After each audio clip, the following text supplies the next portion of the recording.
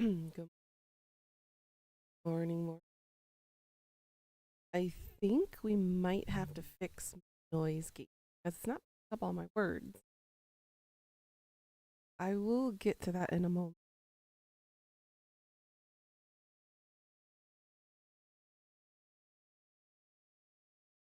Let me go ahead and up the last two of my social in.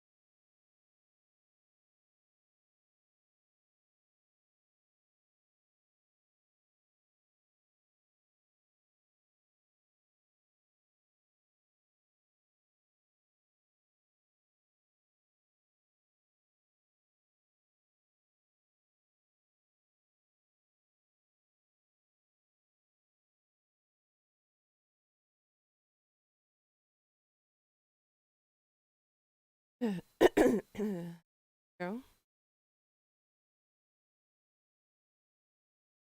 Let me fix.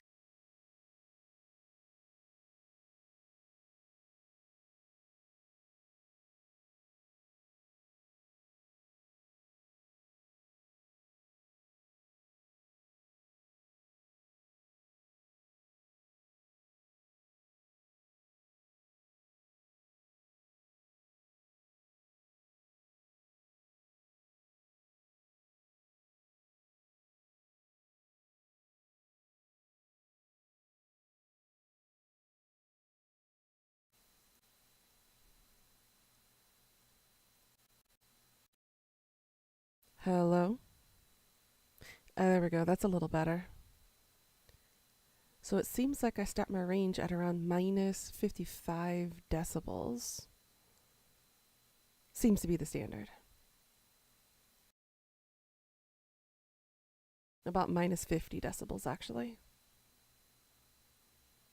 No, my mic is still picking up ambient sound.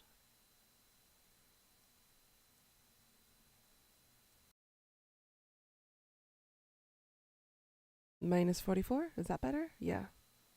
Okay, that looks like it's better. La, ba.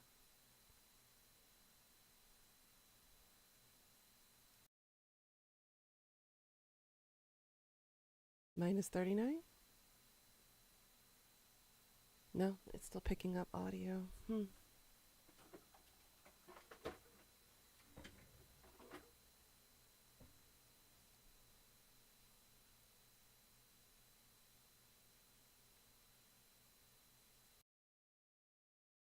Minus 35?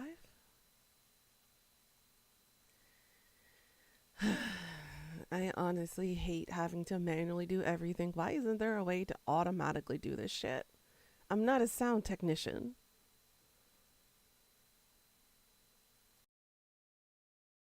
Looks like minus 30 seems to be okay. No, it's still picking up.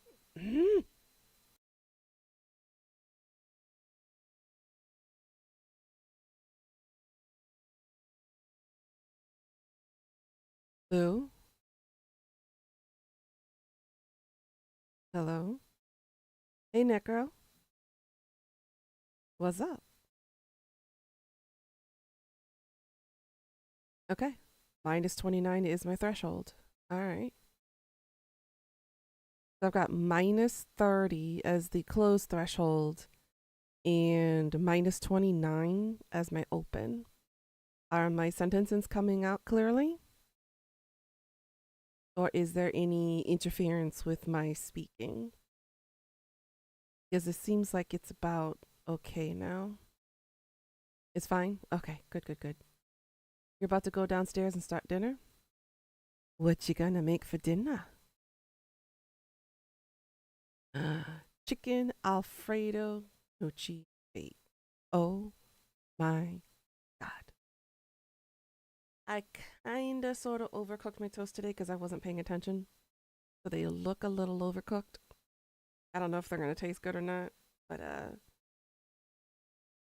never thought I could burn cheese, but apparently I can. I slept for over 13 hours and I'm still not at 100%. Yeah, it's definitely extra. All right.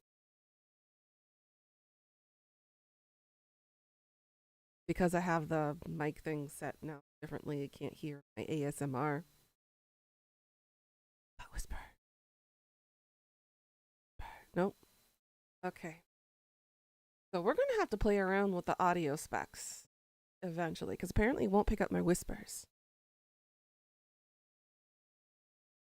See? It won't pick it up.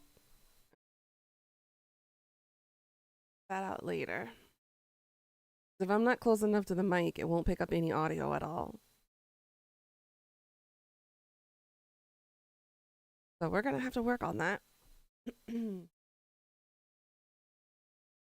so annoyed. I hate having to manually do it and to have a program that does it for me. Oh, yeah. Extra crunchy. Hi, Pika. How you doing, girl? How's it going?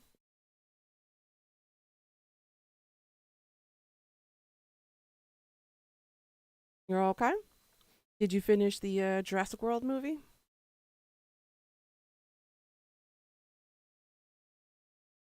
Love that movie. Well, I love the originals best, but Blue does make the newer series a bit more tolerable. Yar.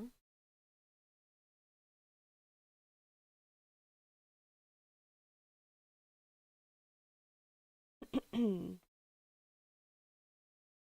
right, let me fix this one more time. Apparently, it is not picking up on my audio. Filters. Let's drop the threshold 34. Hello?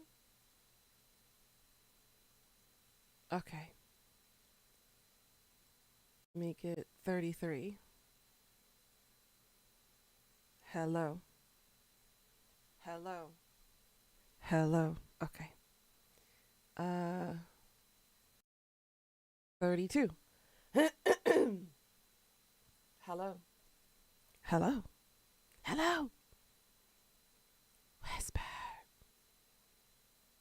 Okay, so 30 and 32. Seems to be okay. Okay. Okay. Got it. I ain't messing around with that anymore. So apologies if you hear the fan running in the background because I can't figure out the whole noise thing. I spent, before I slept for 13 hours yesterday, I spent 2 hours on DaVinci Resolve messing around with the little gadgets and gadgets, trying to figure out how to block out all the rest of the sound for my audio. And it was the most frustrating thing I ever had to do so far on DaVinci. Because you change one thing, it changes so many other things. So you have to literally play around with it until the marker is at a certain level below the threshold where the mic will not pick it up as you talk. It is one of the most frustrating things I ever had to do. And it's still not quite 100%. What do you truly desire? I can't answer that question live on stream because it would be considered TOS.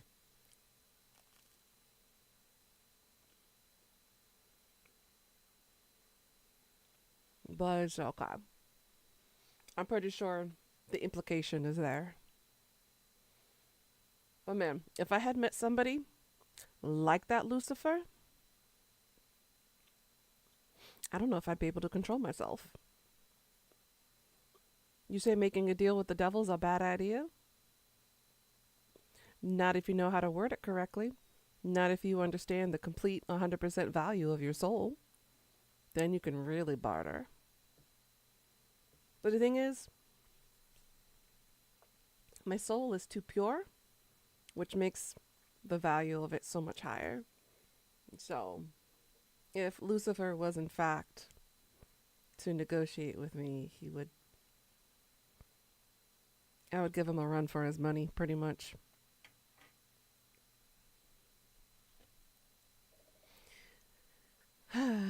He is yummy. That is so very true. Mm. There's a weakness for those kinds of guys, Pika, especially like for Crowley and everything is supernatural, where they go, "Hello, darling." That's just one little phrase that makes your knees go weak. Just the way they say it, the way they breathe it, the way they whisper it. Yes, not only the British accents, but the Scottish, the Irish, and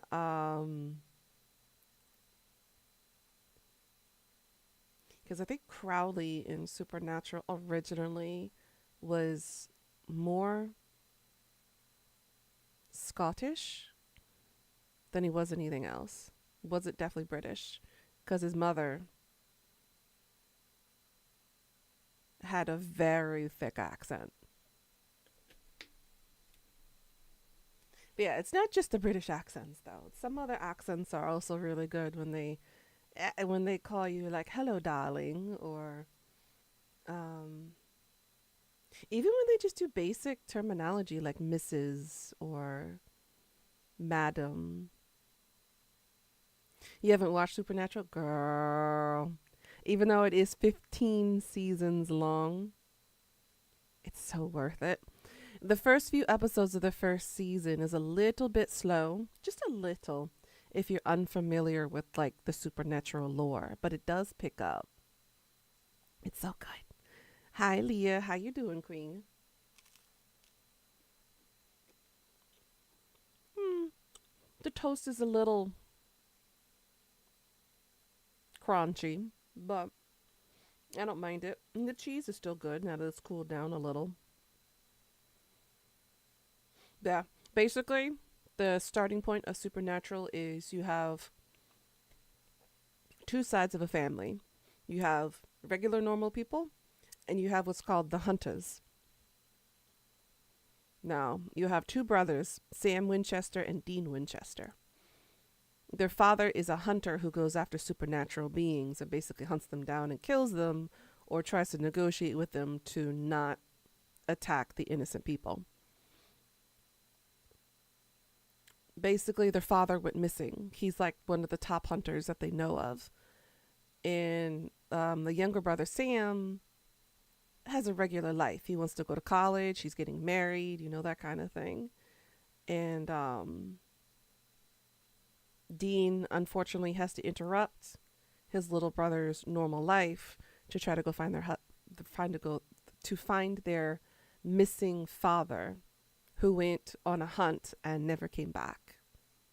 That's essentially the basic pilot episode of Supernatural. And then from there it grows and grows and grows. They have so many different supernatural entities, mythos, myths, lores, everything in there. You got everything from ghosts to vampires, werewolves, demons, devils, angels, um,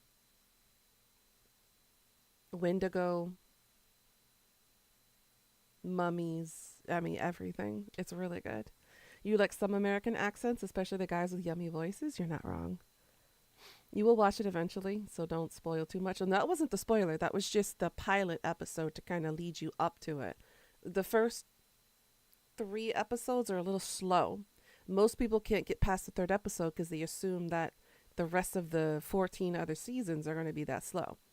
It's basically like a combination of Buffy the Vampire Slayer, um, Vampire Diaries, and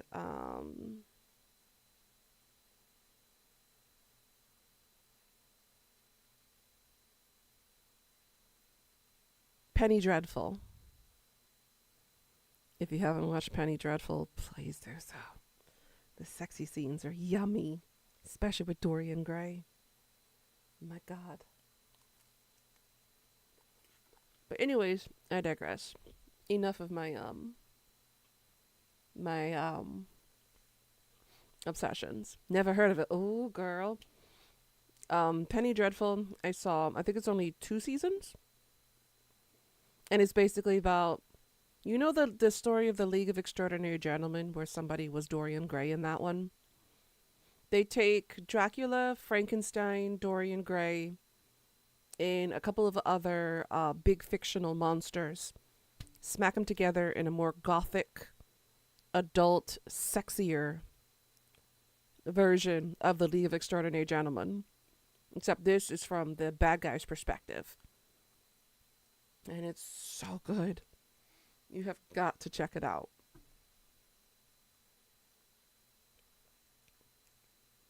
Uh-huh. Same thing with Hemlock Grove. That one has Bill Skarsgård in it. And that one's about vampires and werewolves. So you have the rich elite vampires versus the gypsy werewolf family. That one's actually pretty good too. Again, some very good sexy scenes. That's all I can say. Sorry, they're not called vampires in that one. Um, there's a Russian word for it. Sterogi is the Russian word for something akin to a vampire. So they have your Sterogi family, and then you have the Lycan family, the werewolves. It's actually really well done. I liked the story. Now, if it was Alexander Skarsgård, just like he was with Eric Northman in True Blood, mm. But the fact that both brothers have played vampires, there's something special in the Skarsgård family. That's all I can say. But yeah, definitely check those out. Hemlock Grove, Penny Dreadful, Supernatural. And you haven't watched True Blood? True Blood's also on that list. The Vampire Academy was a good one. The movie sucked, but the TV series was actually pretty decent.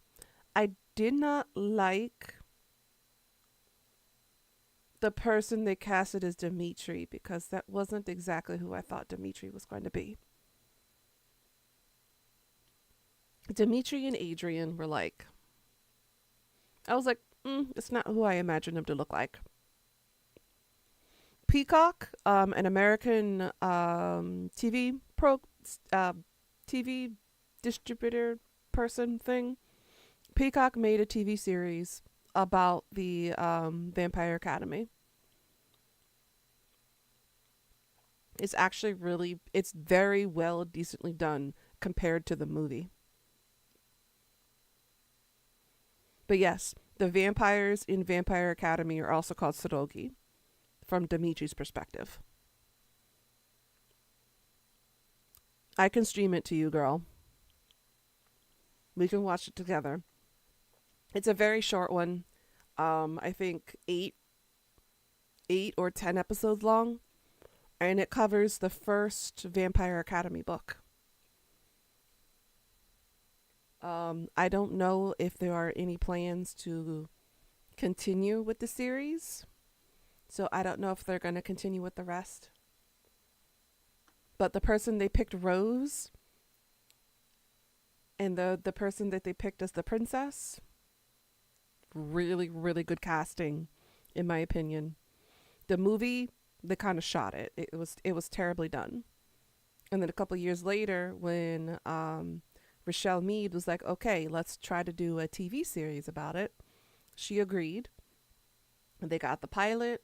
It worked very well. It had some pretty good reviews.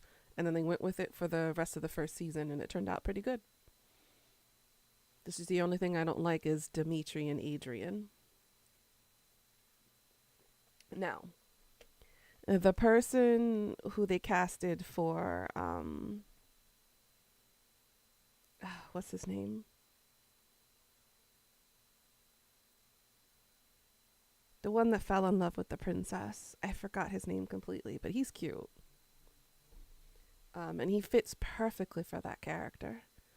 So did the uncle, actually. And the mother. And again, it's one of those TV shows that doesn't shove, oh, it's because she's black in your face, or it's because, oh, he has to be Asian in your face kind of thing. It all flows seamlessly and naturally. It doesn't go PC like everybody wanted it to be. So I appreciated the efforts to sticking close, yeah, to sticking close to origin of the book. But I really do hope they come out with another season and continue throughout the rest of the books. But I don't know if there are any plans for that. I have all of the Vampire Academy down there somewhere in the corner. He was a bit of an oddball, Dmitri Belikov, or frick, what's his name? Hold on, I'm gonna have to Google this real quickly.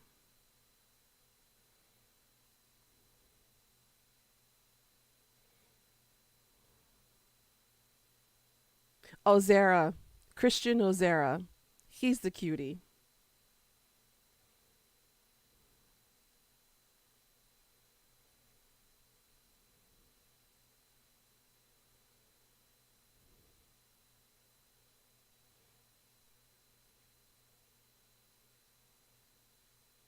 Yeah, they did pretty good. Yeah, Christian was a cutie. And it definitely didn't do the whole shoving PC stuff in your face kind of thing. They seamlessly put everything in its place as if you were reading the book. So I appreciated that they kept it close to the book and not deviate for the woke culture that is out there right now. But yeah, it was done, I think, in 2022. Same. I like it when they do that too. It makes it more authentic and that they actually give a crap about sticking to the original stuff. Um, I did hear along the grapevine that episode 3 for Acolyte, for the new Star Wars thing, was total shit. And a lot of people are basically boycotting the rest of the season. Um, I've only seen the first 2 episodes and I found it absolutely boring. Again, how I compare it to is this is a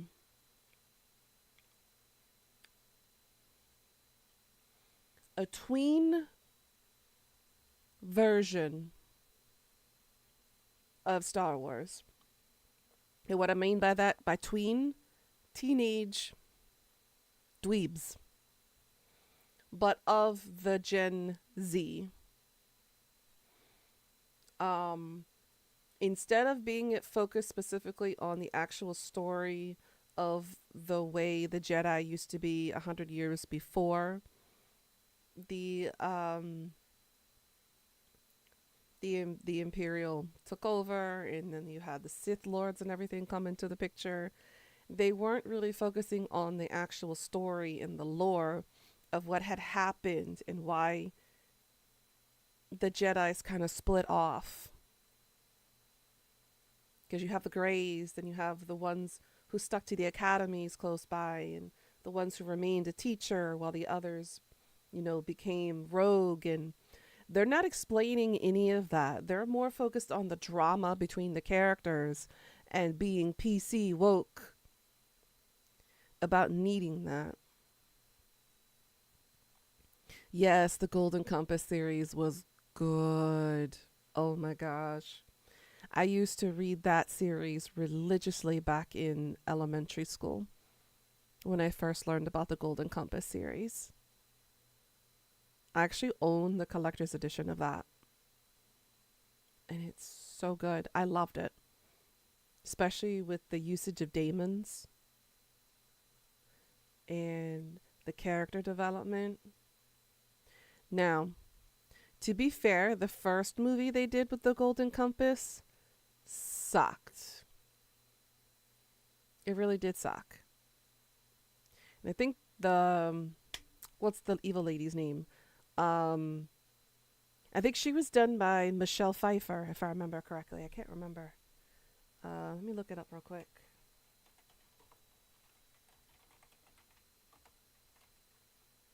Because this movie was back in 2007, I believe. Because I had just graduated high school when this movie came out. Nicole Kidman, not Michelle Pfeiffer. My bad. Nicole Kidman was the lady. Yeah, and then you had Daniel Craig and Eva Green in it, and I was like, I'm sorry, this version sucked. As much as I love watching Nicole Kidman being an evil person because she's so good at that, I could not get into the movie. But it just made me reread the books, and I just absolutely love the books. But on Rotten Tomatoes, it got 42%. IMDb gave it a score of 6.1 out of 10. It was annoying. Well, they left it at a cliffhanger because that was the way the first book was. You know, they were like, "Oh, if it gets really good, then we can have a sequel ready and prepared for it if it made enough money in the movie theater," and it didn't. So they never got around to it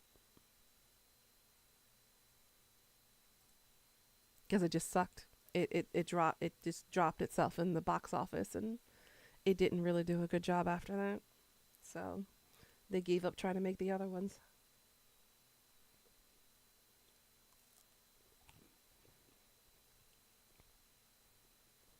Nom nom nom nom nom.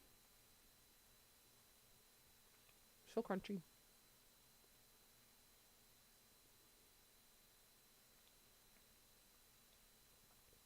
But yeah, now I need to reread the book again.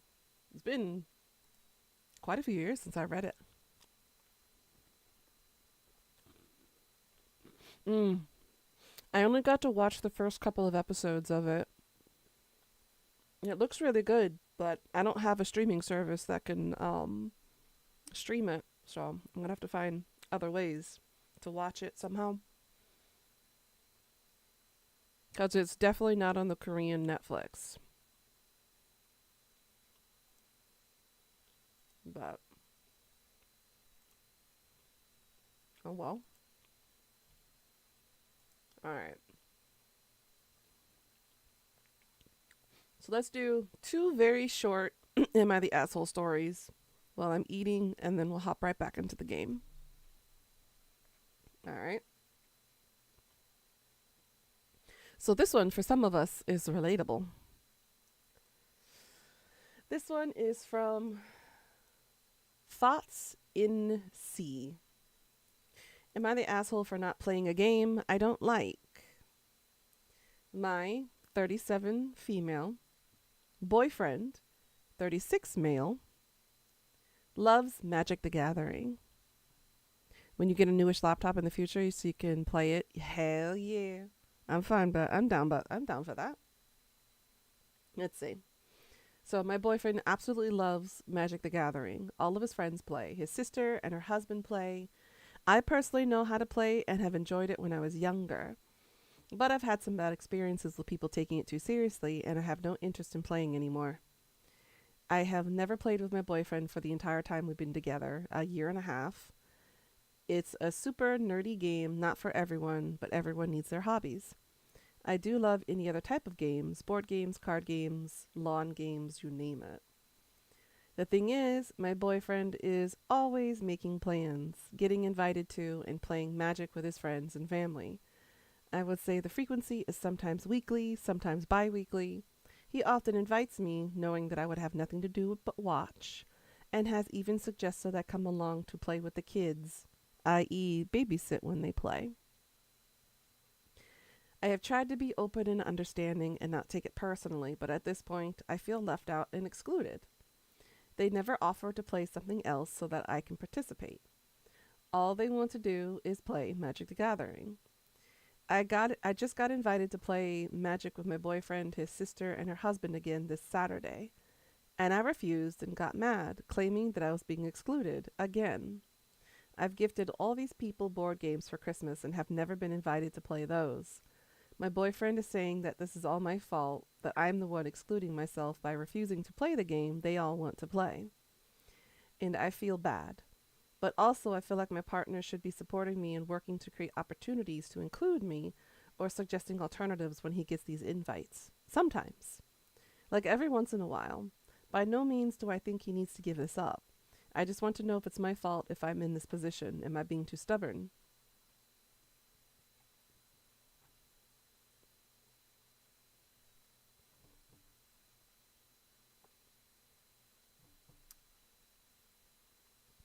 Is she the asshole?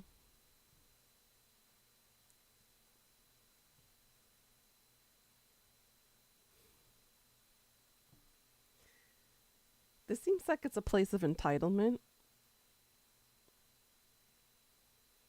I get it. It's not everyone's cup of tea.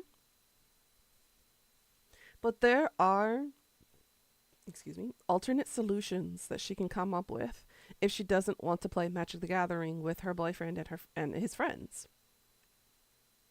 She could invite them to do games. She could invite them to do other things. Or after the Magic the Gathering rounds are over, she'd be like, "Hey, I brought this board game. Do you guys want to play it too?" But honestly, she's excluding herself by not getting involved.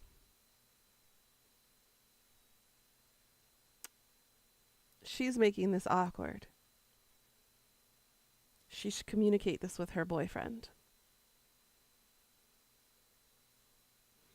You played one round of Magic the Gathering, the last con you went. Nice, nice. Magic the Gathering can be fun. Some people do take it too seriously, though. But just like most hobbies and most gamers, there are some people out there who do take it a step too far and they become a little bit obsessed to the point where they become sore losers or sore winners. It's true. It's true. I used to play it when I was younger, but since I've been in this country, there hasn't really been many MTG players here because, again, Korea is more computer game based. So, honestly, the OP in this situation could suggest alternatives. If she doesn't want to do Magic the Gathering, she doesn't have to go. If she wants to spend more time with her boyfriend, she should come up with some events or some games or stuff to do and then invite people. She's honestly excluding herself by being this stubborn about it and not really thinking outside the box for other solutions. So she's not the asshole, but she needs to stop being stubborn and come up with other solutions instead of pinning the blame on her boyfriend. It's nice that her boyfriend has a comfortable, healthy hobby. So she should not take this for granted and be thankful that he's not getting himself involved in other sorts of trouble.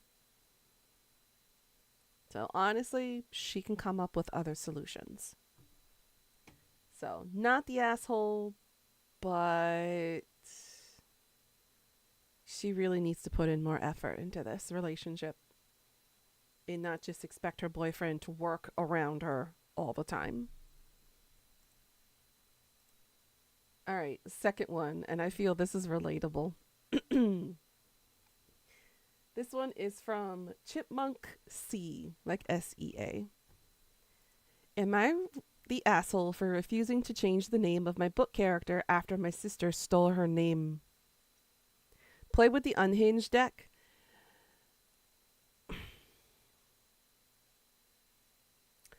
I'm good, but I'm not that good, Death.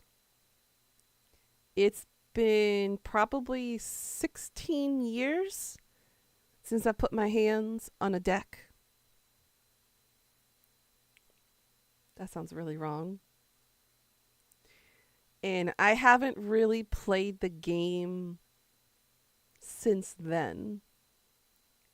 I'm unfamiliar with all of the new rules and all of that stuff now since it's been more than a decade.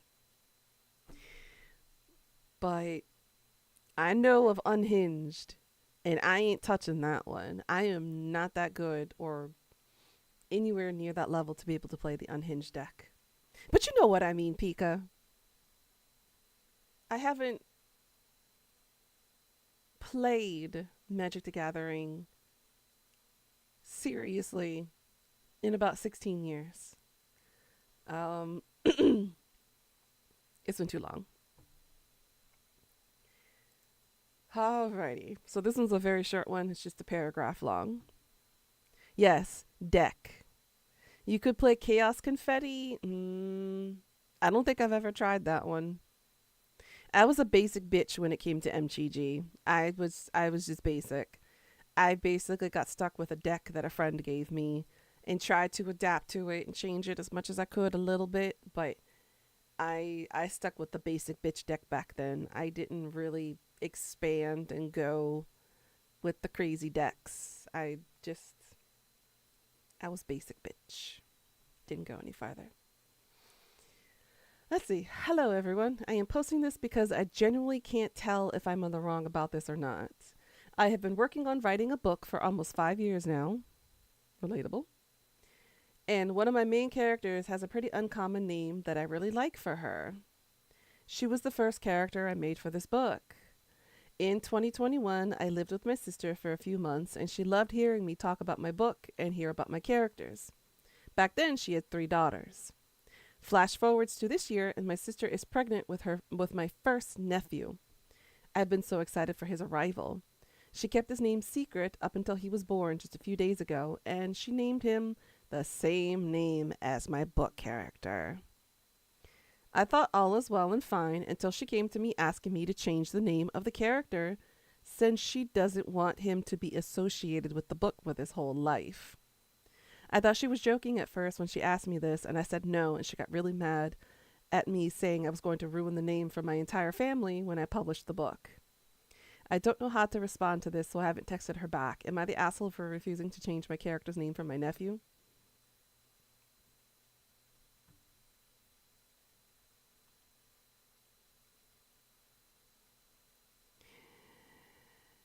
Yeah, I'm not about to do that, Death. That was a hell no. Alright, so here's my take on this story as a writer myself, as a published writer myself.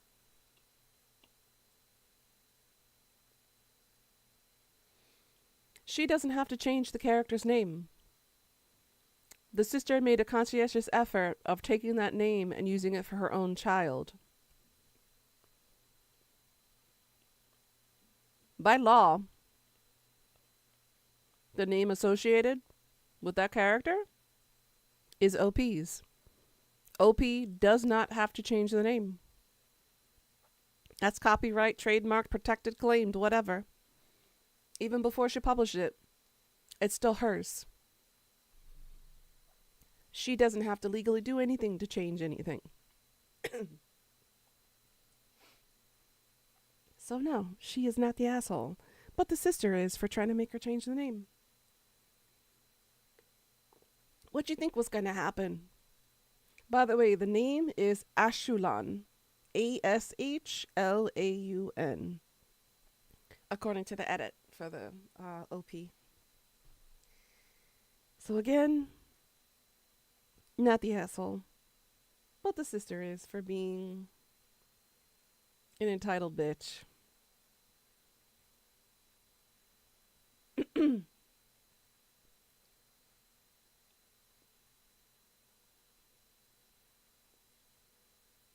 And honestly, it sounds like Elvin BS. Honestly, the kid's probably going to want a nickname or change his name in the future anyways. So it doesn't matter. A lot of people who are named after characters from the parents' favorite TV show or book or movie or whatever, they end up changing them or using a nickname. So honestly, it doesn't matter. So long as this child is able to change his name and feel comfortable with whatever name he wants.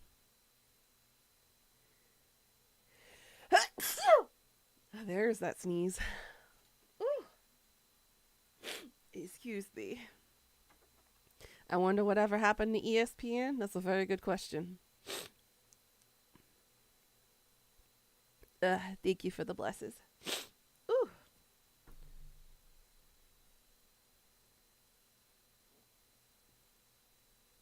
The character is not an axe murderer, just slightly paranoid schizophrenic.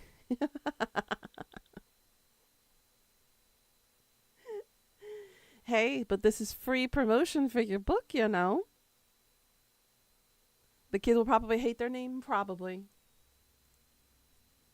For me, growing up, I never hated my name, but for some reason in my area that I was growing up in, there were so many crystals out there. So I developed a nickname for myself and I talked to my parents about it and I was like, is this okay for people to call me this? So a lot of people called me by Chris, Crys, because we had 5 crystals at one point in my class. And I was like, you know what? I'm fine with adding a nickname if it makes it easier for the teacher to remember who I am. So I went by Chris for like 8 years. I almost forgot that my name was actually Crystal. So yeah, kids are bound to have nicknames that is probably going to overshadow their original names. And eventually, when they're legal enough, or if they emancipate themselves from their parents, they're legally able to change their names. It's not that difficult. But don't embarrass your children by naming them after a character. I mean, by all means, go for it if that's what you want to do. But do remember that if the child feels embarrassed about their name and they want it changed, you are obligated to assist them and help them change the name.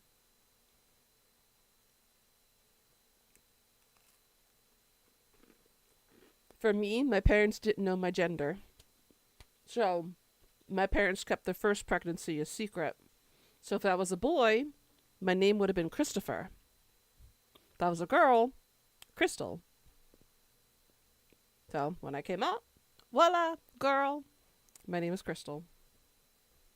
But I like the name Christopher too, which is why I was fine with adapting the nickname Chris. Because it's just a nickname for Christopher or Crystal or whatever have you. Chrysanthemum, whatever. Or a fruit? Yeah.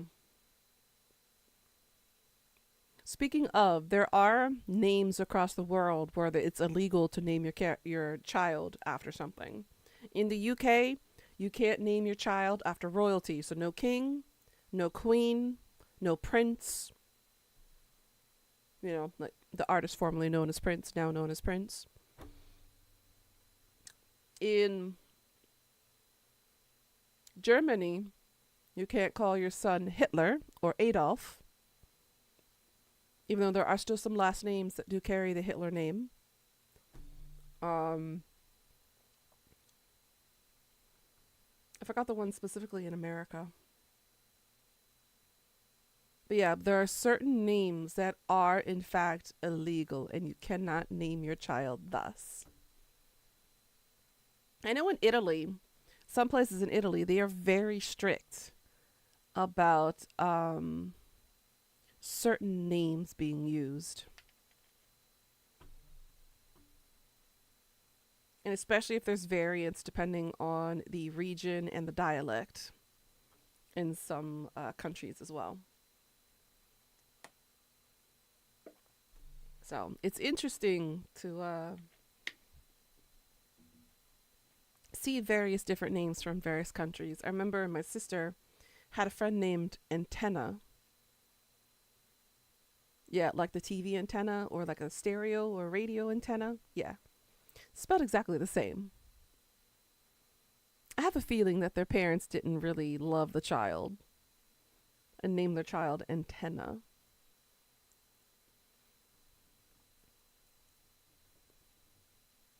Yeah, that was my reaction to Pika. I felt so sorry for the kid. And there was also some last names that should be illegal too. I remember there was a classmate of mine. His last name was Butt.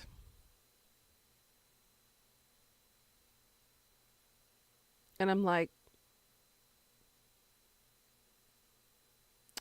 you must be the butt of the jokes. And no, his first name was not Seymour either.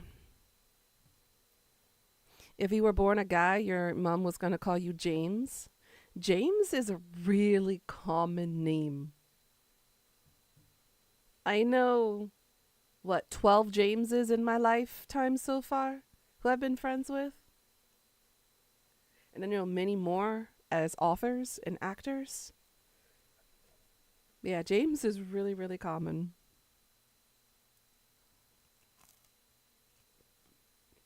Ooh, that's so crunchy. Oh my god.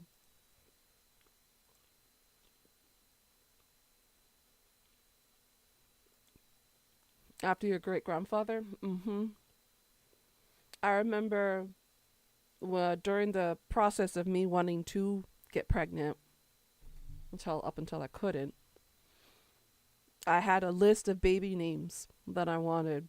Originally, they were Japanese names because I was intending on moving to Japan.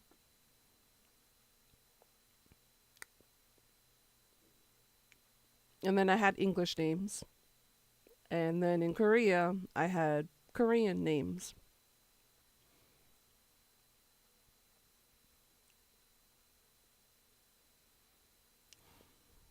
But yeah, there were certain names that I really, really, really wanted if I had a child. And I had already set this up, if I had twins, this was what the set of twins would be named. If I had triplets, this would be what the set of triplets is. If I had just fraternal or maternal twins, they would have different sets. If I had just one boy or one girl, they would also have different names too. I was very serious about becoming a mother until my body was like, no, you can't. Um, but yeah, I had a whole list of names and their meanings and the origin of those names. That's what I had. Your sister named you? Our middle name was actually based off of my great grandmother. So all the girls in the family have the middle name Lynn. And then to oppose that, for the boys in the family, their middle names are Lee, Lee. So that was kind of a cute, unique thing to kind of solidify the family. You had names picked out too? Yep.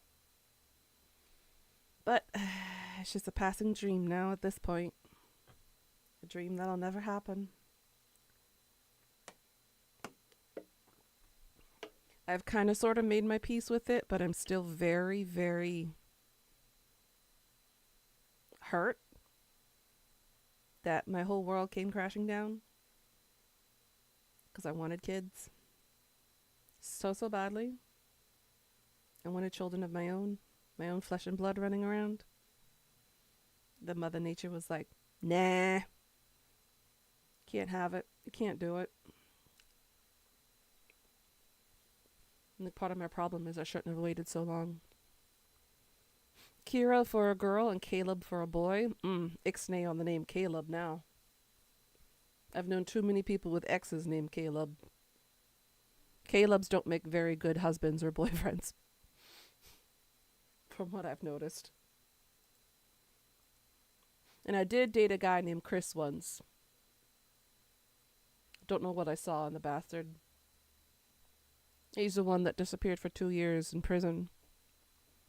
And they called me back. It's like, hey, how's my girl? And I'm like, I have not been your girl. It's been over 2 years. I thought you died. I moved on. No phone call, no text message, no email, no nothing. You got Caleb from Kings of Leon? Ah. Leo was actually one of the names that I wanted for a boy. But no relation to Leonardo DiCaprio or Leonardo da Vinci or anything of that.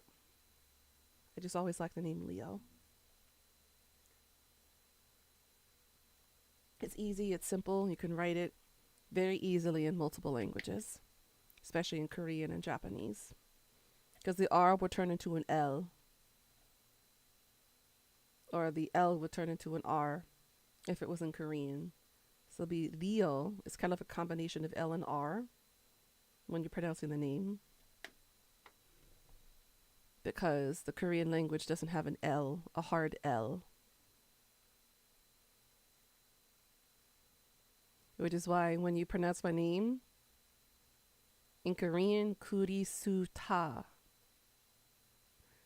or Kurisutal, it's an RL sound at the end. Or in Japanese, Kurisutaru.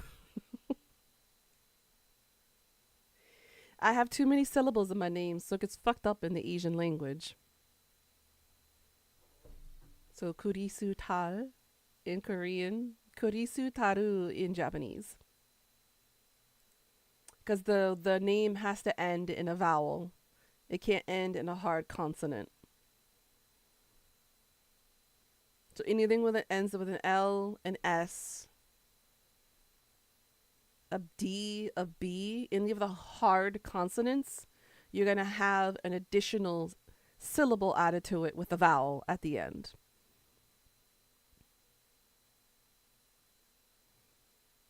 It's very interesting when you turn it into borrowed language across languages.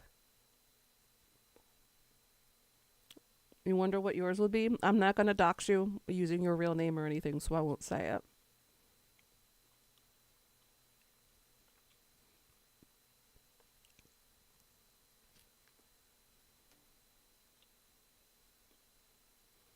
But yeah, I typically in most Asian societies anyways, I go by my last name since they would put the last name first. Last name, first name, middle name.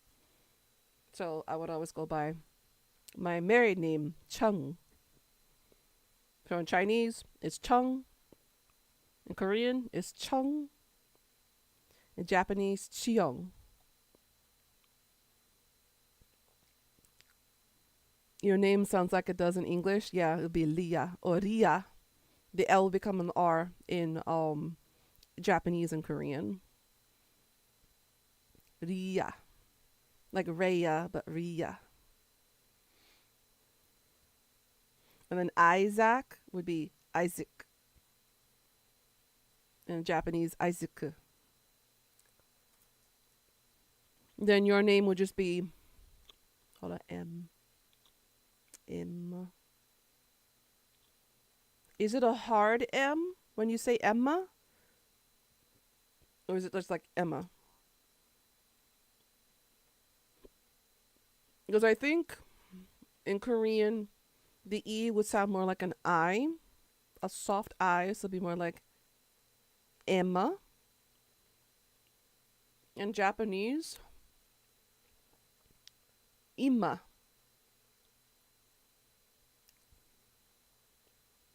Or depending on the phonetics of it, it could be Aima.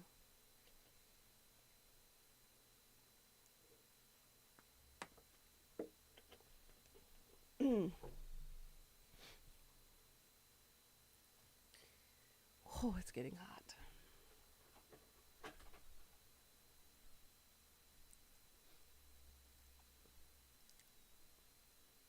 Yeah, your name would pretty much sound the same, especially since it's very short and it's only 2 syllables. It makes it very easy in Asian languages. Because most Asian languages are usually a combination of a consonant and a vowel. It's usually 2 put together. That's why my name, when it's broken down, it's Ku, C-U, Ri, R-I, Su, S-U, Ta, T-A, and then Ru. It'll be L-U or R-U. So they're broken down into 2 sets. But yours, Emma, pretty easy, just 2 syllables. But depending on how hard you pronounce that M, depends on how it's broken. So Emma, or Imma, or Imma, or Aima. It depends. You always do the translations of your name all the time just to hear how it sounds like? Yeah. I try it too, but my name can be translated into the other languages. Like in Korean, my actual Korean name would be Sujung. Sujung is the equivalent of crystal in English. In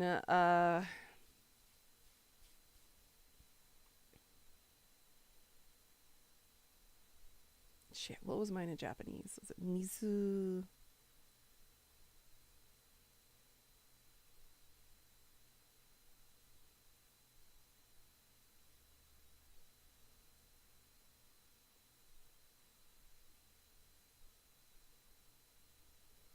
Mine in Japanese would be Kesho,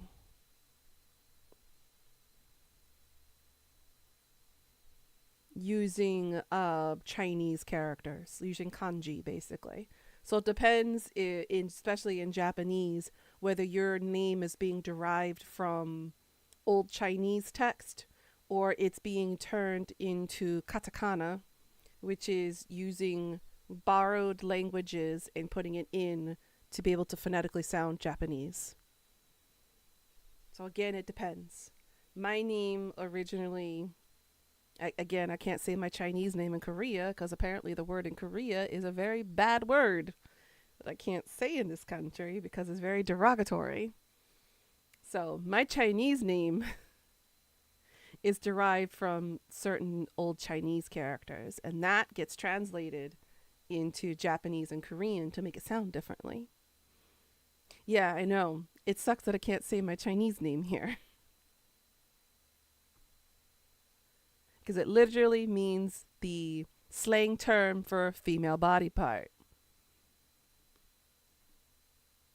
which hindsight's 2020 when you really think about it. The first time I said that to a Korean friend of mine, he was like, come again? And I pronounced it slowly for him, and he was like, you can't say that word here in Korea. And I looked it up and I was like, oh, okay. I won't say it. I'll be careful who I say it around, especially with my in-laws and whatnot.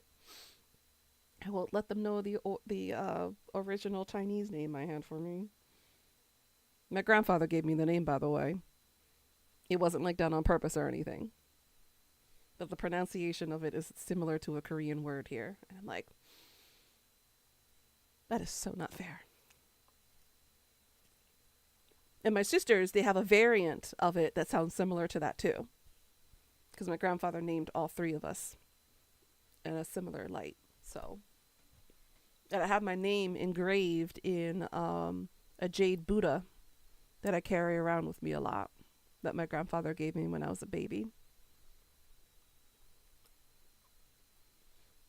So I'll always have that with me. It's kind of like my dog tag almost. Um, but yeah, can never say my name here, which sucks. It took a long time to try to pronounce my name in Japanese. It's like Kuri Sutaru. Huh? Huh? Where the extra letters come from, and where did my Y go?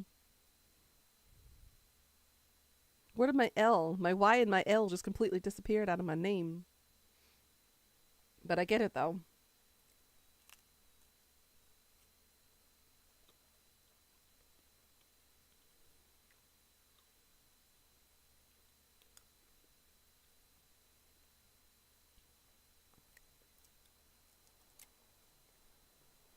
Mm-mm.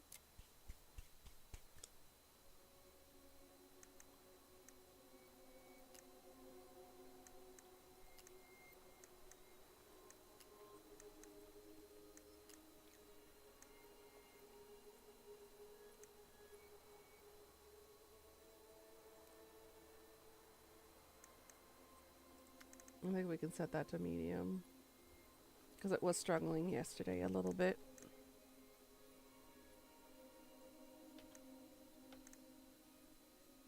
I think that's okay now. I think we're fine. But yeah, how's everyone's day been? And you guys are having a good start of the week. I'm excited for my trip coming up. I definitely need it. I definitely need some time out of the city.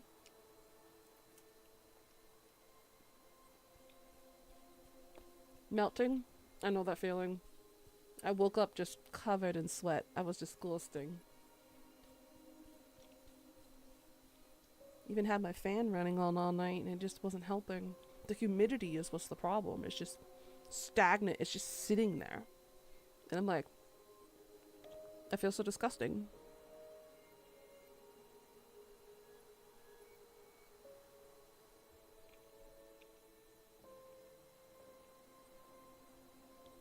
I think what I might need to do is I might need to hang my mic up here. Because it's picking up the vibration from my computer fan. You definitely was shocked this morning to realize that you have lost 15 pounds so far. I mean, girl, keep doing what you're doing. It's working. I've been on a plateau. Because again, I haven't really done shit because I keep getting sick on and off so often. So I have not gained or lost any weight. I'm just at a flat plane right now. It's a good thing I'm not gaining weight, but it's kind of bad that I'm not losing weight. I kind of need to lose it to really get anywhere. But I've plateaued, I flatlined. It would also help if I could eat a little bit better, but it's impossible in this economy right now.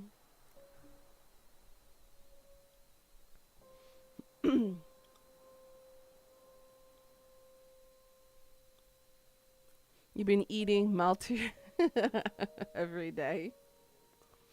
I mean, hey, you eat it in moderation, so it's fine.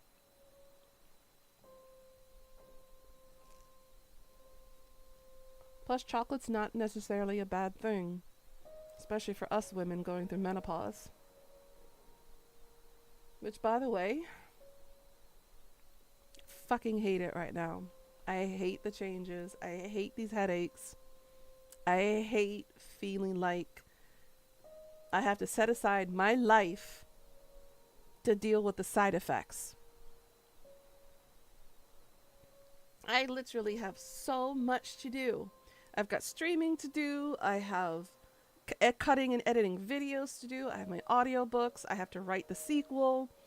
I have to spend time with husband, and there's just so much going on that I felt really, really bad wasting the entire day and night yesterday just because I had a debilitating headache and I could not do a damn thing about it. I'm so done with it. I'm annoyed. Beyond annoyed with having to be stuck in bed. I have way too much to do. I cannot be afford to get sick like this 3 to 4 times a week. And no, there's nothing the doctors are willing to do here to help me, especially since they're on a strike right now. They're very unhelpful at the moment. A box is 3 portions, though. You've been eating a box a day? Girl, I mean, try and lower that, but still enjoy the chocolates. I was craving some chocolate yesterday, too. I think it's a combination of the menopause. I'm seriously having iron deficiency issues again. I think I need to add more beans or nuts or something in my diet for the protein and stuff. But I hate being sick. I am the worst person to be a patient. I'm a terrible patient. I don't like bed rest. I hate it. As a kid, I hated it. As an adult, I hate it even more. Girl, you know what kind of nuts I'm talking about. The yummy crunchy ones. What else? I was looking at almonds in the store the other day. They wanted about this small box of almonds for about $22. So I'm like, for a handful of nuts, it's $22, huh? We getting ripped off. We getting gypped. Just for nuts. I kid you not. For some reason, nuts and grains in this country is just as expensive as the fruits and vegetables that keep going up right now. So I can't get my protein. I can't get my nuts. I can't get my fruits and veggies. The fuck else am I supposed to eat? I can't eat meat. We got the avian flu coming back. We culled over 20,000 birds because of the avian flu. The swine flu keeps ticking us back, so our pork products are increasing twofold. You're looking at, what was it, $28 for a decent sized bag of bacon? You're looking at $40 to $50 for a little piece of ham. I kid you not, you can look these prices up online and it'll show you the average prices here in Korea for all those kinds of foods. And it's absolutely insane. We can't afford to eat. That's how you know your economy has gone to hell. If you can't even afford the basic amenities. $50 frickin' dollars for a frickin' tiny watermelon. I'm just like, in America, you could go get yourself a watermelon for $5. Whereas over here, you got to spend $20, $30, $40, $50 on a fucking watermelon. And the problem is, Korea relies way too much on imports. Because Korea can't grow anything anymore. And even their own products have increased to match the economy right now. Because the local farmers want more. So it is impossible to afford all the healthy stuff.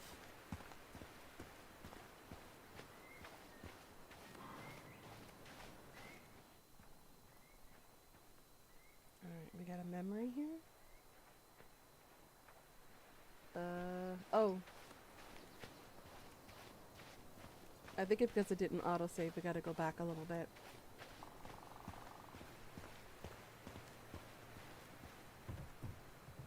Hey there, little buddy.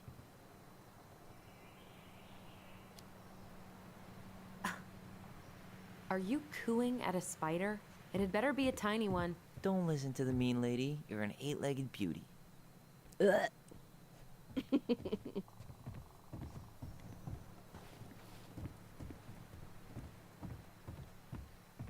Oh man, I'm gonna put together the sweetest toolbox ever. I mean, those are some nice tools, not gonna lie.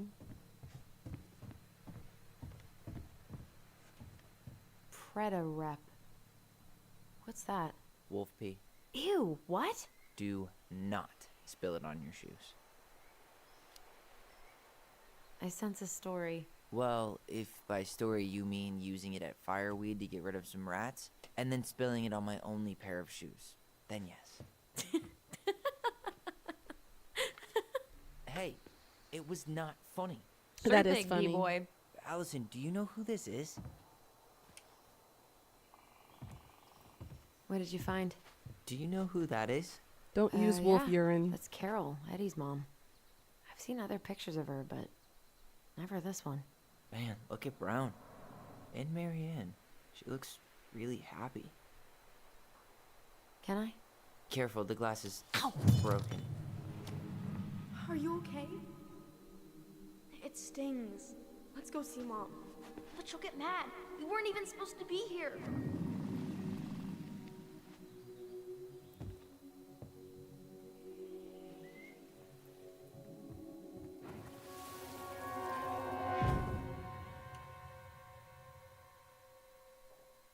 Come on, it's gonna get infected.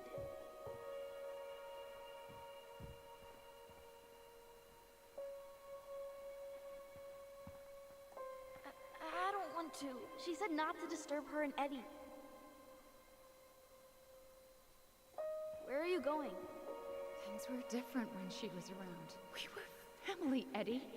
How could you do this to me? Look, I had to make that call. What were they talking about? I can't figure out what's going on. I don't know, but I remember that whatever Eddie had to do, whatever that call was about, it was tearing him up. Tearing him up?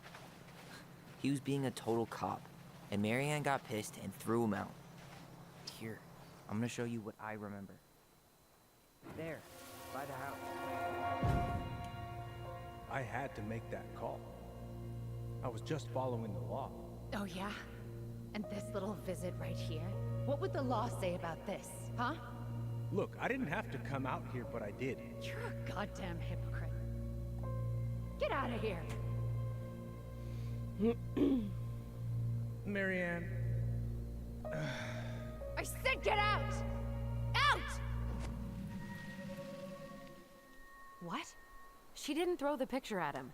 You sure about that? He was being a complete dick. How can you be sure? We were eavesdropping. We could barely see a thing. What do you think happened then?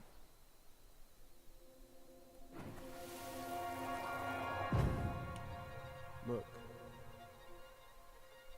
I had to make that call. I was following procedure. What I'm legally required to do. Then why are you here? Pretty sure this isn't procedure. I wanted you to hear it from me. Please leave. I don't know which one's true. Marianne. I'm sorry. From what little we know Please just about go. about Sheriff Eddie and about the mom. How do we keep remembering the same thing so differently? It was a long time ago, and, well, memory's a tricky thing. Wait, when did that happen? I'm not sure. I think it was the exact same day she attacked you. That's what I thought. Uncle Eddie said he hadn't seen Marianne for weeks. Yeah, that was bullshit. And what was all that about following the law? What was he doing here exactly?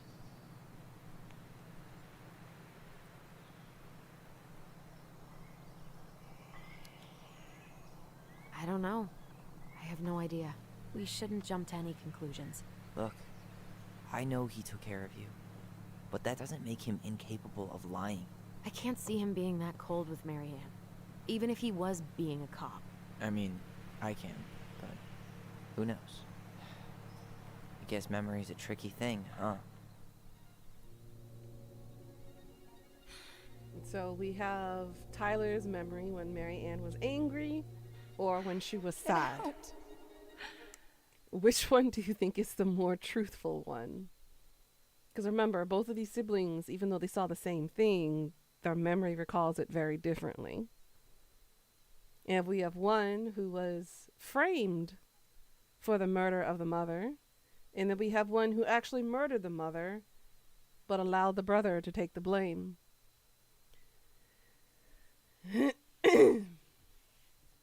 So now, who the frick do we believe in this instance? Get out. You're a goddamn hypocrite. Out. Get out.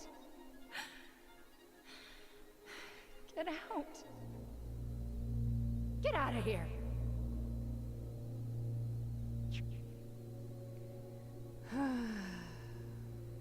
I don't know enough to make a judgment, though.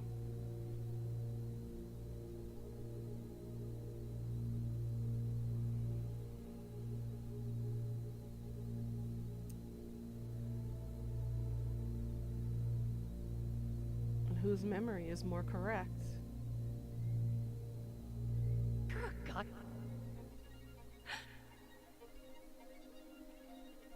From the memory we saw earlier when she grabbed the shotgun, she was hysterical.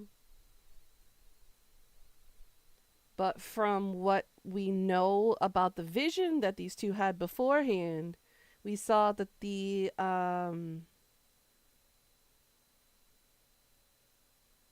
Mad Hunter actually took physical form.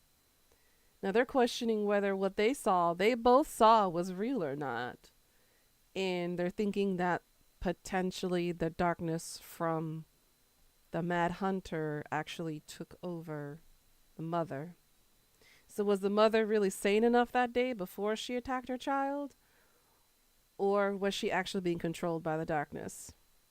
Or is she dealing with what I assumed before? She has bipolar disorder. And she could be schizophrenic. So now our determination is it true? Is it not true? Is it scientifically true? Or is she indeed being possessed by the Mad Hunter, which is supposed to be this imaginary made-up villain, as these two represented themselves as a goblin back when they were kids. Decisions. based on the memory that we saw with Tyler, the mother was out of her mind.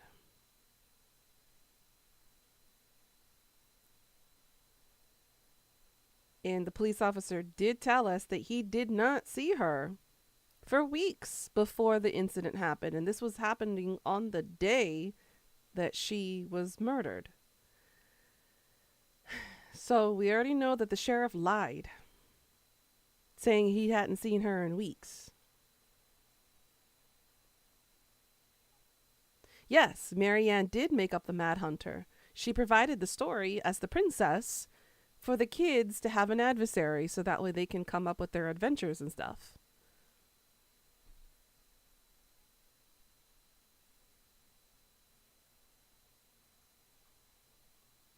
So now the question remains, before the incident, was she coherent? So was she angry or was she depressed? Is now the decision we got to make. And I'm like, I don't know enough. I don't have enough information to make this judgment right now. So we got from Tyler's perspective that Marianne was angry. Then we got her perspective saying that Marianne was sad and depressed. Now, we don't really know the relationship between the sheriff and Marianne. We don't really know if it was that intimate.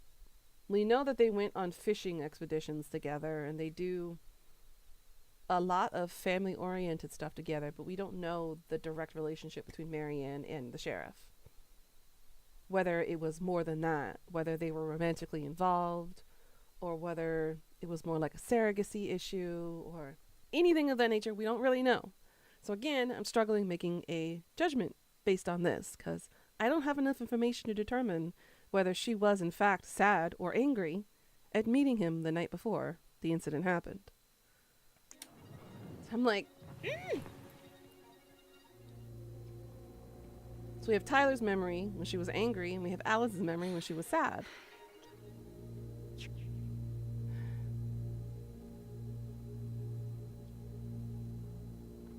And she is known for having many violent episodes. But at this instance, it could be a red herring. It could just throw us off. Maybe she wasn't mad up until the point where something had happened to her during the night. Because she was in the barn trying to create something and then found the shotgun. Or she could just be sad and depressed. Get out. I think I might have to choose Allison's memory at this point.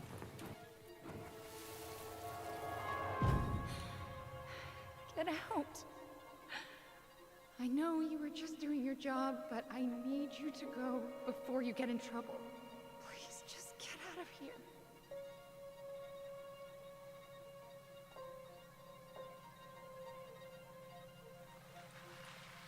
All right.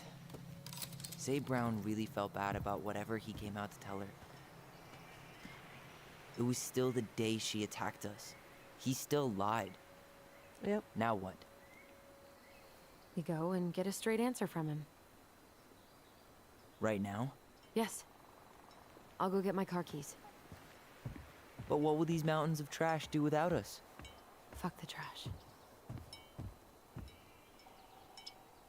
I'd rather not. Trash is stinky and dirty. But I know what you mean.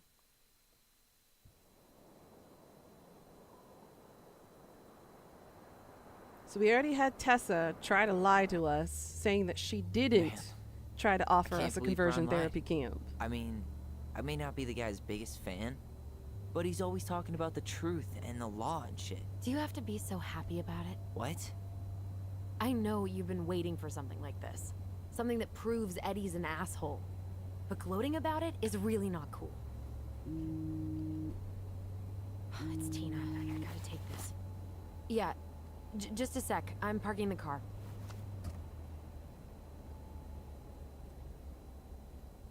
You know what I mean, Pika, right?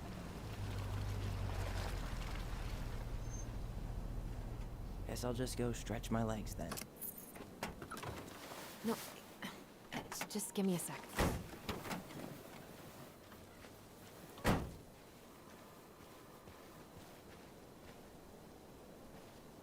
I'm actually surprised she gets Okay, signal Tina, out there what's at going all. on? Hi, hon. I've got someone who is super interested in seeing the house. Oh, that's amazing. When? They're just in the area for a couple of days, so they'd like to come by day after tomorrow. Oh, I'm not sure it'll be ready. Hon, this guy is very motivated, but I know he's looking at other properties. And it's not like you've had people breaking down the door. I appreciate that, but we've kind of got a lot going on over here. Did I mention it would be an all-cash offer?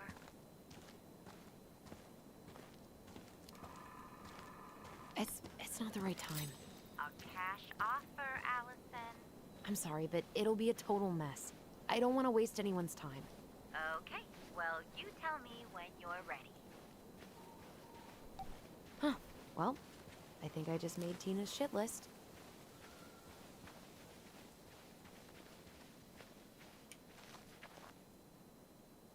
Dee and I did that trail a couple years ago. We drank ice-cold beers when we reached the summit. Whose votes are you looking to win out here, Tom? The Bears? I mean, they have rights too. After all, that's the reason why women keep picking them over men. Am I right?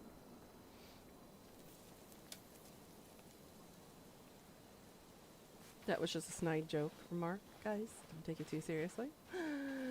Look at the pretty sculpture. How pretty it is. The artist really nailed this one. Dorian Key. Kind of rings a bell. It's cute. Looks like you found a nice spot. We've been here before, right? So, Tina? Tina West, our realtor. Oh, that Tina. What'd she need? She had someone who wanted to see the house, but he could only come by day after tomorrow. And you told her no? Yeah. We need more time than that, to get things cleaned up and, Thanks. But what if it's the only call we get? And I guess we just grow old and lose our minds in that fucking house. Sounds like a plan. So, before Tina called, we were talking. Yeah? I'm not happy your foster father fucked up. Oh yeah? Because you sure sounded like He it. hid information about Marianne. I know! You just don't have to rub it in. I get it. You're always gonna side with him over me. Come on, that's not fair. Then why do you keep doing it? This town, these people, they're just memories to you. But it's my home, Tyler. My friends, my family. And as much as I want answers, I'd rather not lay waste to my entire life to get them. I didn't come here to ruin your life, Ouch. Alice. I just want some answers. I know. That's why we're doing all this, right?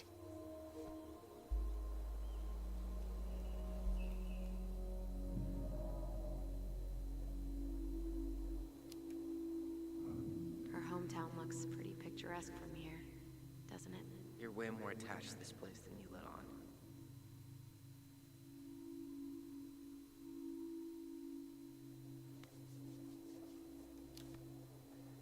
So, you really want to live somewhere super secluded like this? Alone in a cave, speaking for the trees? I would. Is it really that hard to imagine?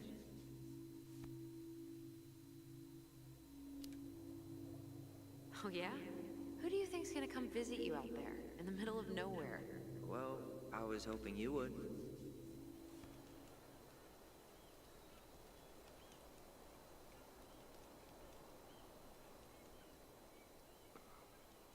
Well, it's snowing. You feeling that, Ty? Yeah.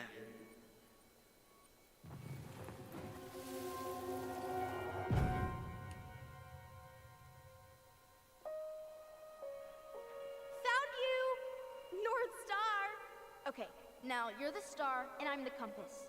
Okay, and don't cheat. I know you were sending me fake hints last time. I did not. Yes, you did. Okay, I won't do it again.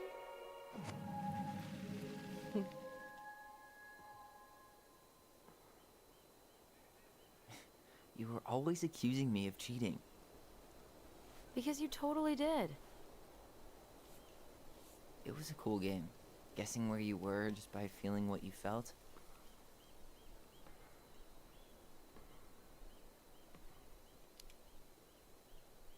No one else could play it with us.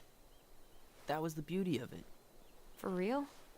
You never wanted any other friends? No, not really. I mean, we had each other. That was enough for me. So, not too disappointed I turned down our chance to be billionaires? Nah, all that money would have made me soft. And I've spent way too many years polishing my edgy side. You were right to call me out earlier. I was being a jerk about Eddie. I'm all for enjoying the wins as they come. But maybe not at the expense of my father figure. I'll try my best.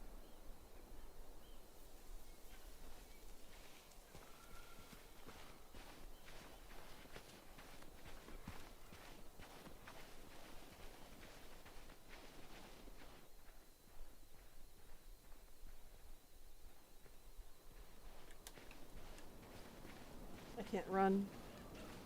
They're as slow as the girls in Fatal Frame. And this was their running speed.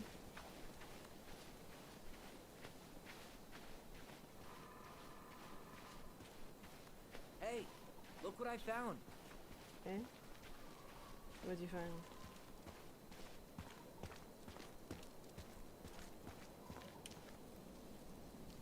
Oh, it's us. Aha! I knew it was still here. I knew we'd been here before. We claimed it as part of the Ronin Kingdom. And it still is. All it needs is a little update. Yeah, because his name is not Ollie anymore. It's Tyler. What are you doing? What I wanted to do back then, but I didn't have the guts.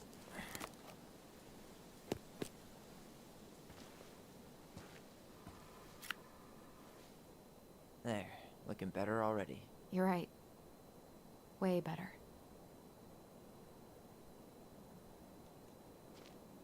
Do we get to see it?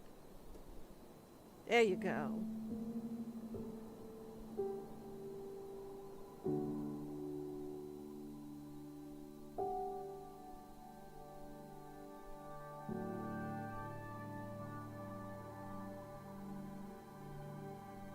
You guys excited for more Dark Souls tomorrow? Watch me suffer with gravity. So, what's the plan?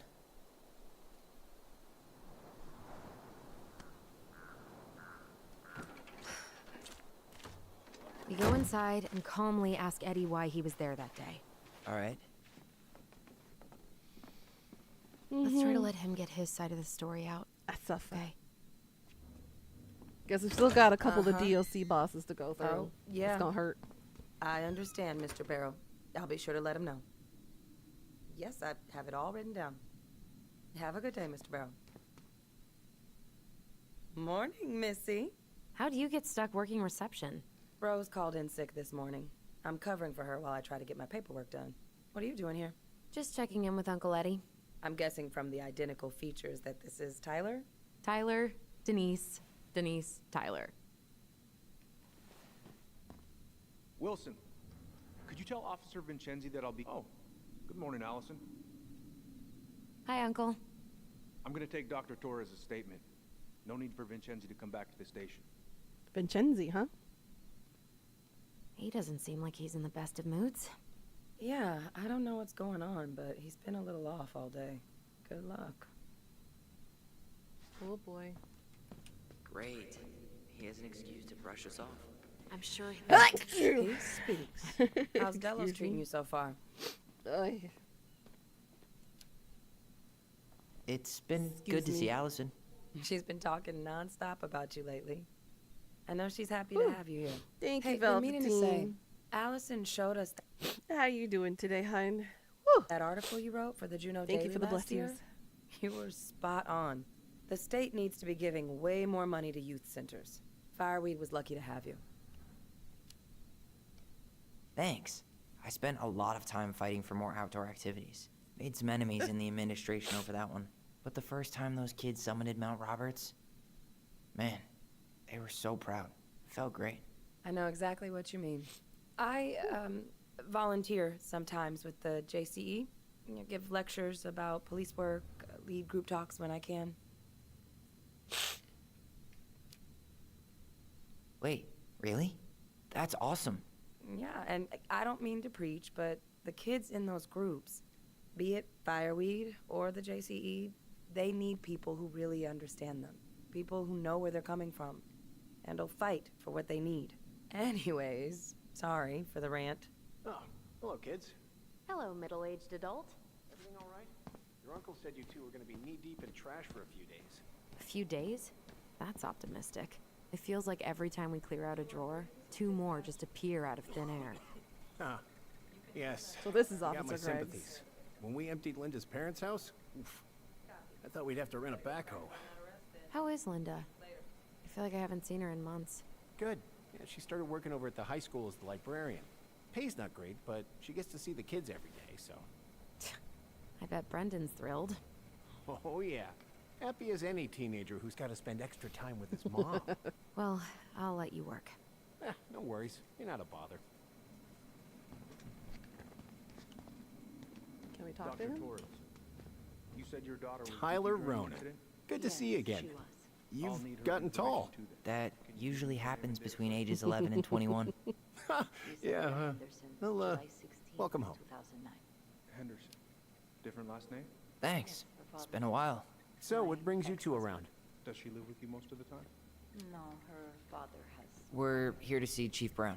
Oh boy, what do you do now? She stays with Suspects wanted for a felony. Oh, well, don't forget to read him his Miranda rights. So is there anything I can help you with? Busy day around here? No.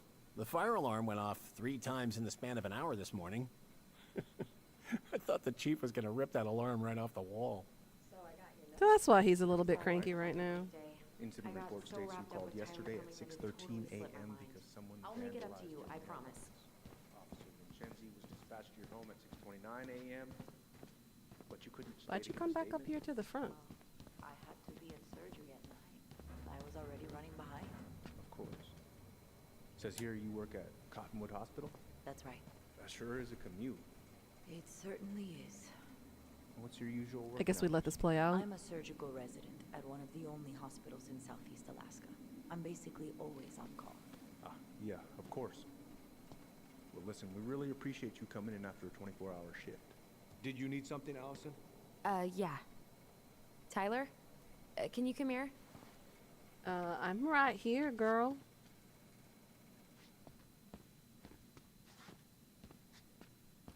Morning, Chief Brown. Good morning, Tyler. Hey, could we talk to you in private? It's a little urgent. Can you excuse me for a second, Dr. Torres? What's going on, you two? We had a few more questions about our mother. Look, now's not the best time. Well, maybe we can come back later then? Excuse me. Come on. Guys, I'm understaffed today. I've got a receptionist out sick, an officer dealing with personal issues. I need to finish taking this woman's statement, and I don't have time to chat right now. We were just hoping for some answers. Well, I don't know what more you think I'm going to say. I already told you everything. No, you didn't. I need to get back to this complaint. Sorry, guys.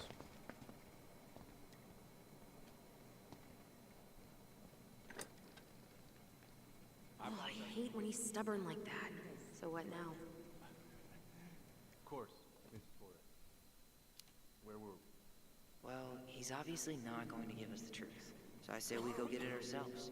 Where do you think they'd stash her file? I don't know. In the The archives? archive room? Maybe Eddie's office? Wait, you're not seriously thinking of breaking and entering a police archive? Go big or go home. Could you go through the full details of your morning with me, Dr. Torres? Of course. I woke up at 5 and got ready. Hey, what are you two up to over there? Everything all right? Yeah, everything's fine. We're just, I was just telling Tyler where the upstairs bathroom is. Tyler, help me out here. Oh, yeah. Toilet emergency, lake water, you know, Mother Nature's juice cleanse. There's a bathroom just past the break room. Behind you. First door on your right. Forget it, Tyler. There's no way we're getting upstairs out in the open like this. It's too suspicious. There must be another way up. You know, Greggs was talking about a fire drill earlier. Are there any kind of fire exits? Oh my god. Why didn't I think of that? Lobby, now. Mailbox bandit investigation. Could you go through the full details of your murder, Dr. Torres? Of course. I woke up at 5 and got ready for work. Isabella's father was coming over to pick her up at 6:30. So I woke her up at 6. I made breakfast. And as we were eating, Laura Ann is not happy with the police and their lack of investigation. Isabella asked to come with me. So I helped her into her coat and boots before we went out. We stepped outside. There's no access to the first floor this way. Quite dark. We need to find another way She up. spotted it anyway. Something was going through our mailbox. My back There's no access to the first floor this way. We need to find another way up. certain of what she Girl, I'm She trying to says figure that saw. out. Was a little kid. Around her size. She shouted at them, but Maybe we talk to Greg here? they were gone. So, Tyler, A little Chief said kid. you were a mentor over at Fireweed, huh? She said. You ever think of joining the force? Little kids. Greg's wearing just stripes. What about Yeah, I you? know, but Are you sure? we could use more people like him. People like me. Well, yeah, you know, people with natural authority. Are you really trying to recruit my brother? And why not? We're short-handed right now. And since you've shot down my offers, I figured I'd try the other Ronin kid. Wouldn't hurt to lower the average age around here, I guess. Now, where was I in this report? Ah, right. Could I get Mr. Henderson's information? I think it'd be helpful if I could talk to him. Alright, so we need to figure out somewhere else. It's the holding cell. Can't go through there, can't go through there. Maybe we talk to the front desk lady?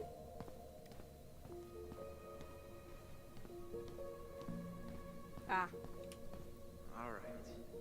Let's see. There. Fire exit. It opens up to a staircase on the side of the building, but it'll definitely be locked from the inside. If one of us were to create a diversion, the other could slip upstairs and open the door. And since you're the troublemaker, I nominate you as the one to make a scene. Wait. Really?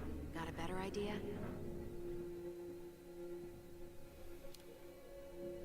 Aren't cops, like, trained to notice suspicious behavior?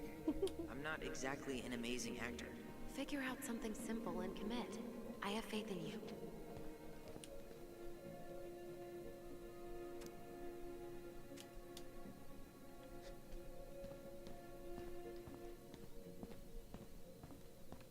nope, can't talk to her either. Alright, I guess I create a distraction then. No idea what the frick I'm doing. Officer Craig? Oh, hey, sorry, Tyler. I'd better finish this or Wilson has a conniption.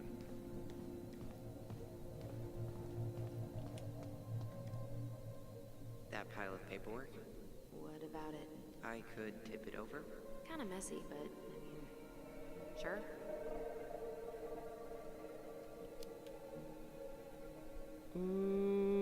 Let's see, so we can topple over paperwork.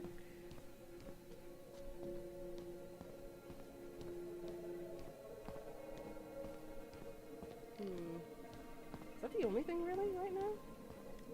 Looks like it. Alright, let's do it.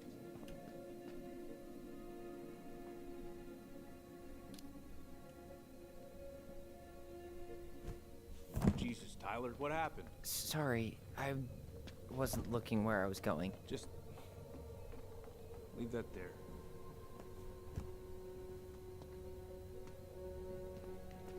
Awkward.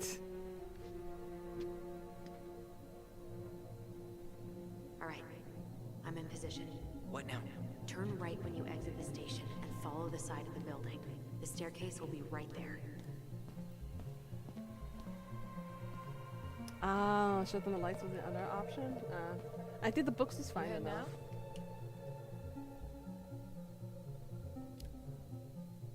Yeah, I need a smoke. You should think about quitting. Only gets harder the longer you do it. Yeah, I know.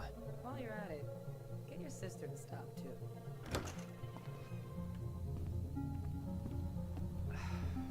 Crisp winter air.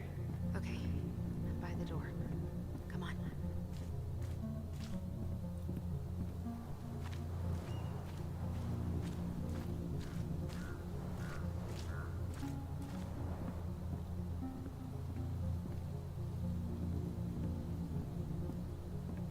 Quick, get in. Oh God, what did I just do? You took control of your destiny. Own it. Woohoo!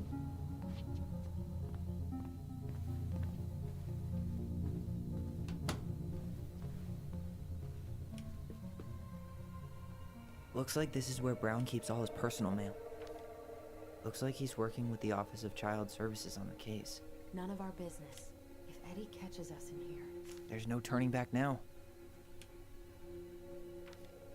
Why is Brown on a first-name basis with the director of Fireweed? Oh, What'd you find? it's an invoice. Eddie Brown, you'll find enclosed the final invoice for resident Tyler Ronan. The Fireweed administration would like to thank you for all of the support you've given us over the years. I knew Eddie pulled some strings to send you there, but that's a lot of money. More backdoors and secret moves. Maybe he didn't want to make you an... You applied to a summer drama program back in 2009? I did, but they rejected me. Michael and I were supposed to go together. He went, but I was stuck here for the summer with no one but Justin Beaver for company. Why? Well, Justin Beaver. this letter says you got in. What the hell? So he just turned it down? I'm sorry, Allison. Shouldn't be surprised he's lied to me in the past.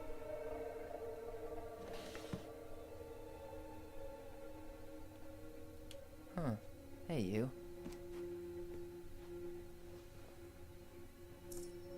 Though we are destined to burn, we emerge as stardust. Is that... Oh no. Oh, yes. Burn it. Burn it. Huh. The Delos Police Force is getting a new officer. This guy has a record, and not a short one. Why is he even in the running? Shh. Eddie has a really hard time hiring Armed people out robbery, here. I don't think he has a Flight choice. to avoid There's prosecution, always a giving choice. testimony, and drug paraphernalia, possession, and use. Plead guilty. Guilty, guilty.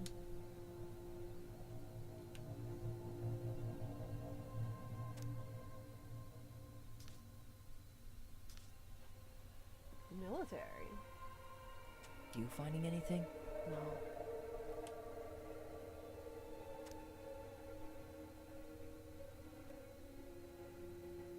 Honorable discharge.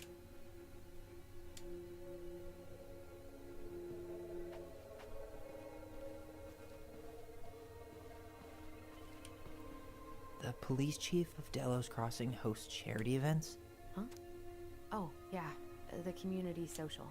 He volunteered to help. And since he pretty much knows everyone, and more importantly, who's called the cops on who, he's in charge of the seating chart. Let's put the Vecchies next to... Can you not?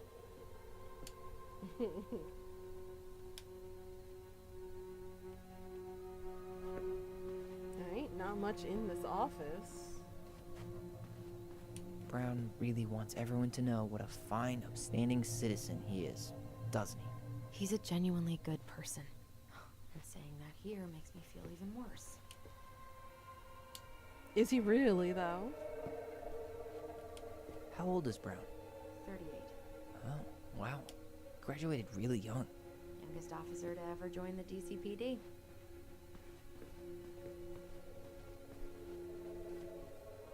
Actually, what did the moose say? The stalwart moose is a kind and loyal animal. He always criticizes the goblins for their tricks, but he actually likes them.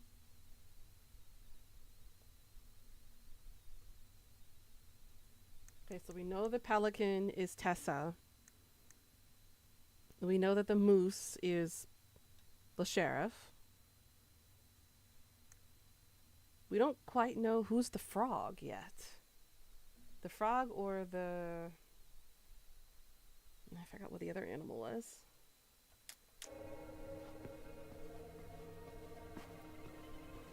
I don't think we're gonna find anything in here. No memory in here either.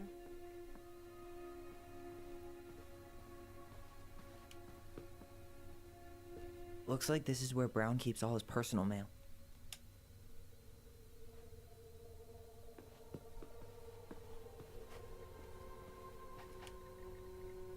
Is there anything else in the drawer? Nope. Okay. I feel like I'm missing something.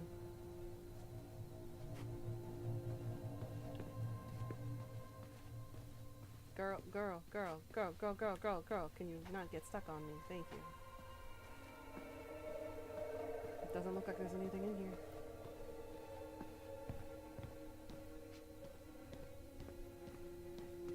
It's the armory.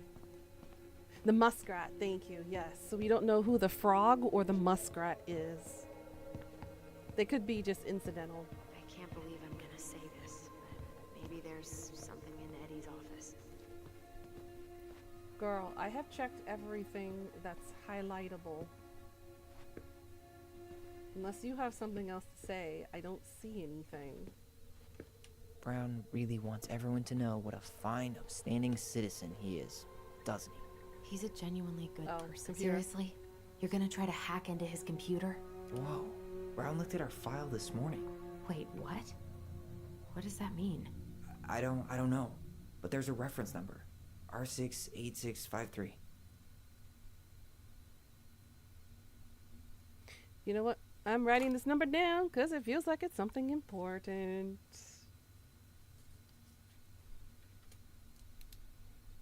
We got case number R68653. Huh. Tom invited Eddie over for dinner? Oh, yeah. He's been trying way too hard to get Eddie's endorsement. Does he? Support Tom? He preferred staying neutral. I'm surprised you remember that too. I couldn't even remember what the muskrat was.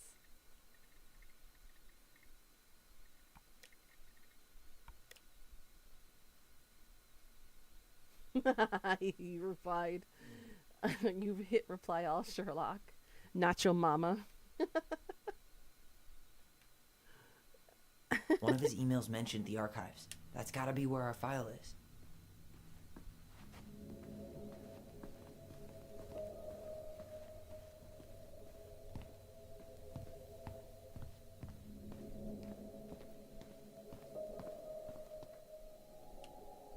Please tell me you know what the code is.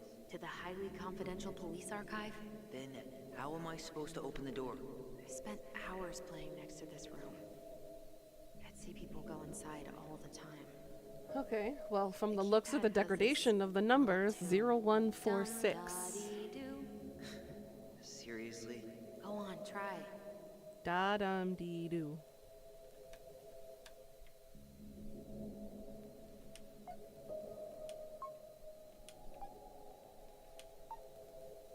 I don't think that's the right order.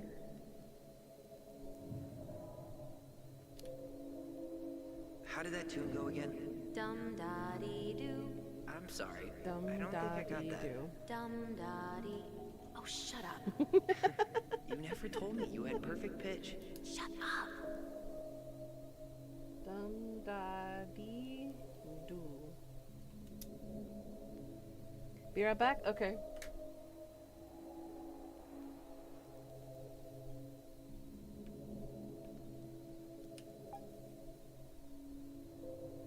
That's D. So that's... Okay, so 4 is the third number.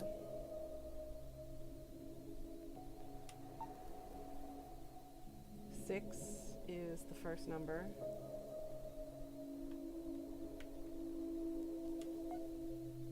The 0 is the second number. That reference number is a good place to So start. it's 6, 0, Let's hit the archives. 4, 1.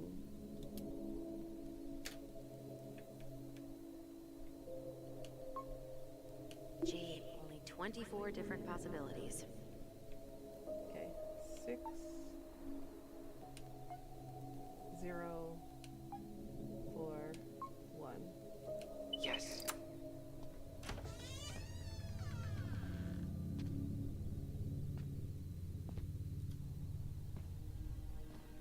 R68 is the beginning of the file number.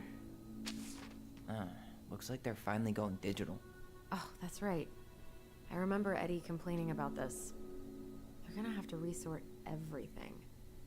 Great. They've digitized their closed files, but only the ones before 1990. Meaning? Meaning our file is still somewhere in those boxes. Perfect. A room of scattered case files and a half-done sorting system. Yep. This is gonna be so fun for you. I'm gonna go keep a lookout. What?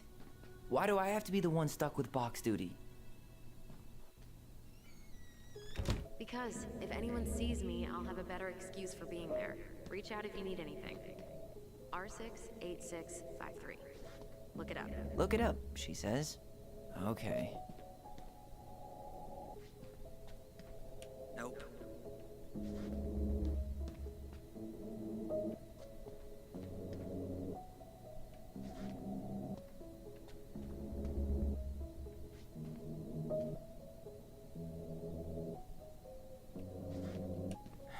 Not this one either. Where's the damn box? Well,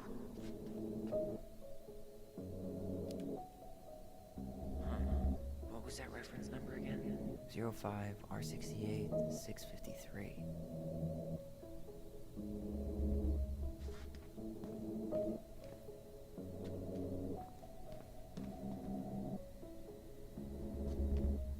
Hold on.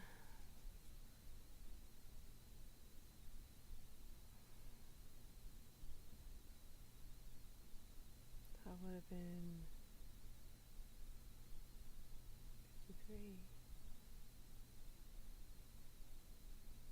6.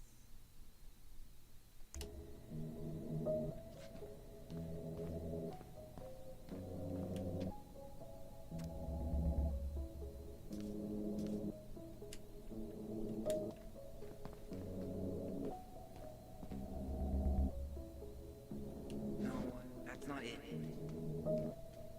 Nope. you find... Not this one either. No, that's not. Nope. Not this one either. No, that's not it. Nope. What? Not this one either. No, that's not it. Nope. Not this one either. No, that's not it. Nope. You finding anything?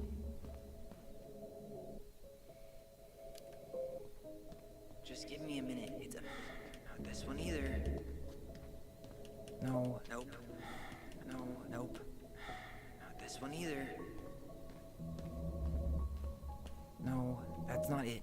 Well, Nope. Not this one either. Here we go. There it is. We'll find it eventually.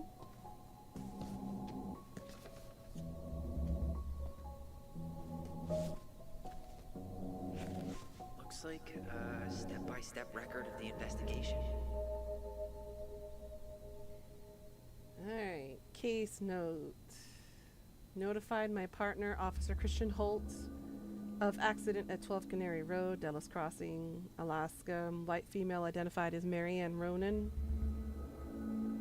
Falling over deck into the lake. Audio recorded tape.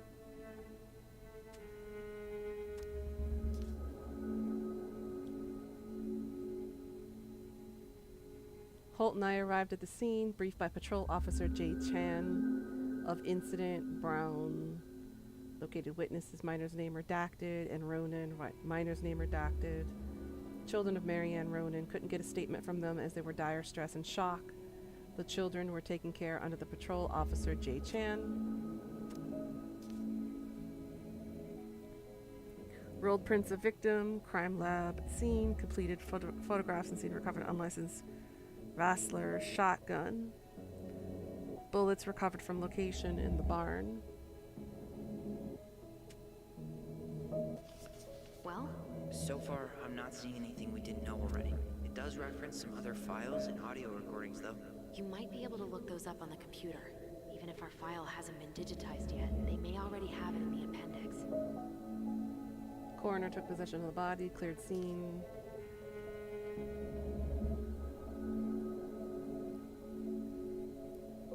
Interviewed children at station, stated that after minor's name redacted, Ronan's hair Was cut short by sister. Marianne threatened Ronan with a gun.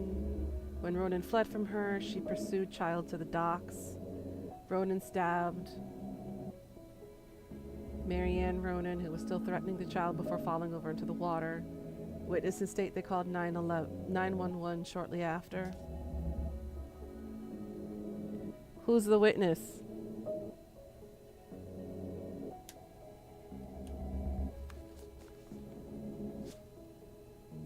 Shower? Go for it.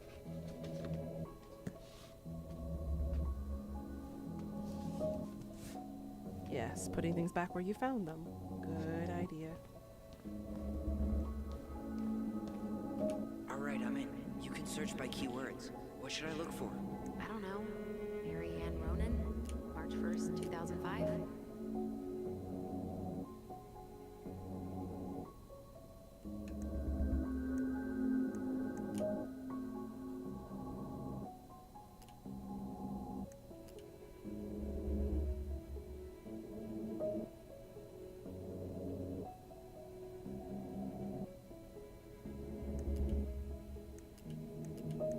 Okay.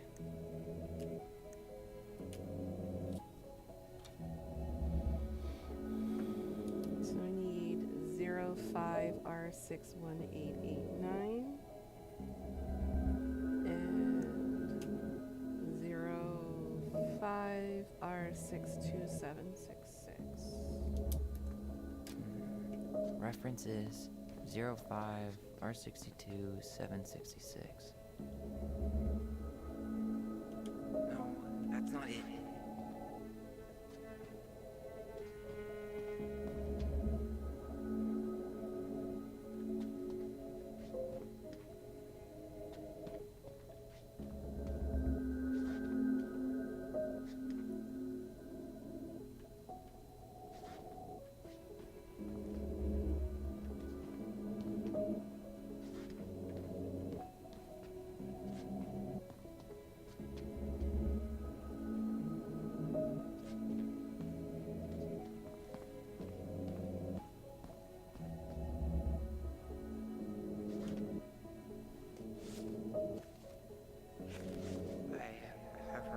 Report. She... How you doing, Yeah. Sansuo? What is it? She drowned. Stab wound was non-fatal. What? Well, shit. So we were not the cause of death. Okay.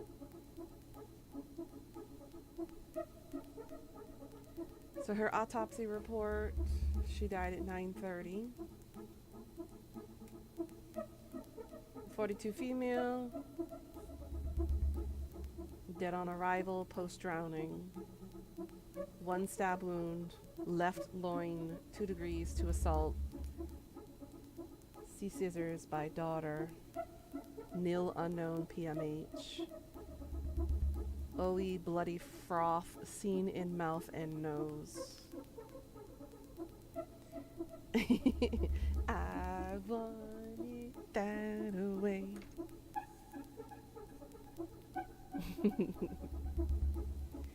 Cerebral and edema. Waterlogged lungs, C pulmonary edema, and emphysema occlusum. Basically, death by drowning. Distended stomach, 2 degrees to fluid content, 3-inch clean stab wound, left loin, 1 inch above PSIS, appears antemortem.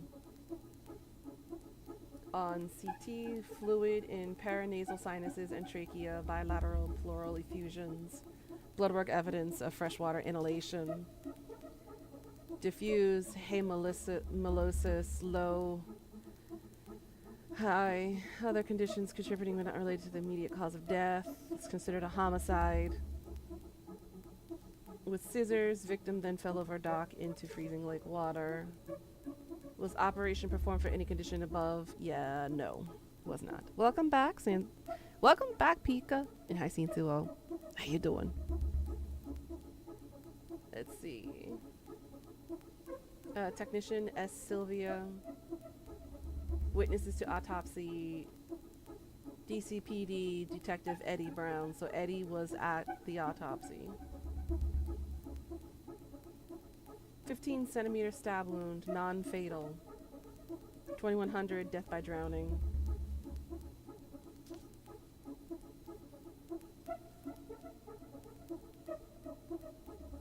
Collected was heart blood, femoral blood, urine. Storage jars is regular number 1. Toxicology analysis ordered for screen and alcohol. Analysis was positive. Huh?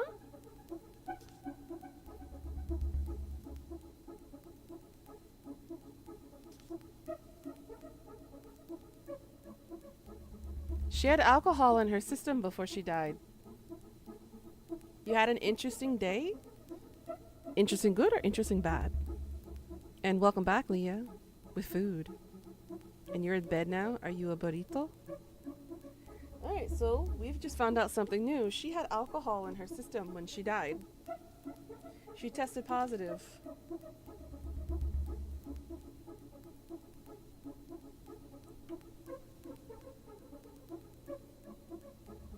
Well, that's something we just learned.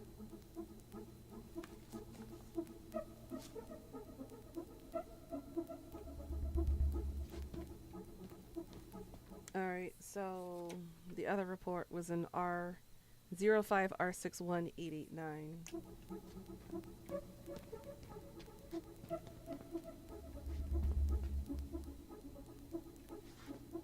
There might be other references on. Alright, so Ronin children recording.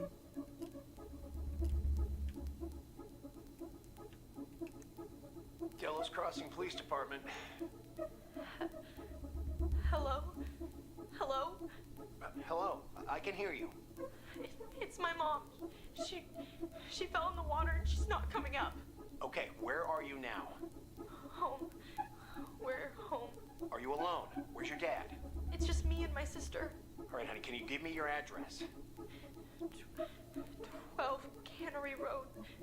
Please, hurry. Just stay right where you are, okay? We're sending someone out to help you. Don't hang up. Okay. Interesting. You got a safety award at work for stopping a couple of new guys from going into a conveyor without looking at the slag pit? Oh my god.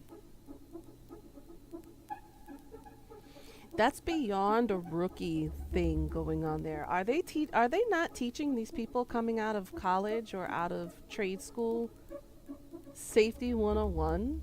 Are they not teaching these people anything? You accidentally left YouTube and part of you touched the screen when you're trying to get comfy. Aw, it's okay, Pika. It happens.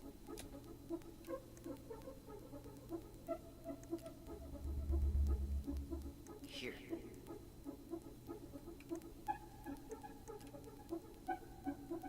Okay, we already checked the crime report. We need the facts report.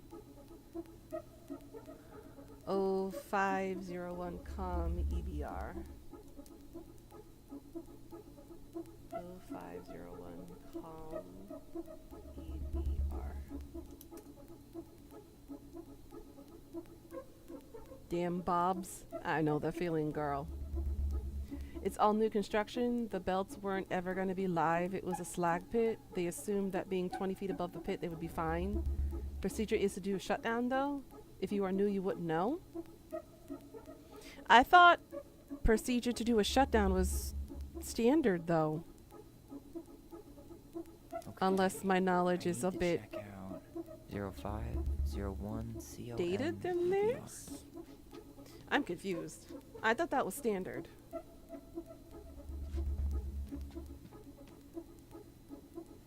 No, that's not it.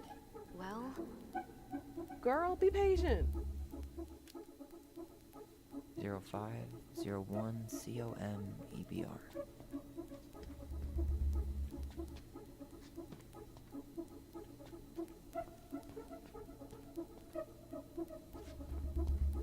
This one. There. It's adjacent. Ah, okay. What the hell? Brown reported Marianne to Child Services. what do you mean? I'm looking at a fax receipt with Brown's name on it. Sent to the Office of Child Services with the subject, Ronan family. What? There has to be more to this. Just keep looking.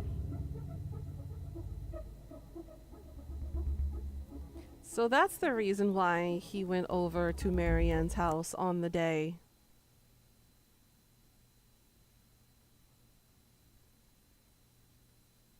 So did Marianne want to have her flare-ups and decided if she couldn't have the children, no one will, so she decided to kill them? Because she didn't want Eddie to take the kids from her?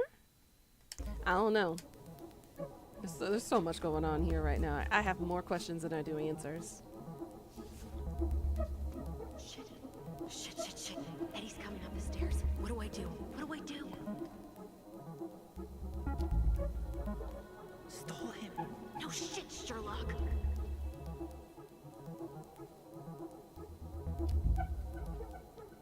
Saya went for a smoke.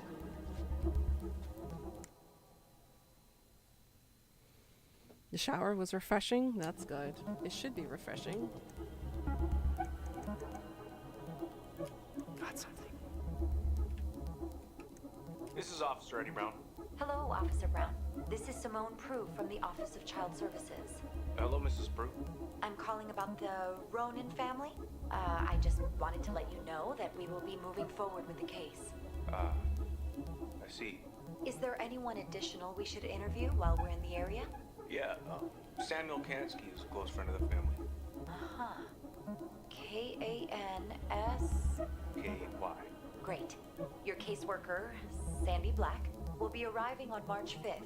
She'll drop by the station first thing in the morning. Mrs. Prue, how worried should we be? I really can't say until I have a full picture of the situation.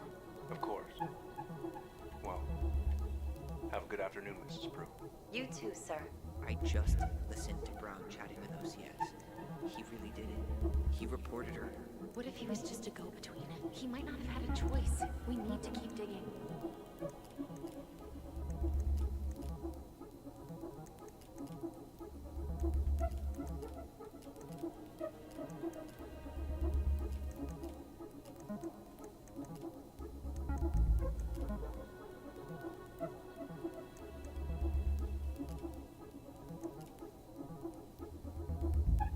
I already read those two.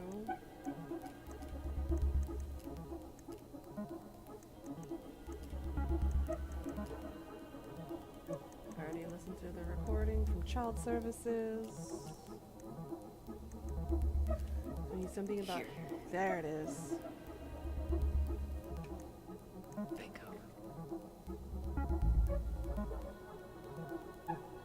Aside from him, though, you didn't really get to do much today? Well, at least you didn't have to overexert yourself, Sansuo.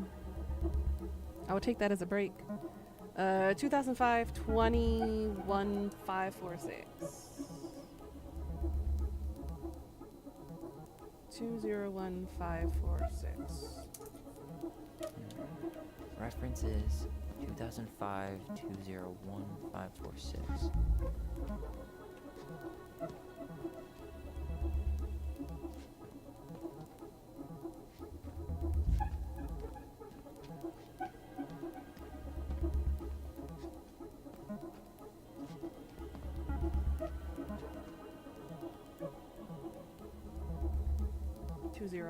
This one. Okay, here it is. Thank you for the hydrate.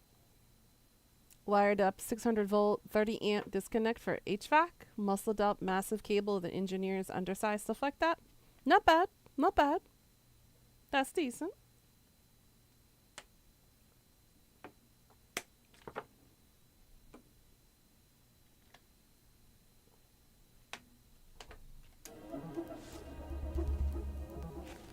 Wait, what the hell? Tessa accused her of child neglect. So, from the evidence that we have gathered so far for this case, it seems like everybody was against Marianne. So we have Officer Brown calling CPS on Marianne and the situation. We have Tessa Now trying to claim that she's doing child negligence. 19 conductor cable that takes up most of the conduit fill was a bitch to get started? I bet it was.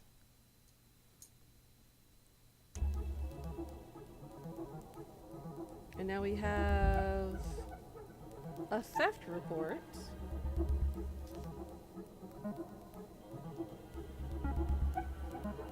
From Tessa about Marianne.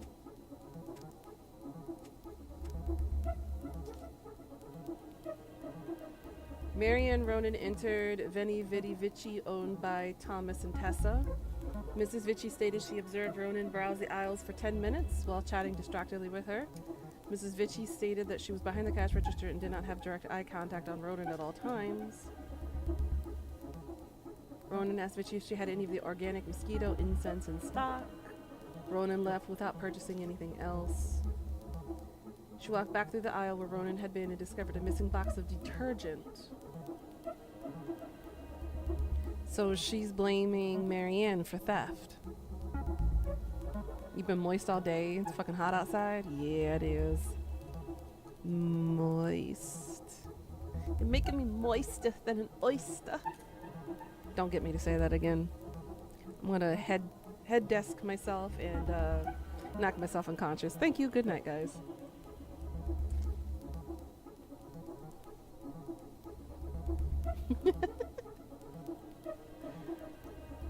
It does beat the alternative of burning. That's true. That's true. It's raining here. Let's see. What's the weather like right now? It's 23 degrees Celsius. It'd be high of 34 today. Partly cloudy conditions for most days. Ooh. Humidity is at 73% right now. So it sucks. It gives good ASMR. Ooh, my voice was creaky, squeaky. Well, I wasn't finished reading it. No.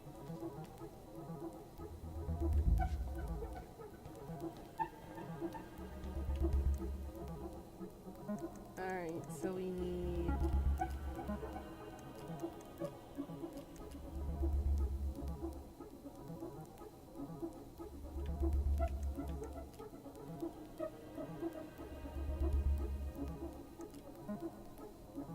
DUI. Okay, Kansky has apparently had a DUI and a complaint put on him. I need to check out 2014 203 411. 203 411. 203.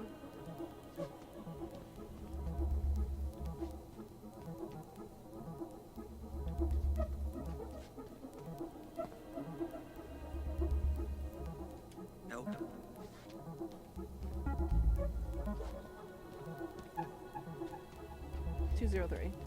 Here we go. 84, 89. Oof. 19 with 83 humidity. Ugh. Nothing helpful. Trespassing and public intoxication.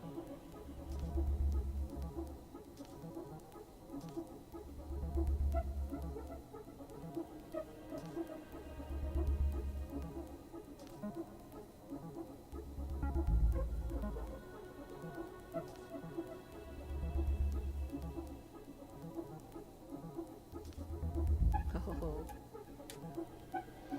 Okay, well, that was unhelpful.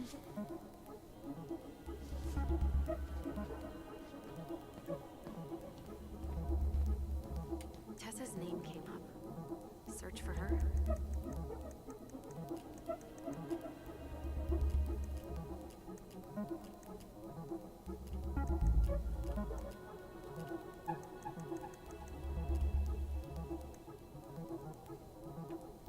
Hospital discharge.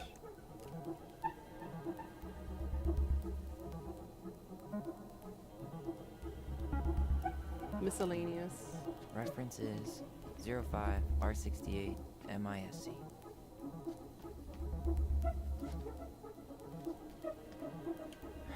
Not this one either. No, that's not it. Nope. Not this one either.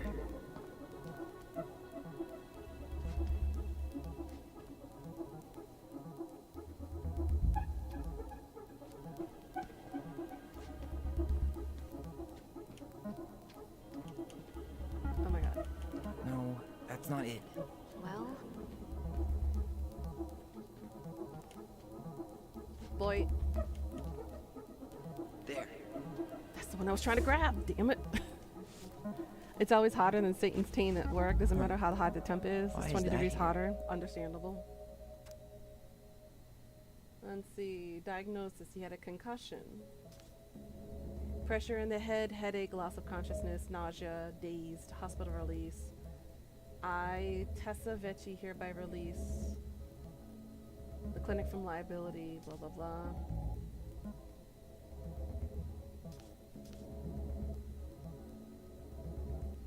So Tessa took her in.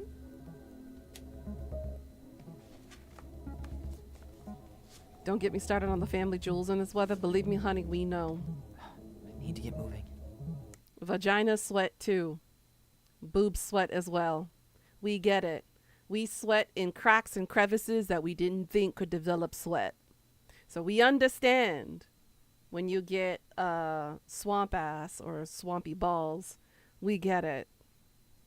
We get it. We understand. Because we get it too. Unfortunately, we do get it. shit. I'm sorry, Tyler. I couldn't stop him. He's coming your way. Get out. Uncle, Did I spend we too much didn't time? mean I'm to. not gonna repeat myself. You're a goddamn hypocrite. I said move it. Hey! Get off me! Rather spend the night here? Come on, I said don't fucking touch me! go on. And consider yourselves lucky you're family.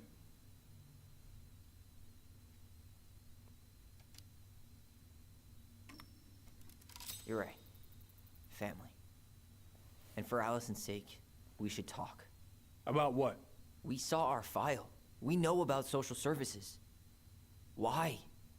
Why did you turn your back on her? That probably was what triggered her attack, is what I'm thinking. Why did Tessa?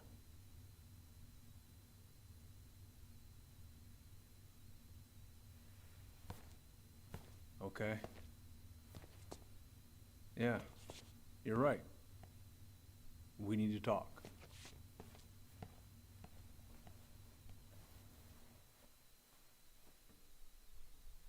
I'm a reasonable person. I want answers. The winter before your mother's death was hard.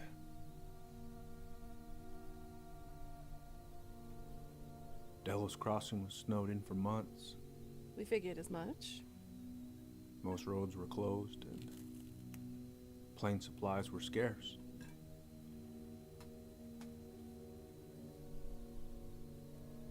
Everyone was struggling. Especially Marianne. Yeah. She was always just scraping by. And that winter left nothing to scrape up. Even if locals had found time to help her. I'm not sure your mother would have accepted.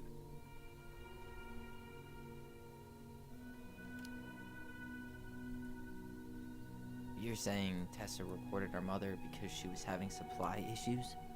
Tessa came to me because she was honestly concerned. Was she really though? Right? I was legally required to report Tessa's complaint, even if I didn't agree.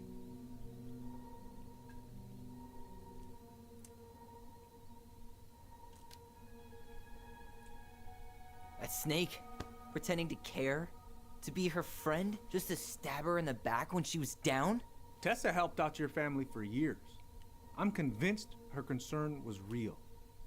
Of course you would. Just following the law then. Right. Is that why you came over that day, before she died? You felt shitty, didn't you? That's why you broke procedure? I had to warn her that it was happening and that it wasn't looking good. An assessment worker had been assigned and started doing background checks. What else was I supposed to do? I thought always telling each other the truth was our #1 rule. Still is, little moose. And yet you still lied. I didn't want you two putting yourselves through unnecessary hurt. But you're adults and that was your choice to make. I'm truly sorry. Thank you, Uncle. See, we're reasonable people.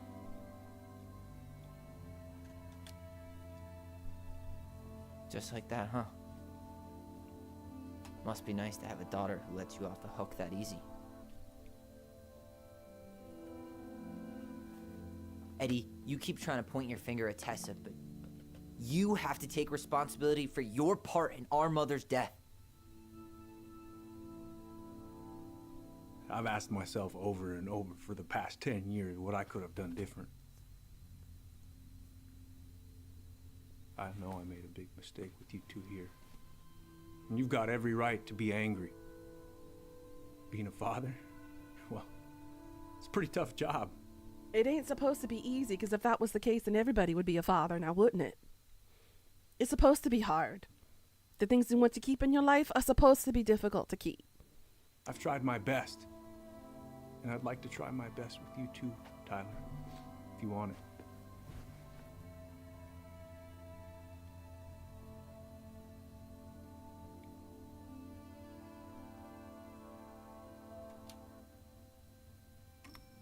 I'm open to getting there. But it's gonna take some time before we're a big, happy family. I respect that. It's hard work rebuilding trust. Indeed. But you've got a place here whenever you need it.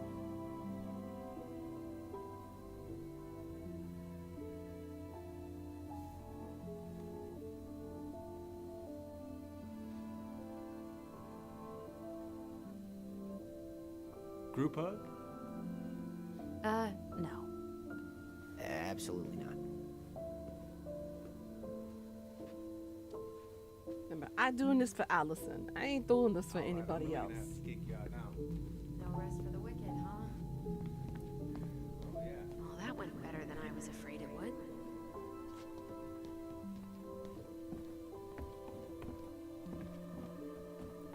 Mm-hmm. Very soon.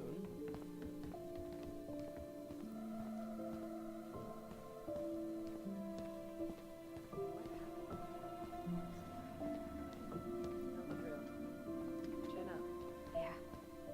Chin up, stand tall. Atta girl. I could use a beer. It's noon. Which Yeah, means group that hug by is a the no. time I drink one, it'll be afternoon. I can't be expected to enjoy my pulled pork sandwich without a cold one. I mean, she ain't wrong. She ain't wrong. Still on for lunch tomorrow? Yeah, sure. I'll text you.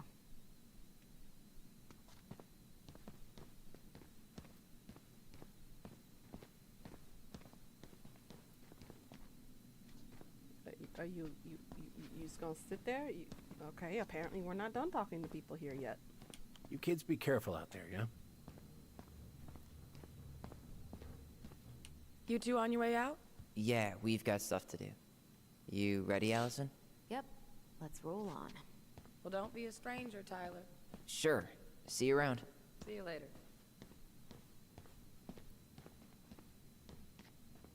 See you around, Allison.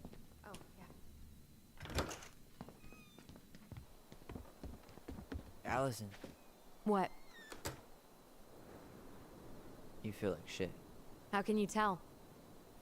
Because I feel like shit. What are we gonna do about Tessa? Nothing. Look, we're not gonna do anything. That's enough, Tyler. Talk to Tessa? Why? What are you looking for? What are you expecting her to say? I thought she loved us. Really? Chief Brown, is it true? Is she... Oh my God. Children, Tessa, Tessa, you need to leave. Come on, kids.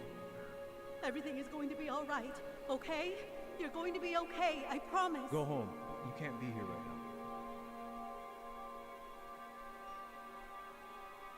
Oh, God. Oh, God.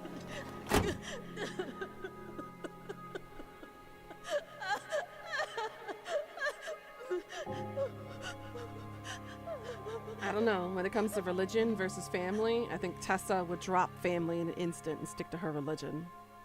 I don't know.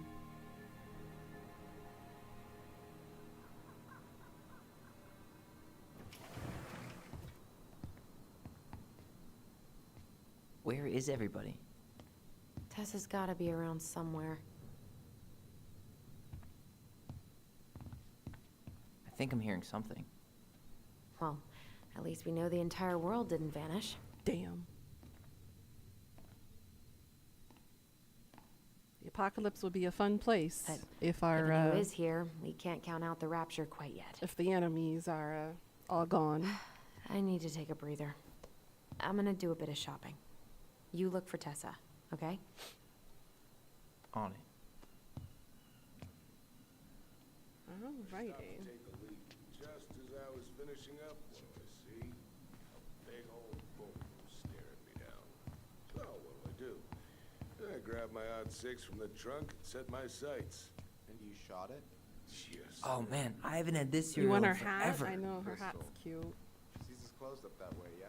Hey man, when the Lord opens that Granted, I never looked good in beanies. door, you walk right through. Hey guys, I hope I'm not interrupting. Not at all. Oh hey, Tyler from the boat, right? Huh.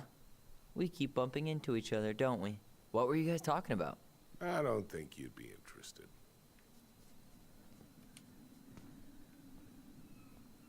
You two just can't stay away, huh? Unfortunately. We're looking for Tessa again. In Tyler's She jacket. took off about Me half too. an hour ago. Sorry. Do you know if she'll be back soon? I don't know if she's even coming back. No one tells me anything. How about Tom? He busy? He's been in the office all morning, so who knows? But it's Tom, so it's probably safe to interrupt him. Okay, check the office. Check. That doesn't look like shopping, girl. There ain't nothing in your hands. If you were shopping, there'd be stuff already in your hands. I really do like his jacket, though.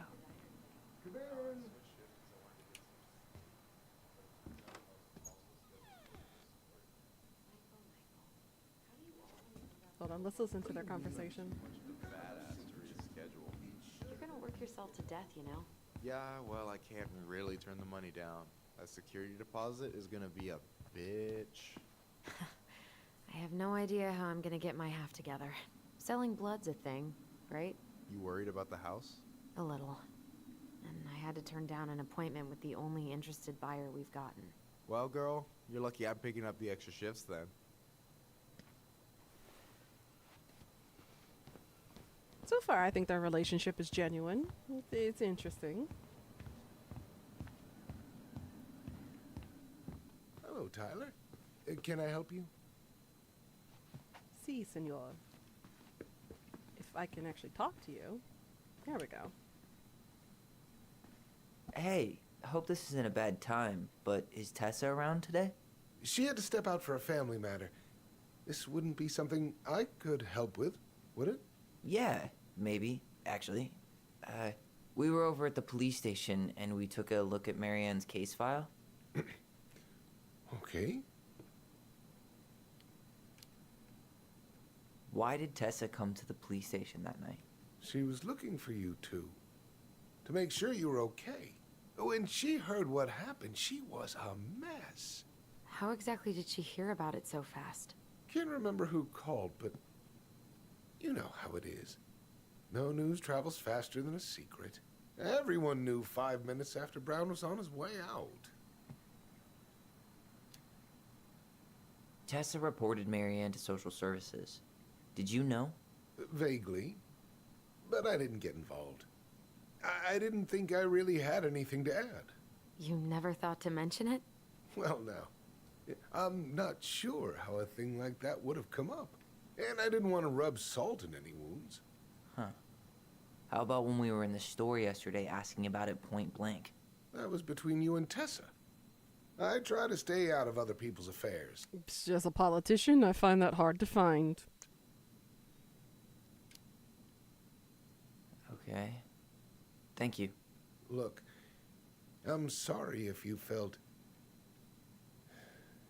resistance from people around here. To put it mildly. Allison, you know this better than anybody. But your mother's death left a scar on this community. Now, I won't claim we went through anything close to what you did, but it was a cruel reminder of the limits of trust. Well, if we want to get past the limits of trust, we all need to face what happened, which means being completely honest about it. We all want to find peace, kids. It's just harder for some people to talk about the past. Now, you let me know if you have any other questions, okay? Hey, Yes? you said I should remind you not to be late for your meeting, so don't be late. Yep. I'll be on my way in a minute. So, kids, was there anything else you two wanted to talk to me about? Did you ever hear any rumors about our mother? Like, who her father might have been? I'm not exactly a rumor monger. Your mother was close to a few men, but whether they were your father, I couldn't say.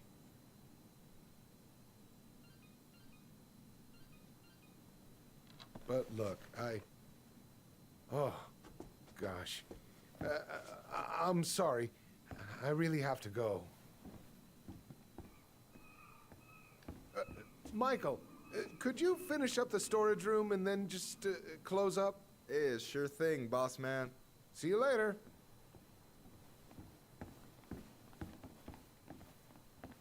You two want to help a brother out, spend the afternoon here working for free? Why not? We came here to talk to Tessa, and she's not here. She's at the cemetery, visiting her parents. Oh.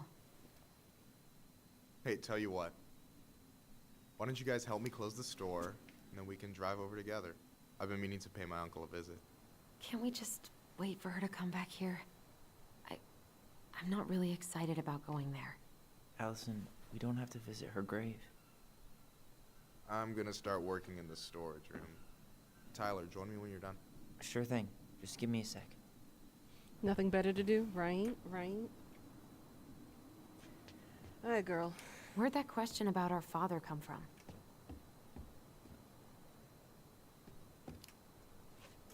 Oh, I don't know.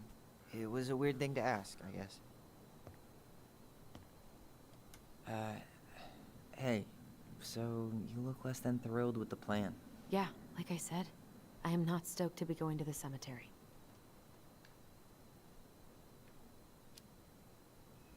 I know, but I'll be there too. And Michael.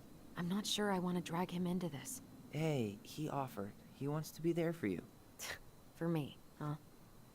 Well, we need to get the store closed, so go give him a hand.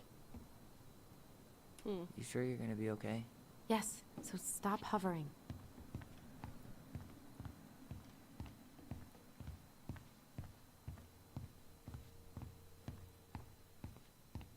We're gonna turn around. We're gonna turn the corner. He's got a pickaxe or a knife or an ice pick or something, and then turn around and go, and then we die. The end. All right, I already counted there, but I just need you to double check a few things. It's not complicated. I've got this in the bag. Oh yeah? Because you're just that good, huh?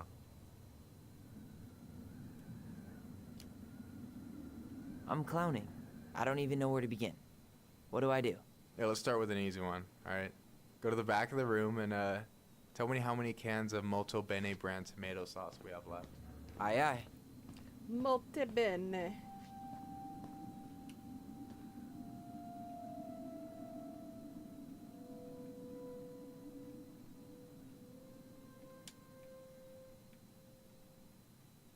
pasta sauce.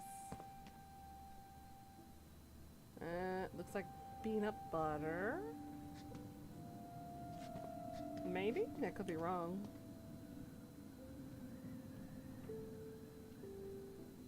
Cheddar dip? Ugh, yuck. Your sister loves that shit. She eats it straight. Not out of the quite. jar. Ugh, God. I wonder what's in that box. Grape soda.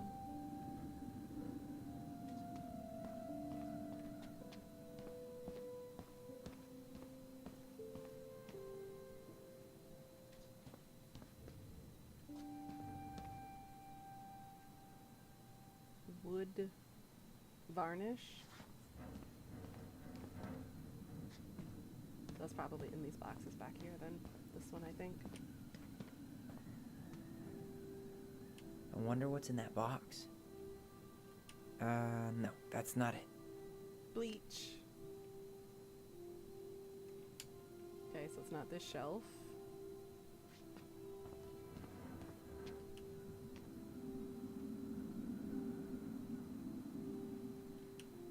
No, that's not what Michael wanted.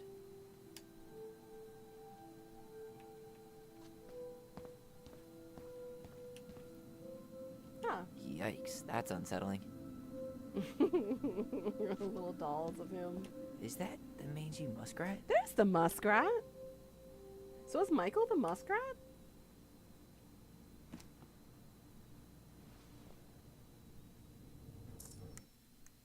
Huh. The mangy muskrat is a lazy, cowardly creature who spends most of his time lying around in the sun, cleaning his coat. Doesn't sound like him. You heard wood? Is that a picture of a priest with little hearts? Yeah. That's the hot priest who hosts Bible study with Tessa. For the record, that was Allison's doing. She had a crush on him for ages. But he is very, very hot. Oh, Chim Shit. Chim. Yeah. I remember him from when we were kids. That's Father Batista. Yeah. He's got that silver fox thing Chim going on now, see? Chim. I Yeah, found yep, your daddy I see it. priest. Here's your daddy priest. You know what? I'm going to take a screenshot of this. There we go. And I'm going to send that over to Chim Chim later.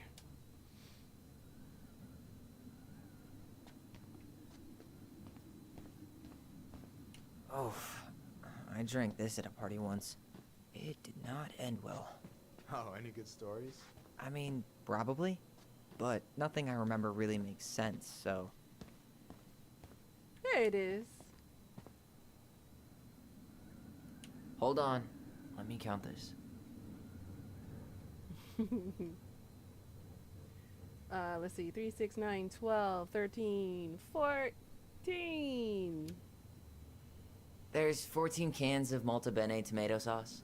Okay. Sounds about right. Man, I'm so good at this. That was easy. I need you to count the bottles of bleach for me. Bleach. On it. That was over here. Looks like 6 bottles of bleach.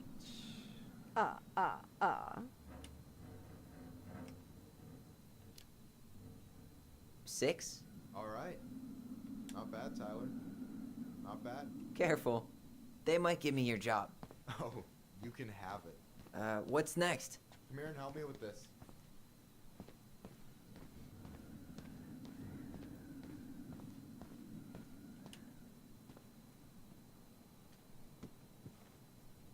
What's up? I need your opinion on this masterpiece. Is that supposed to be me? Yeah, come on. Look at the I hair. love it. Nailed it, right? That's cute. Honestly, it's beautiful. Hey, don't make fun of me. I'm not. Oh, maybe a little bit, but I like it. For real. Well, it helps to have a good model. So, this is what you're up to while I was out there doing your work? What can I say? I'm a multitasker. Hey, multitasker. I think you made a mistake here. Total amount should be 36. Oh, how dare you, sir? What? I just don't want you to get in trouble. Yeah, you're right. Appreciate it, You know, I'm monster. off my game today. All right. Anything else you wanted me to check?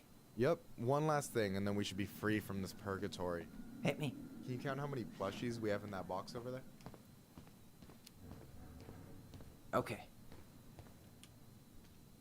So, 1, 2, 3, 4, 5, 6, 7, 8.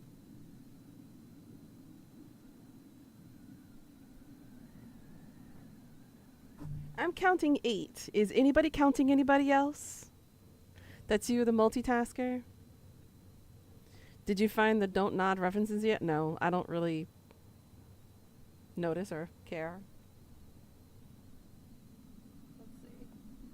So 1, 2, 3, 4, 5, 6, 7, 8, 9, 10, 11. I'm counting 11.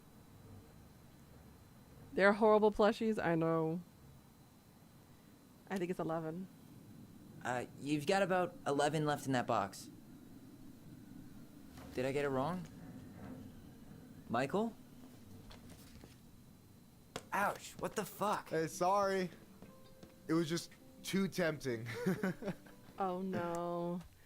Oh no. Please don't tell me this is gonna be a... This is gonna be a triangle trope.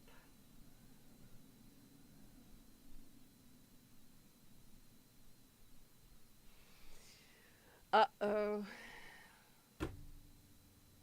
We're having a conflict of interest here. Lesson number 1 in the ancient art of inventory. Never let your guard down. You have no idea what you just started. First one with 3 confirmed hits wins. Cool?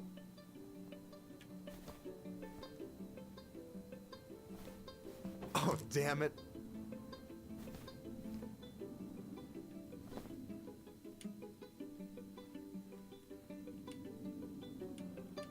Oh, right in the face. Damn it. Oh, come on. Is that all you got, Ronan? Just you wait. I've got a strategy. Oh, yeah? We'll see.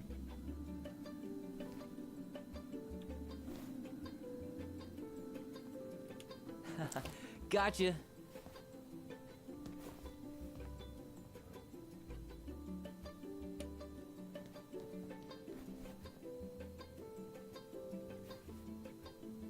So, is this a typical workday for you? Nah, I usually don't have such good-looking company back here. Oh, whoa. I'm gonna tell Allison you said that. She's usually stuck in the office. Besides, your sister, while a hottie, isn't my type. Wait, I thought they were dating. Wait, what?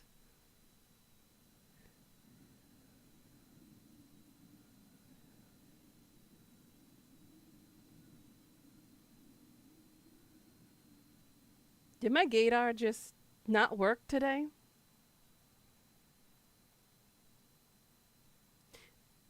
I thought his sister Allison and them were dating.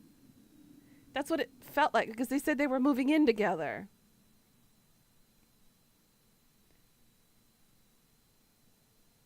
Wow. My gaydar's broken. It's 100% broken. Oh shit. I'm off my game.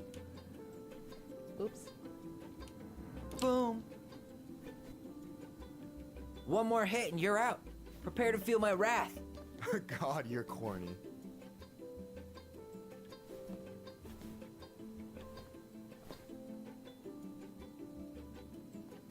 Hey, is it cool that we're throwing these toys around? Aren't you guys gonna, like, sell them? Nah, supplier made a typo on Becky. Can't sell any of them. Cool. No harm, no foul, then. Oh, this is only the furthest I can move. Oh, damn it. This is kind of cute, though. I really thought they were dating. Oh, man, you're good. I told you not to doubt the golden arm. Well, we'll never make that mistake again. Okay. That's cute. I'll need to finish this inventory thing real quick. Your sister's probably done already. Here, let's hit the bitch's grotto. The what? Fancy name for the couch where Allison and I sit during breaks. Ah, alright, cool. Let me see what you've done with the place. That's cute. I mean, I had assumed he was bi, but I didn't realize he was hunting for my booty. I really thought he and Allison were together. I Oh, you didn't see that realize they just container? wanted to be roomies. That's for you. Huh? It's the trout I caught yesterday at the Buzzard Hole. Grilled it up with my world-renowned marinade. Ooh. That's actually super thoughtful. Thank you. You sound surprised. No, sorry. I'm just not used to people randomly doing nice things for me. Oh, we'll have to fix that. Oh, whoa.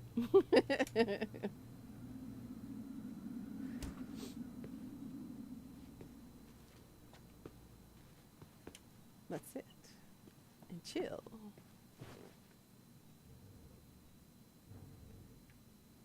I'm surprised Tessa let you hang this up. Yeah, she hates it. But as long as I don't promote my lifestyle in front of the customers, she doesn't say anything. Man, must be exhausting to spend your days educating these people. Here's the thing, I don't. Opening the mines of this town would be a full-time fucking job. Got that right. And emotional labor pays shit. Mm-hmm. Do you ever get lonely in Delos Crossing? Yeah, sometimes. That's why I'm always in Juneau working with the JCE, meeting new people. I gotta make my shit happen for me, because no one else will. Mm-hmm. I feel you. Hey, I hope this isn't too personal, but you ever been with anyone in Delos Crossing? I dated a guy in high school for a minute, but we had to keep it quiet. I've been with a few other people, but that shit's tricky out here. And what about you? You ever been with a guy? I mean, assuming you're into guys, which I guess I kind of did.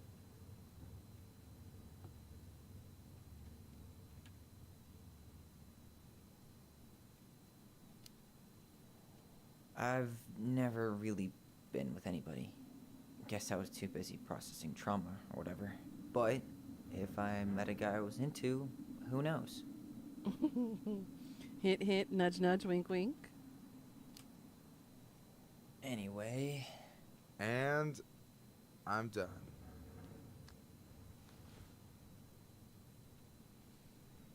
I gotta tell you, it's so weird to finally meet the other Ronan. You mean the OG Ronan?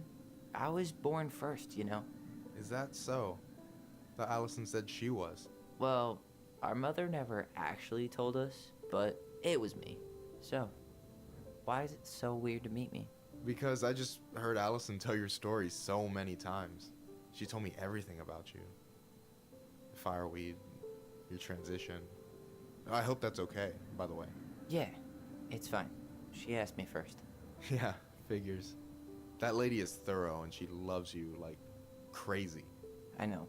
So, yeah, you were probably the first person to know about it other than Allison. I'm glad he trusted me.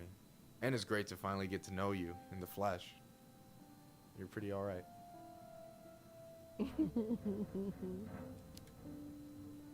But you're not too bad yourself. I try not to be.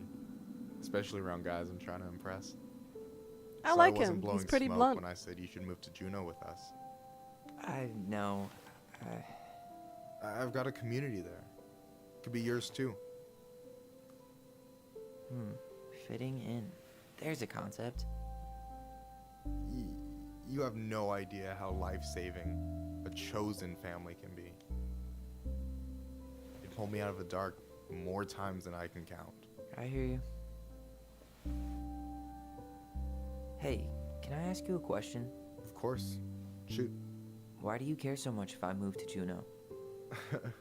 Look, like I said, I want to get to know you. Because I'm just that fascinating, huh? Honestly, yeah. I think you might be one of a kind, Tyler Ronan.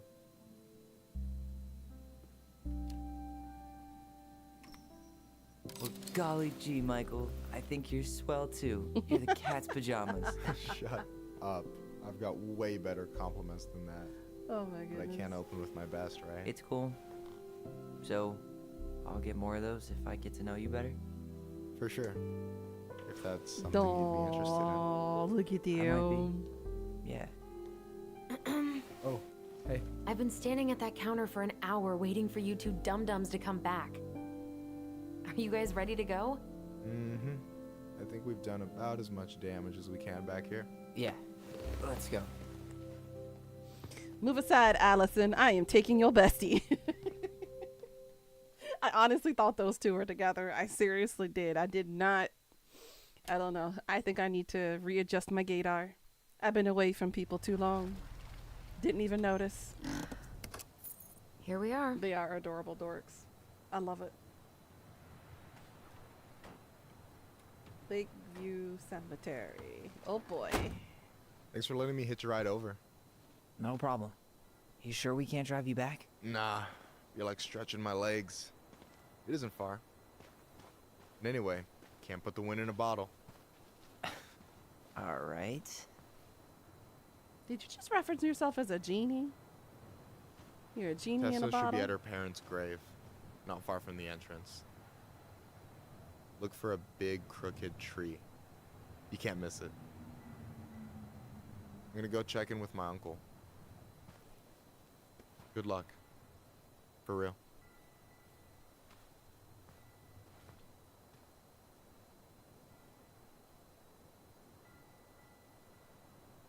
Oh, I'm expecting some memories here. You look pretty spooked. I've never been a big fan of cemeteries. Especially after, you know. I promise after this we can chill at the house. Cool? Girl, you coming?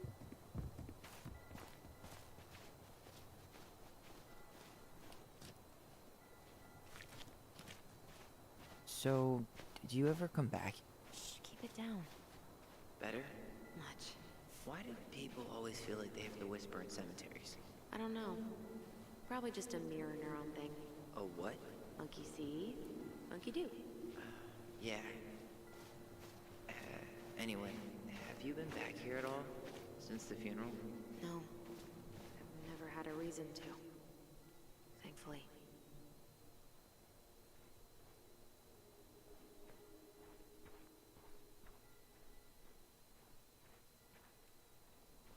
Memory? No?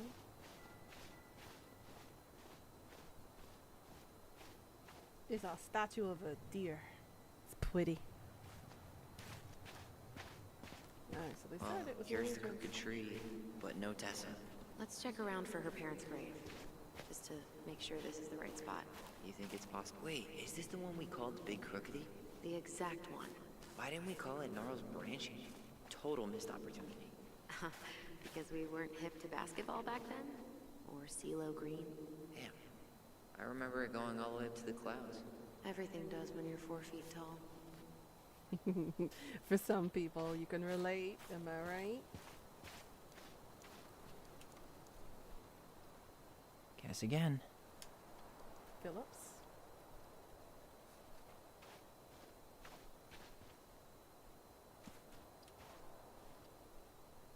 Guess again.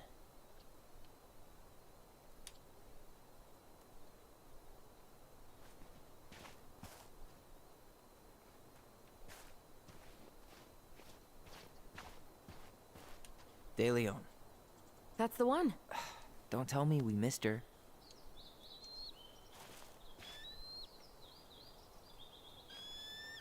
Oh, beautiful. Hello, eagle. Mr. Eagle. Kids. It's time. Memory time.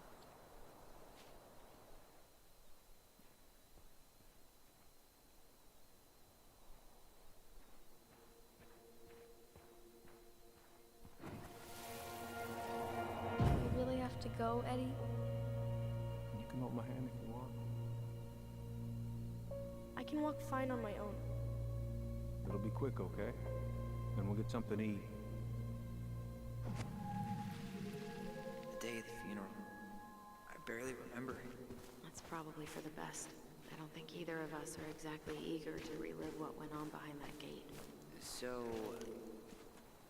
I know I said we didn't have to visit her grave. But it feels like the right thing to do. Yeah, exactly. Oh boy. Maybe that's where we'll find Tessa. Now we gotta walk around it.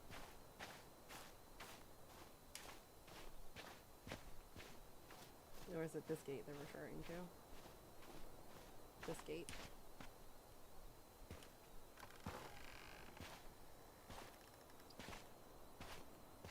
Do you remember where she is?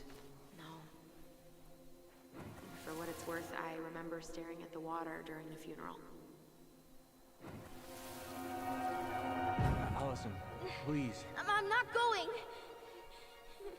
Allison, come back! Yeah. Any hope that this would be easier than last time? Totally gone. At least this time no one's sending me away. I'm holding you to that. Afterwards, you and I had a moment over there by the totem, right? I wonder if we could see that. Doesn't hurt to check.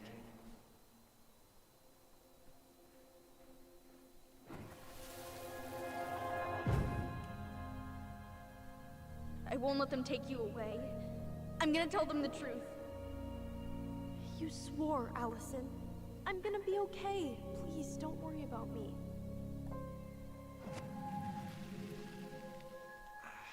I know I'm supposed to get over this Brown thing, but I really wish you'd been able to come visit that much.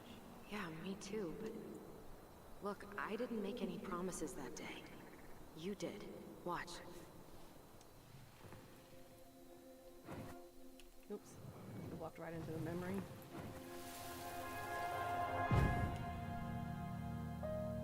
They all think you killed her. It's not fair. I'll be okay. You have to take care of yourself now. See? It's possible, but I don't think so. Well, I know so. Thinking about it got me through the rest of the day. I'll be back soon, alright? But I'm gonna come see you every week, and we'll talk with our voice every day. But I'm gonna come see you every week. Promise. I'll be back soon, alright? Promise. I'll be back soon, alright? I think Tyler made the promise. Chief Brown's gonna take care of you. We'll be okay. You'll see. Kids. About to start. I'm sorry it took me so long to come back.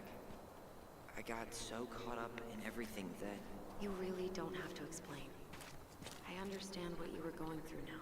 Are you ever gonna let me finish my sentences? Maybe someday, but not today.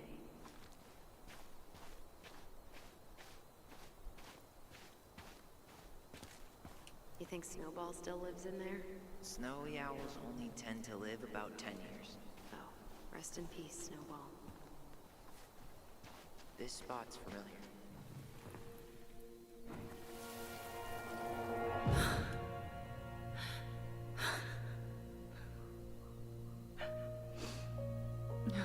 Carol Brown? Man, I forgot how hard Marianne took it when Eddie's mom died. Well, we were only 4, but yeah. She lost one of her only friends. She was always saying how she never would have found a place in Delos Crossing without Carol.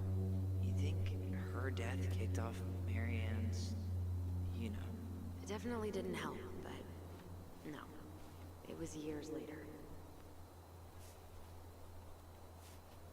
So what exactly triggered her to get these attacks, is my question.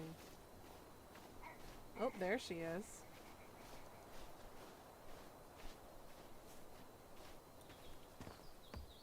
And then I took Jaina ice skating on Wednesday. I Oh, wish you could have seen her. Kendra. She took off across that ice like she was born to do it. She is your child. Oh, hi. I didn't see you there. I'm sorry. We didn't mean to eavesdrop. No harm done. Hey, you're that nice gal from the Becky store, Allison, right? Yes. And you're... It starts with a K. You right? let him off the Kendra. cliff? Wow, Don't worry. monster. Don't expect you to keep track of everyone who passes through. And you would be... Her brother. I'm Tyler. Pleased to meet you, Tyler.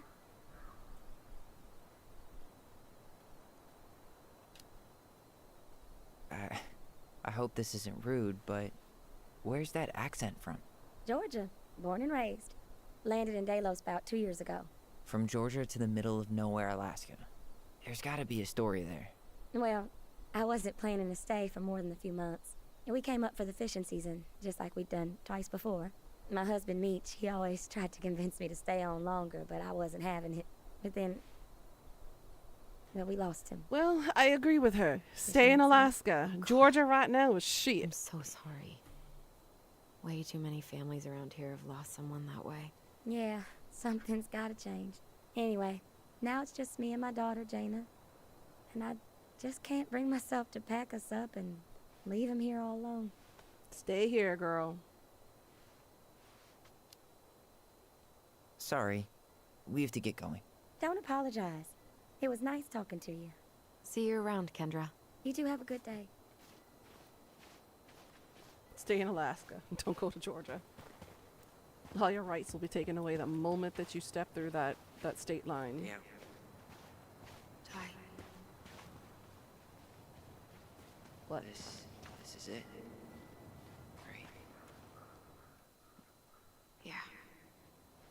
God, I think I need a second. I'm gonna have a look around, okay? I'll be right back. Yeah, all good.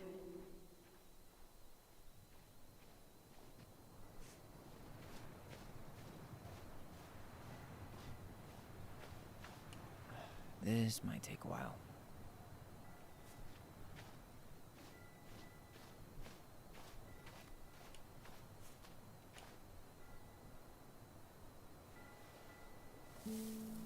There it is.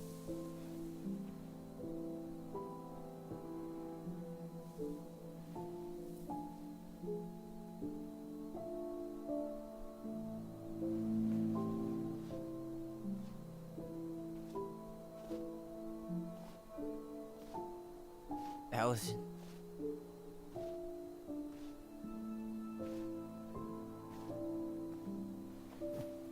Is that her?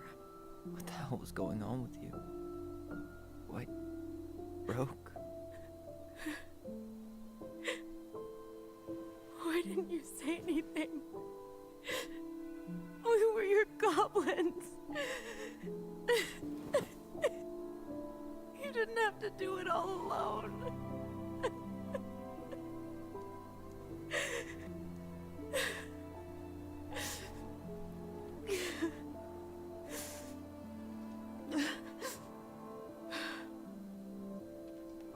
Tessa?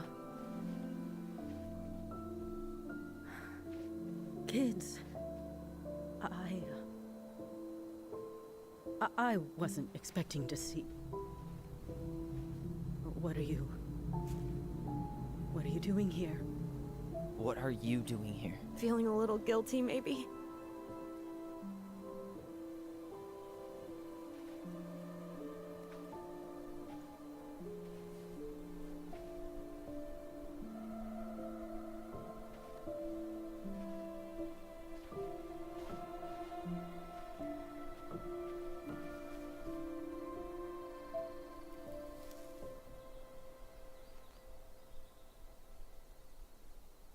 When we pass on, our graves are all anyone has to remember us by. Letting hers just fall apart would be cruel. I'm not a cruel person. Cruel enough to call social services on her mother. I wanted to protect you. Marianne was getting worse all the time. I was afraid that if things kept going the way they were, then one day... We were going to end up dead? Look, I'm sorry I didn't tell you the whole story back in the store, but I didn't want you to Enough with the excuses. What the hell happened to her? Why'd you turn your back on us? Your mom was always just barely getting by, and over the years she burned a lot of goodwill. It got so bad, no one was willing to hire her, and the stress of that, well, it took its toll. I tried to help, but she pushed me away. She pushed us all away. In the end, she isolated herself from everyone. She was alone and out of options. She had us until you threatened to have us taken away. I couldn't let her drag you down with her. She had you stealing for God's sake. Your mother never wanted to be a part of this community. She always thought she was better than the rest of us. There's your answer. A spoiled little girl playing fairy princess in the woods. If she just settled down with someone instead of running around with married men. There you go. Like I said, she chose religion over her friend and family. There she goes. She just gave me the evidence to support my opinion of her. And well, there you go. Just ask Sam Kansky how much better that would have been for everyone. Wait, what? Oh God. What happened between them? I wasn't thinking. Please, just forget I said anything. Tessa! All I know is whatever went on, Laura left Sam over it. But I shouldn't have said anything about that. I promised I wouldn't. I'm sorry, kids.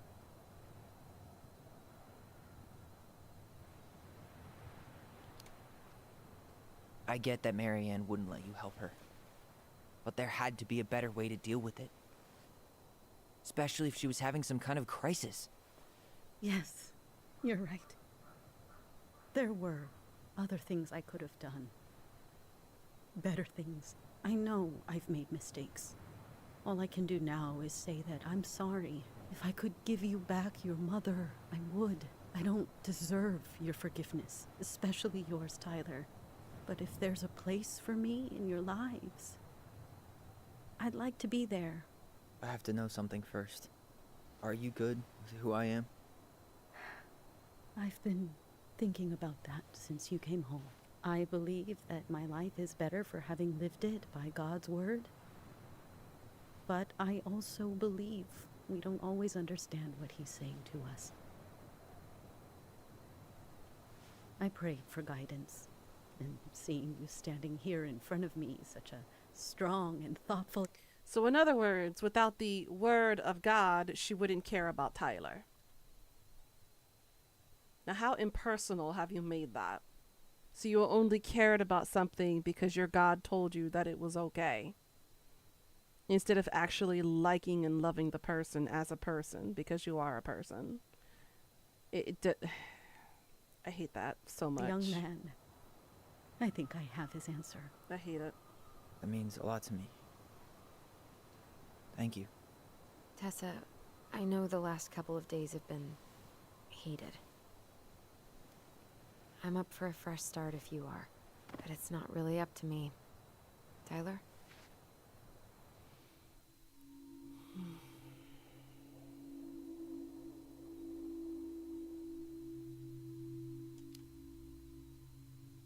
I'm done losing people. And if we can't let people grow, then what the hell kind of chance do we have? Thank you. Both of you. Kids, I never knew your mother's whole story, but it was obviously very painful. She always said you two were the only good luck she'd ever had. I'm going to try harder to forgive her. I hope you can as well. If you two are... There is nothing to forgive. She's fucking dead. Ooh. You're in town tomorrow? Come by the cafe? Lunch is on me. There gonna be coconut cake on the menu? You know, I think there just might be. I'll see you two tomorrow then. We'll be there. Come on.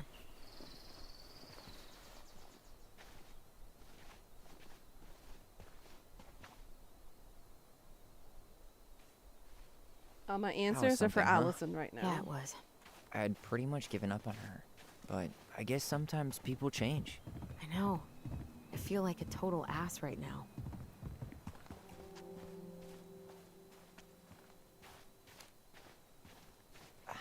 I bet Tessa's thinking the same thing. Yep. Things are gonna be real awkward my first day back in the office. Oh, I'm sure you'll both manage to never talk about today. Exactly. Awkward as hell. You want to sit down for a bit? That's pretty.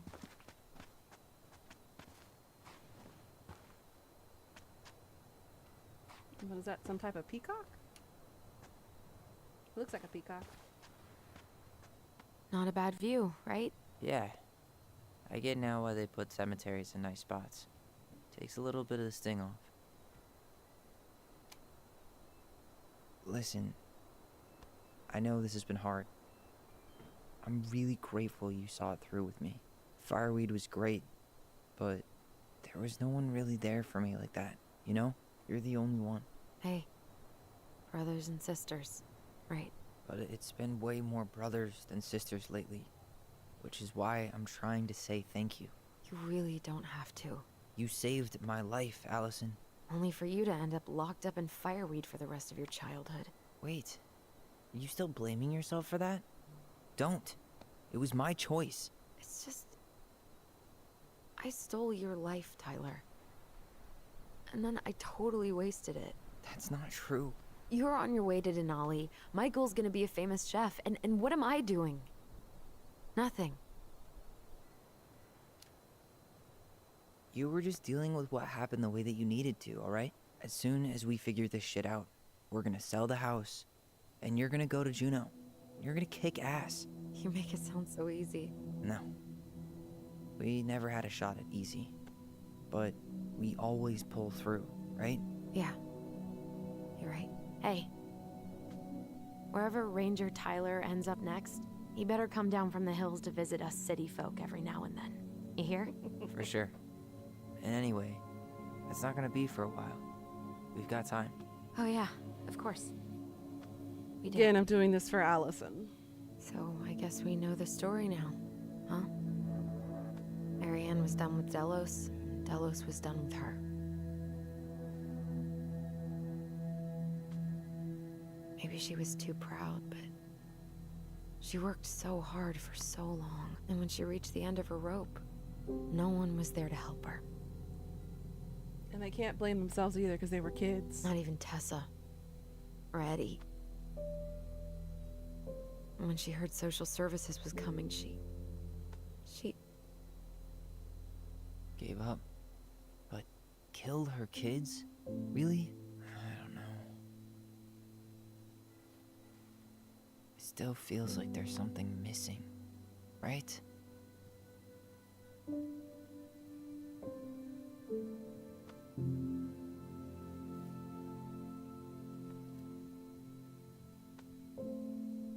You're never gonna understand what was going through her mind. I'll bet even she didn't.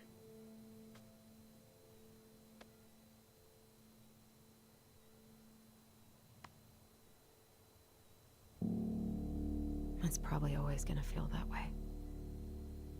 Yeah, sometimes closure is a very difficult process, and sometimes you don't always get the answers that you're searching for.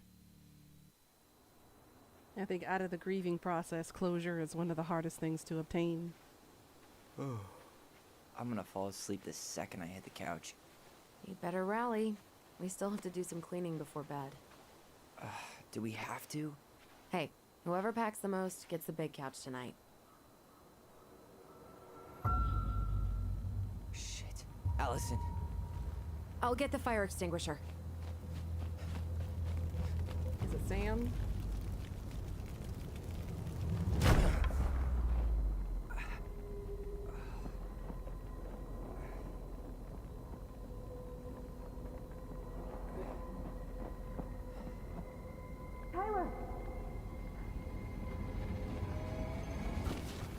Tyler, are you all right? Allison, barn. Stay there. I got it.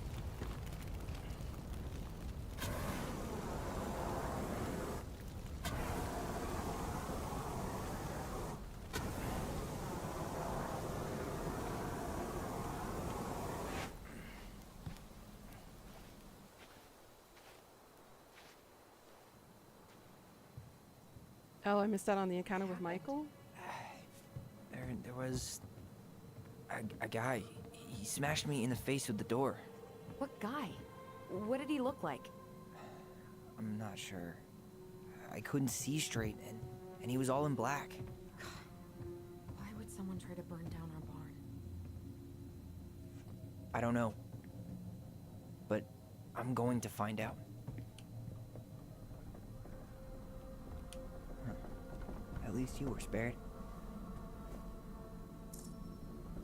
The moon hag. Oh, I missed another object too. Must have been at the cemetery. The moon hag is an old and powerful witch. She lures her innocent victims deep beneath the ice and traps them there forever. Asshole even dumped the drawers. I might have found something. This gas can was already here this morning. He didn't bring it with him. He used this to start the fire. He went looking under the rug? Did he really have to smash everything?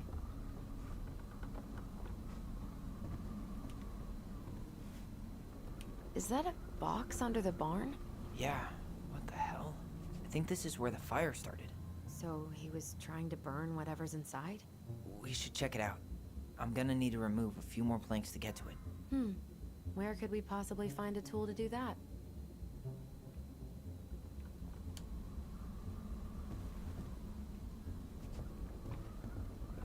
He used this to start the fire.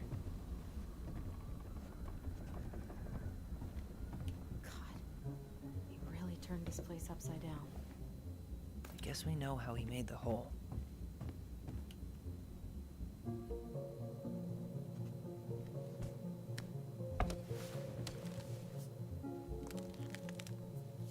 Step back. I'll be fine.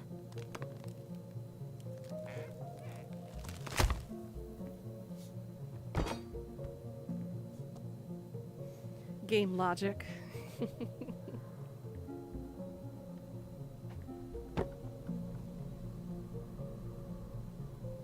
Well, I only know one person who'd bother to decorate a storage box like this.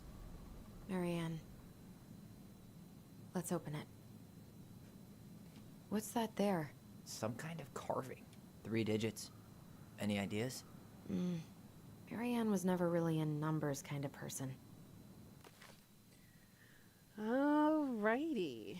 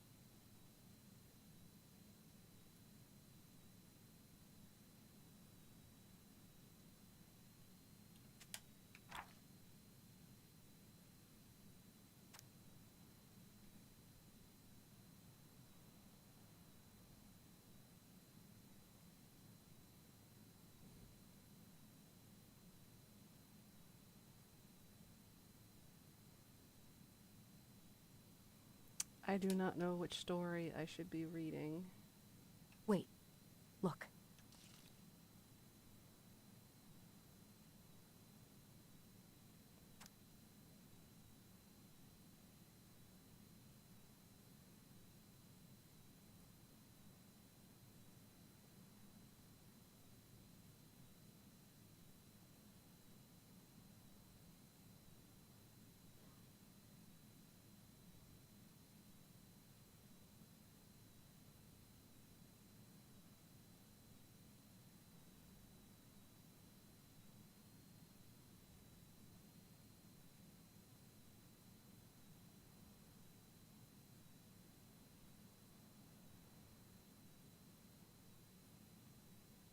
Mm-hmm.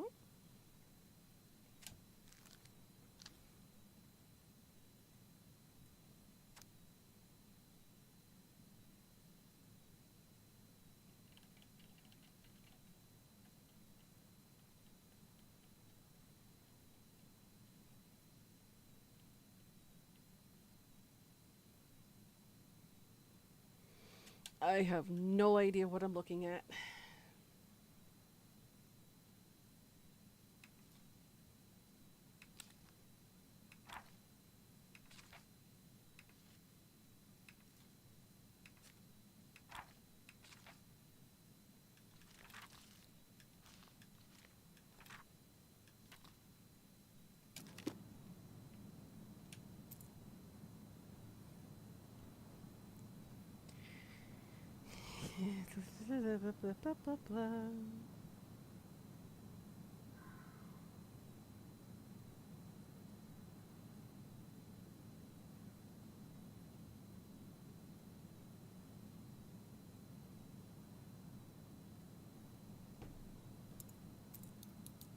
That did it.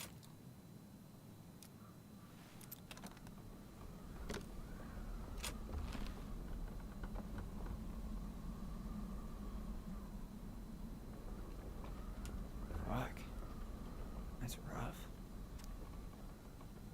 Marianne, I'm sorry you're in this This situation. guy tried to push Marianne to get an abortion, even though she wanted to keep us. I know you feel like you make a great mother, and I don't doubt you will someday, but right now we have to be sure we don't ruin 3 lives. My marriage hasn't been happy for some time, but she doesn't deserve this. But I'm mostly worried about you. People here talk, and I don't want you to have to go through that. I know money has been tight, but I'll do what I can to help you do the right thing. Just let me know how much you need. Guessing she didn't know how much of an ass he'd turn out to be. Dear Marianne, I need to see you again. I know how that sounds, and I don't want you to think I chase after all the new girls in Delos Crossing. I've always taken my vows seriously, but when something changed when I met you. When we're together, I feel like I'm doing an 80 down the highway with my lights off and never want to stop. I know this isn't right, and we both have a lot to lose, but at the same time, I need to be with you again. I hope you feel the same. Heart symbol. P.S. I bought you a little something for next time. I can't wait to see how it looks on you.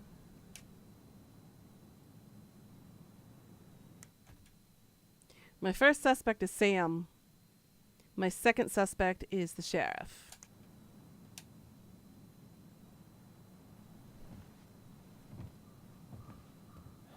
That's everything. What the hell? So, Marianne hid a box under the barn. Box full of letters from our deadbeat dad. He turned the whole place upside down and didn't take anything. All he wanted was that box. And he was willing to burn down the barn to get rid of what was inside. You know what it all means, right? Yep. That guy had an affair with Marianne, and he just tried to torch the evidence. He must have heard we were clearing out the house. He was worried we'd find it. You know, I can't shake the feeling I've seen him here before.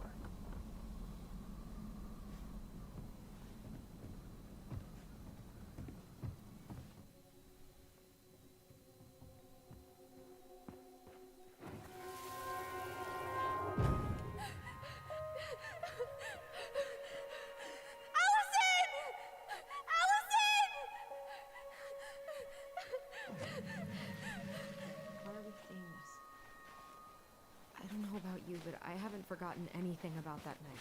I would have said the same thing, but something felt different. I need to see the rest. But you know what happens down there. That's the thing.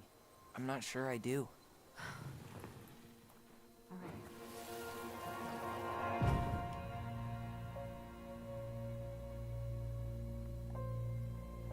Maybe it wasn't the mother they stabbed. Maybe it was the suspect. The Mad Hunter. There was someone here that night? In the woods? No. It was just... I saw... Who the hell did I actually see? The dude?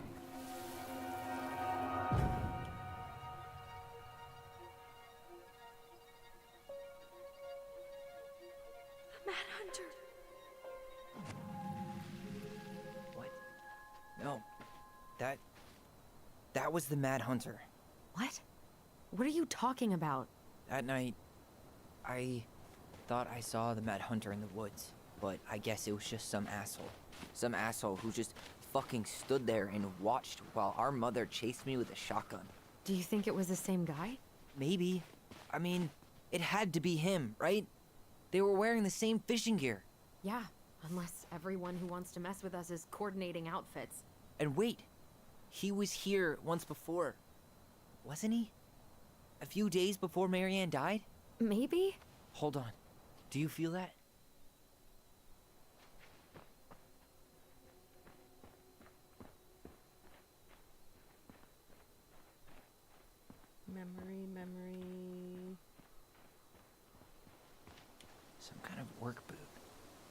Maybe fishing boots?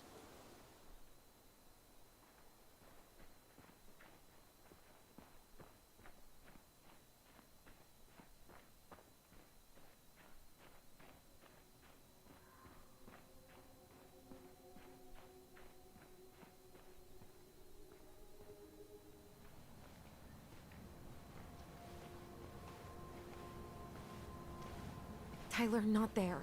Our mother fought with someone on the dock about us. We need to know if it was the same guy. But what if it's not that memory? What if it's... I can't go through that again. We have to take that chance.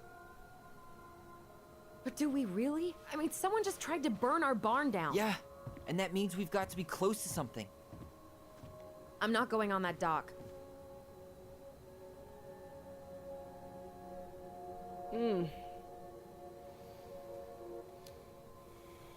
Just one more time, please. There's always just one more. Every time it seems like we're done with this, something new pops up. What if this is the only chance to figure out who our father is? Then we go on living our lives without him, just like we always have. Come on, we need to know the truth. For her. What if I don't want to know the truth, huh? Did you ever consider that? No. You just push and push and... You have to take responsibility for your part in Marianne's death. What? How can you say that to me? I didn't. But I did, right? Earlier, to Eddie. But I swear I didn't just say that to you. So we can't even trust our own voices now? God, I don't know. Allison. I'll do it. Let's go.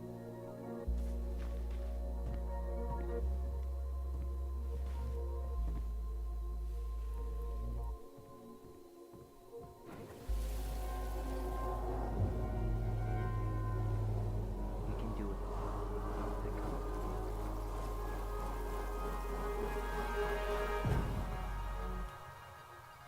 Ouch! Watch it! You're stepping on my foot! Can you hear what they're saying? Quiet! We don't want Mom to catch us out of bed.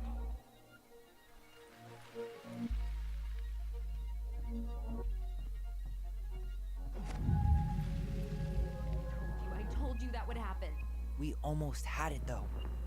That was us watching Marianne fight with that guy. Try to focus on him, alright? Don't think about anything else.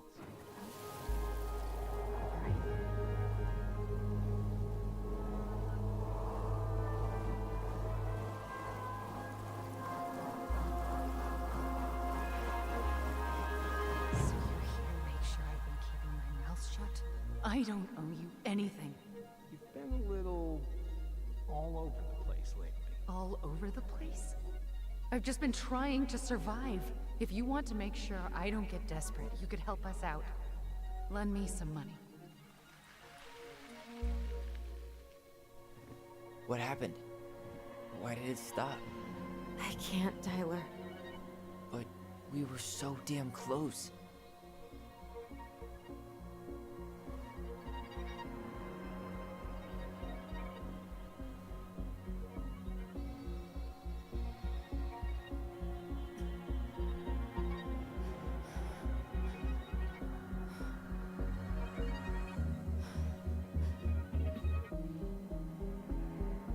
I'm sorry.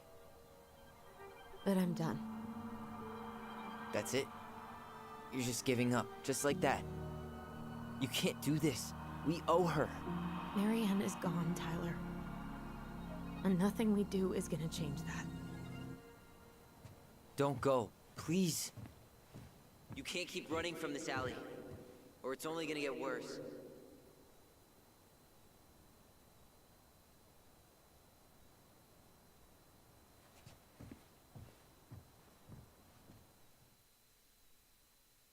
Allison should have gone through therapy too. She is very much in denial.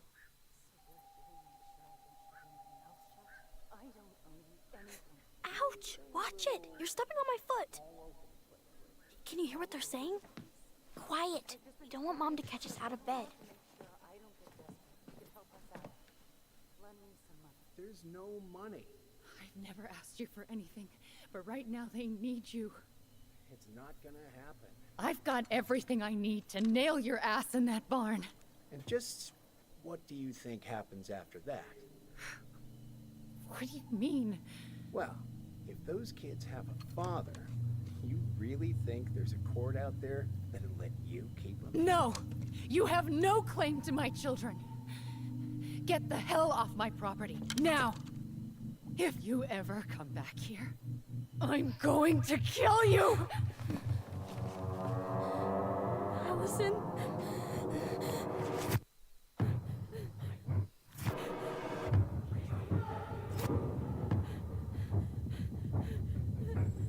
I'm going to kill you.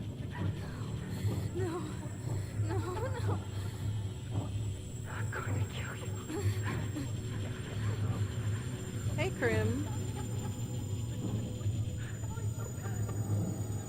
I'm going to kill you.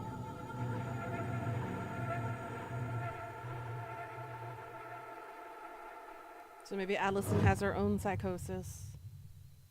It's not just the mom.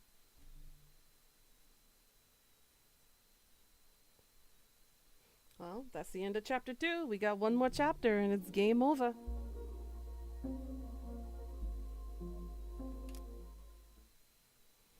So 42% of us chose Allison's memory when Tyler felt Allison discarded his feelings when choosing her memory at the house. 66% of us refused the appointment. 80% of us forgave Eddie.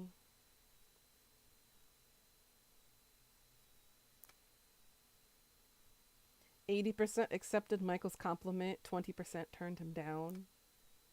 81% forgave Tessa. And 19% didn't.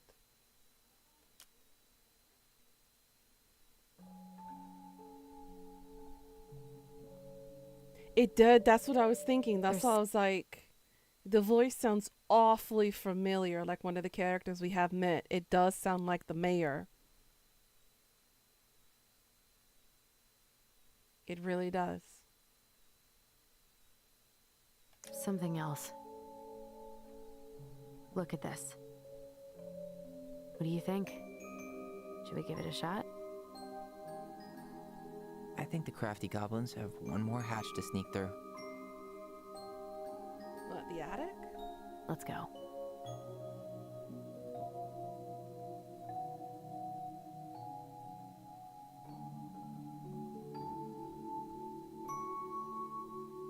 But yeah, he did awfully sound like the mayor.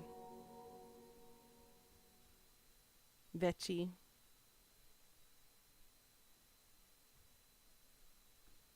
Tom Vecchi.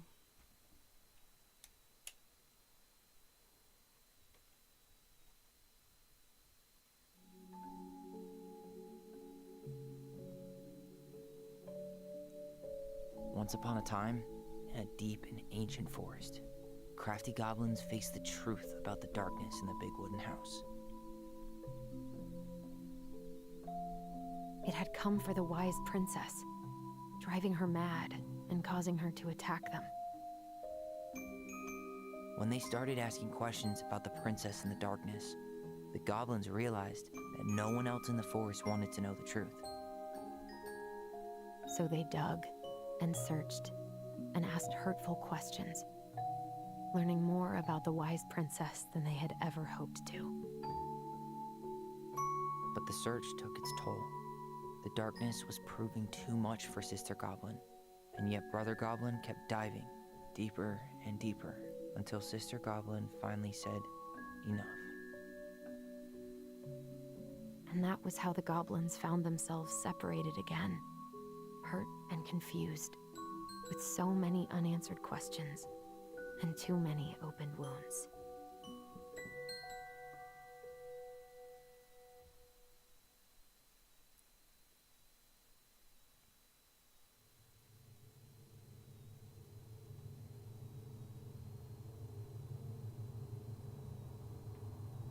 Allison, wake up.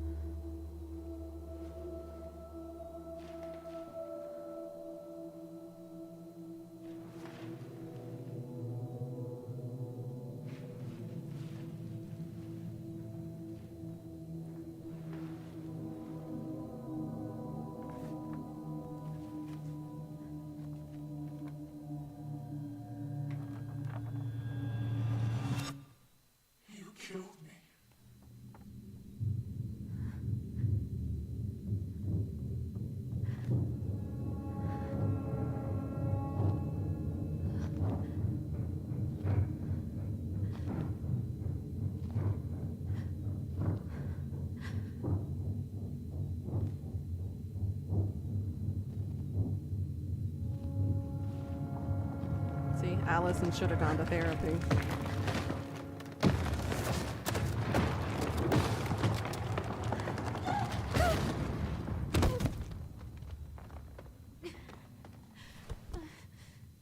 And now her guilt is eating her up from the inside out.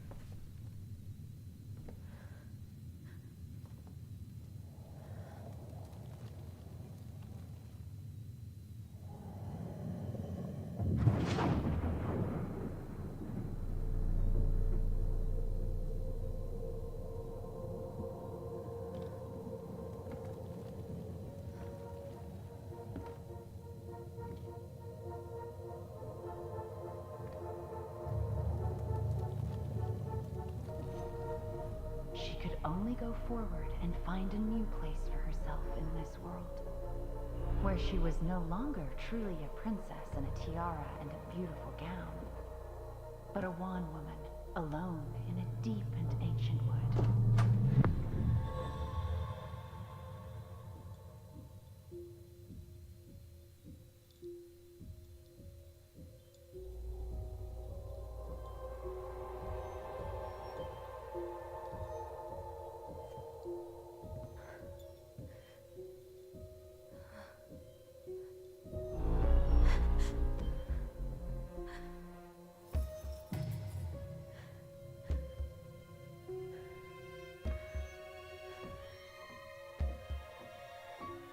You killed me.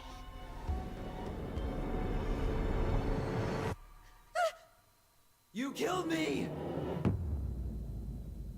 Oh shit. Chapter 3, Inheritance.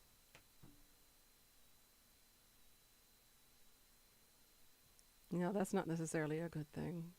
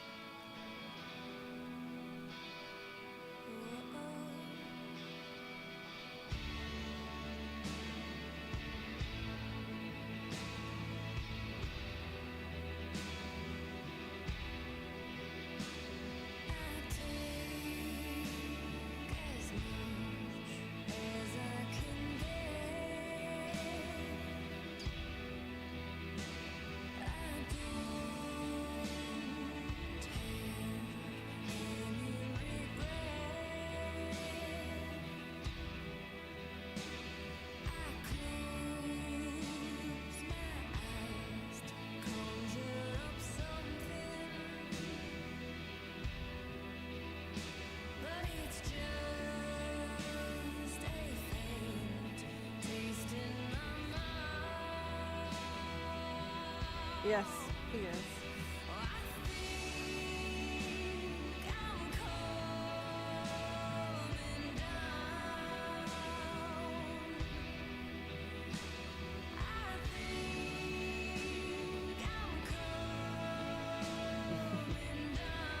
That's a good question. I don't know.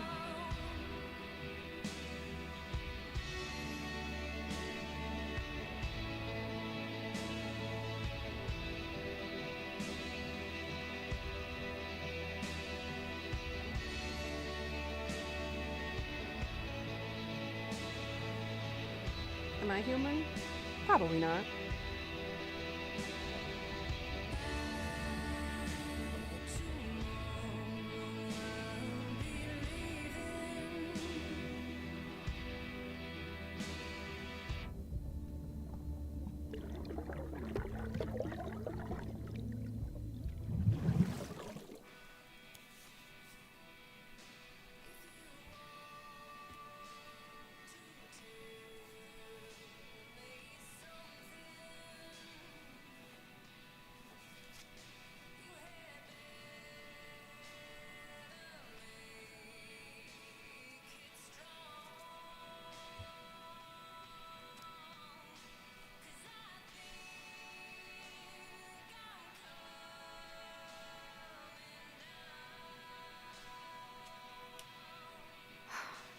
He's right.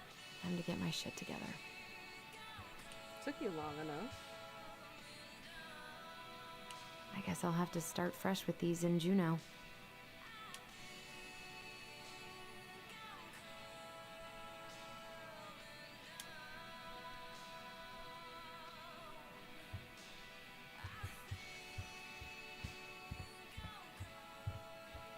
How did we go from being so alike to total opposites? I gotta think about something else. Yes, because living in denial is so healthy. Wish I could just book a one-way ticket to the other side of the world. I could do my laundry. Ugh. There's not enough concealer in the world to erase the night I had. Good to know I look just as bad as I feel.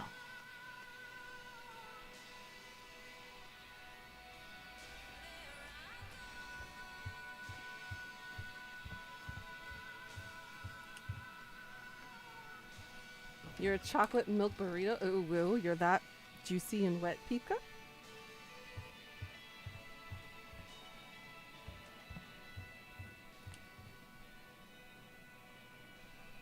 The days have gotten so short. It's gonna be a long winter. What the?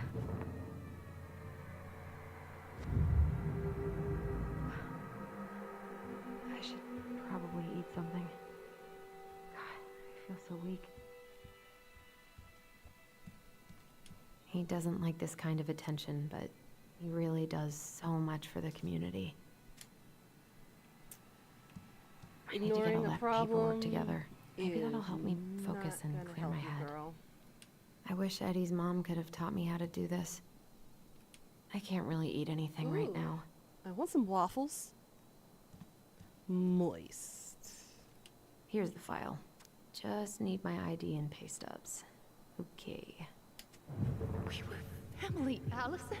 How could you do this to me? Fuck. I've got to think about something else.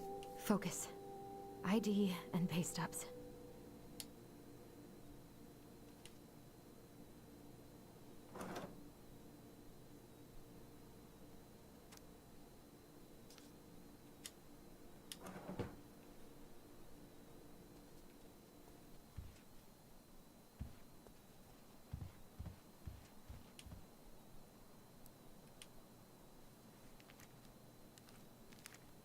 Ah, here's my ID.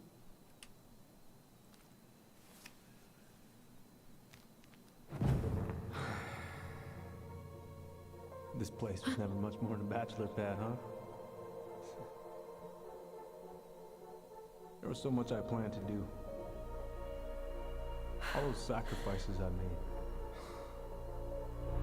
And how do you repay me? Lying to my face? You're not my child. My clan deserves better. Looks like your guilt is eating you up, girl. It's messing your memories up. Oh, stop it, Allison. You have to stop torturing yourself. Just grab your pay stubs so you can get the hell out of here.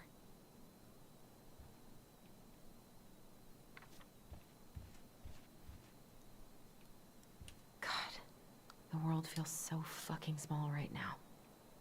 I've got to find a way to get out of my head.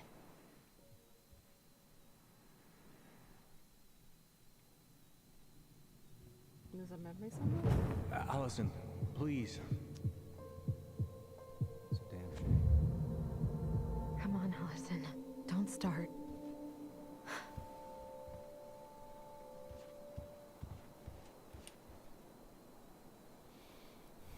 You gotta go pee? Why? 'Cause you stepped on a bee? Or did your dog step on a bee?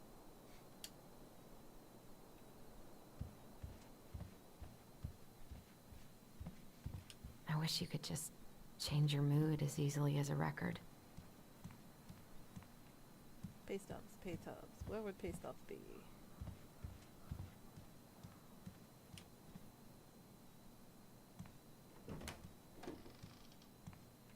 Eddie looked pretty concerned when I came home last night. God, feels like my head's full of screeching monkeys. Still can't believe Eddie never told me he was paying for fireweed.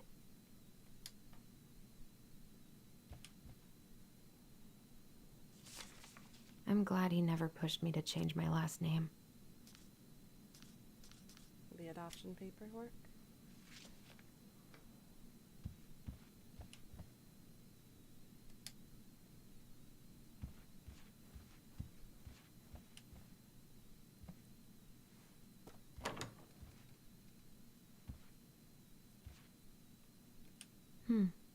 I don't think I know any Claires in Delos Crossing, but I shouldn't be snooping in here.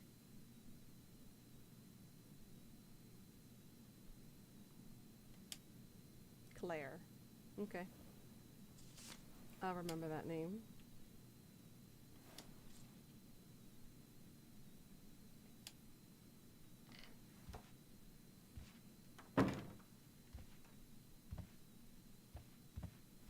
This is personal.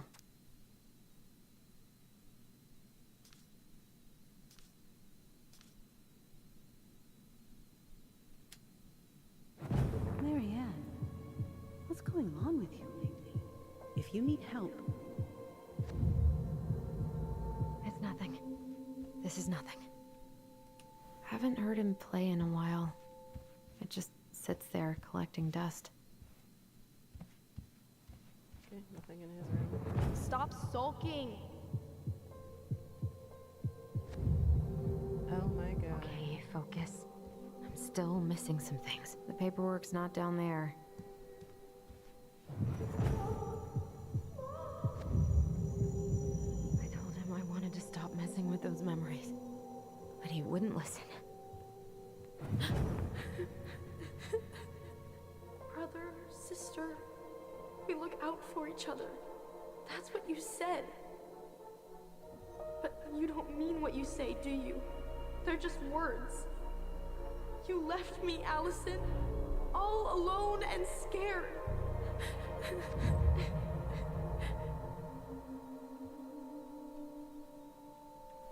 What the hell is wrong with me? That's why you need your brother, why you shouldn't abandon him.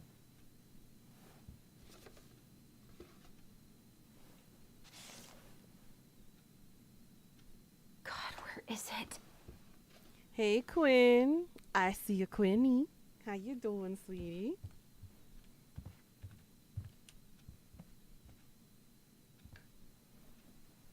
Not here. Blushes. Girl, I haven't done anything to make you blush yet.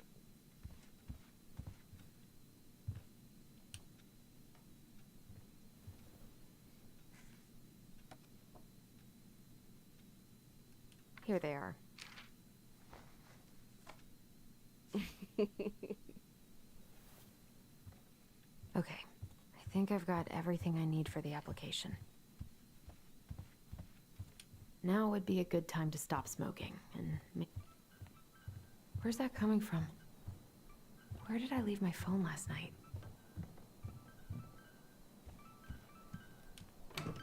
Basement. Obviously.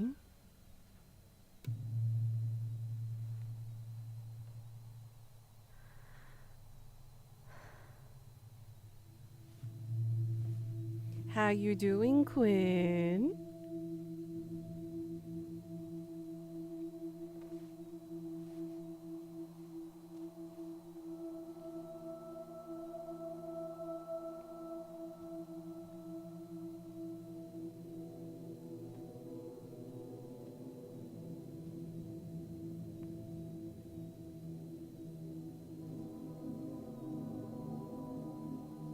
My dove. Only thieves and monsters hide in the dark. Ooh, woo, Fly back to Quinn? the light, Alice. Ooh, woo. What the? Get out of my sex dungeon, girl. Or stay. It's up to you. No. I cannot deal with you right now.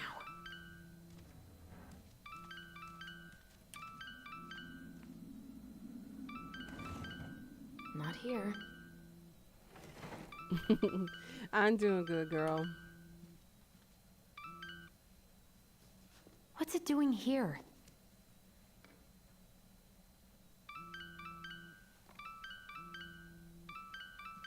Hey, Dee. I Finally. I was starting to get worried. Why didn't you pick up? Yeah, sorry. I didn't have my phone on me. You wanna stay? Well, I just wanted to make sure we were still Fine on by for me. lunch. Yeah, of course. I'm getting ready right now. That so? Because it kind of sounds like I woke you up. That's just how I sound. But anyways, I still have a few things to do before I can You leave, will? but I'll be there. All right, hun. See you soon. Get it together, Allison. Come on. Grab the file, get dressed, and head out. Or it'd be nice to make a gift for Dee. I was not in the right headspace to make something last night. I should try it again.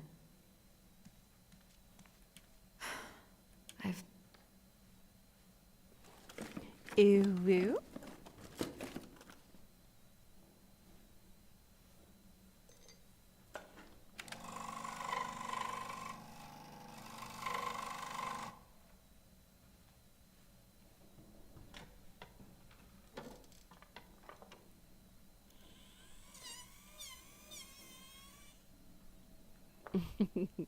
Ew. Or is it more arara?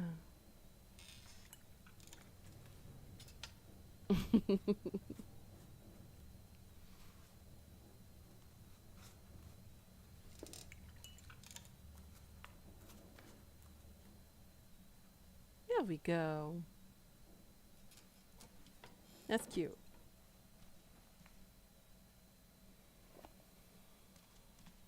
Ugh, the paint smell in here is kind of overwhelming. I've been pretty grinchy about Christmas since I came here. Eddie tries so hard. You should have taken care of yourself first, Marianne. This is a totally different life.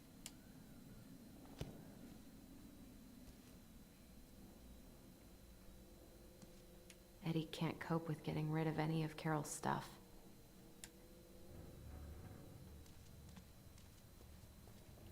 Tyler and I should bike around the lake when we've patched things up.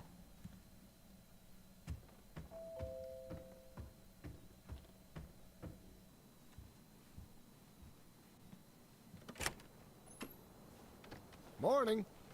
Hey, Allie. Hey. Hi, guys. What are you doing here? Tessa and I were worried after you called in sick last night. She's busy at the cafe, but she sent over some coconut cake, since you won't be making it in for lunch. That's nice, Tom. Thanks. I'm gonna head on inside. Freezing my butt off out here. Okay, thanks. Is Tyler not around today?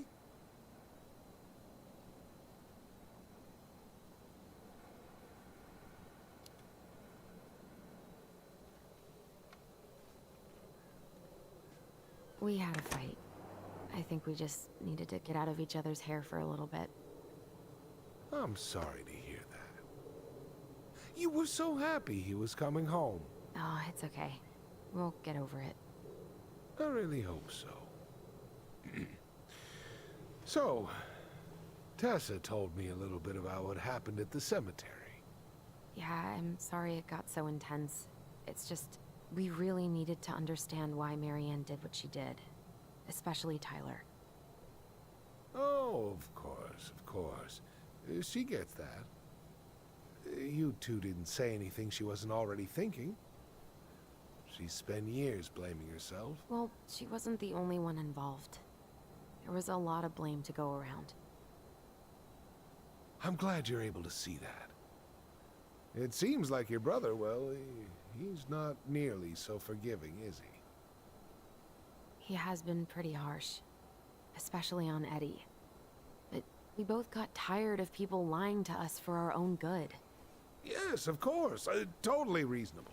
Though, I am sorry you're the one taking all the repercussions. I heard about the fight with your uncle. I really hope your brother appreciates your sacrifices. He will. I mean, he does. I'm sorry, but I'm pretty beat. Oh, of course. I'll let you rest. Tell Michael there's no need to hurry back. Okay. Thanks for stopping by, Tom. Bye now. Take care.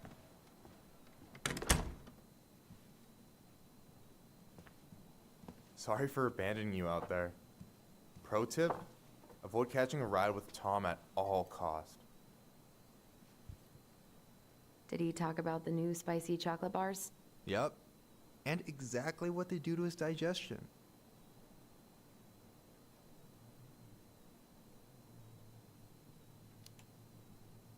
What's up with him? Not sure I've ever seen him so eager to help. I think he and Tess are legitimately concerned.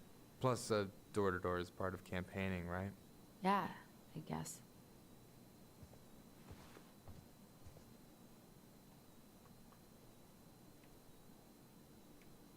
Help yourself to some waffles if you want. That's Eddie's way of saying, I'm worried about you.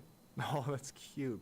But I had a ridiculously huge breakfast, so I'm good. I don't know about you, but I just really need to get out of Delos Crossing. Well, we're on our way soon, right? Right. I don't know. I've just got this feeling it's gonna fall through and I'm gonna be stuck here forever. That's not happening. We've got a plan. I'm glad you're here, Michael. Thanks for coming. Coffee and a friendly face is just what the doctor ordered, right? I just feel like cuddling up in front of the TV all day. Maybe finally binge that last season of Witches of Eldom. Then do it. I gotta drag my lazy ass out to have lunch with Dee. Allison, what's going on? Tyler and I had a fight last night. I was so excited to have him back, but... Good night, monster. What if 10 years was too much? And we're too different? Quinn's I don't not think wrong. so. You just need to get to know each other again. Start with the small shit. Figure out what each other's favorite foods are, you know? And then build up to the big stuff. Yeah, that makes sense.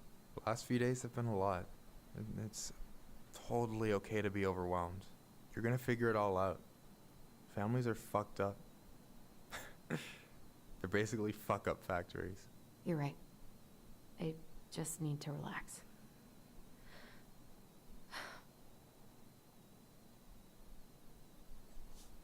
So, maybe this will cheer you up.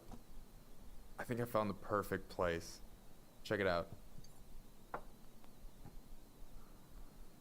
pretty cool, right? Deposit's a bit high, but it's got 2 large bedrooms and a view of the channel. Honey, you're really going to give up our home to live in this ugly box?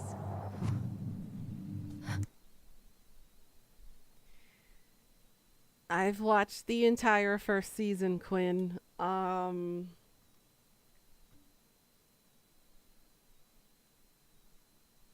I'm furious about the cliffhanger. I want more.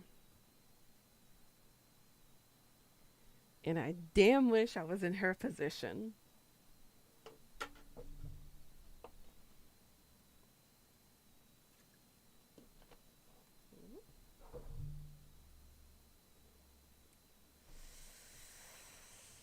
I want more, and I don't know when the next season, if there is going to be a next season, will come out. Oh God. Allison? Allison, look at me. You okay? I'm just... I need to... I just need to sit down. Same, girl. Same. I was fangirling so hard. It's okay. I got you. What's going on? Night night, monster. Oh shit.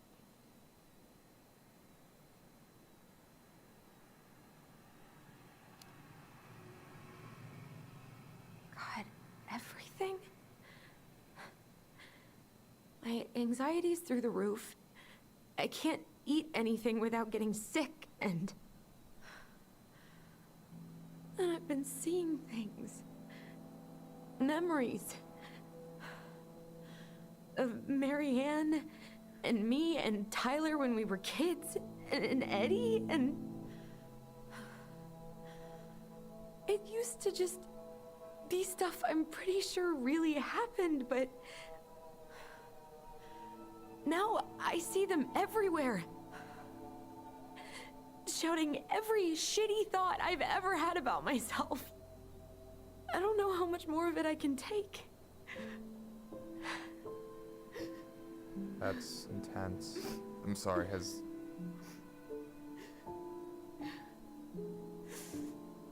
anything like this happened to you before?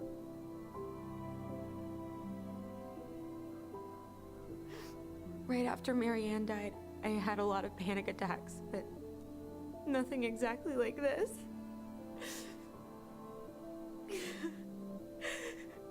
Come here, Allie. I hear you, okay? I hear you.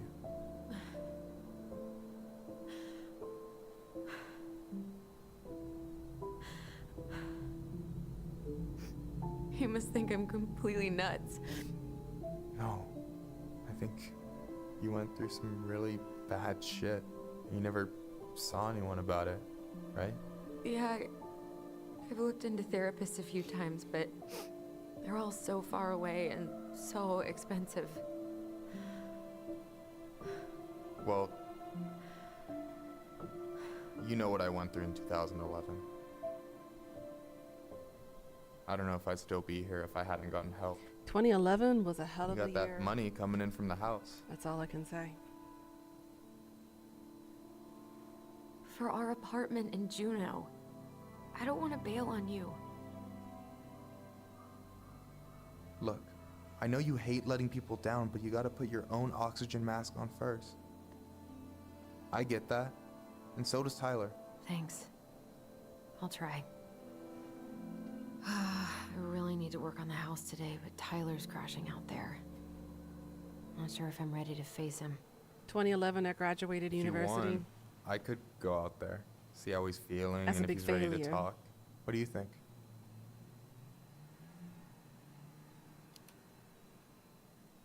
Yeah, maybe that could work. I hope he'll talk to you, though. He's never been the best at opening up to new people. You sure? Yeah, of course. I don't mind trying if it might patch things up between you two. Oh shit, I'm gonna be late for my lunch with Dee. I still need to change and stuff, but I can drop you off at the store if you want. Sure, thanks. No, Michael, thank you for listening. I mean it.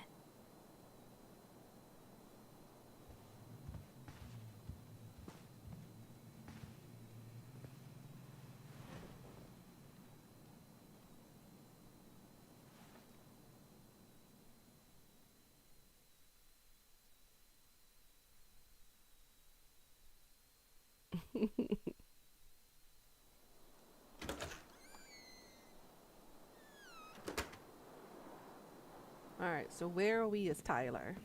Is my question. Where's Tyler?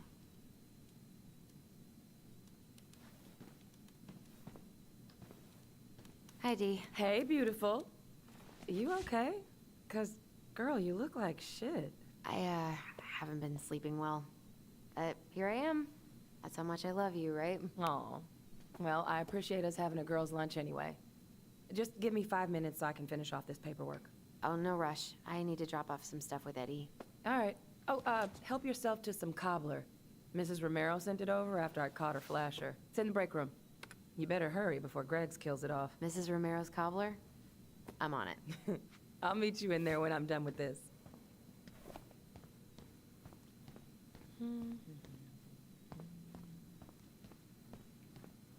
Morning. Hola, Miss Ronan. Ooh, these look like wild berries. Mrs. Romero must have frozen them over the summer. Oh, yes, she takes her cooking seriously. Very seriously. Guess we'll go upstairs first. Try not to hang out upstairs too long. I mean, go for it, Queen. If you want them, go get them. Sounds like Eddie's busy. I shouldn't bother him.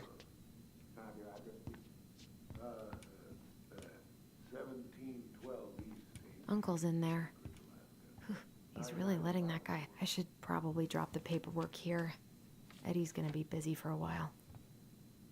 Mr. Driscoll, can you confirm the reason for your visit to Devil's Cross? Just visiting family. Night night, Pika. Sweet dreams, sweetie. I wonder how Uncle's feeling about me moving away. We haven't really talked about it. Night night, sweetie.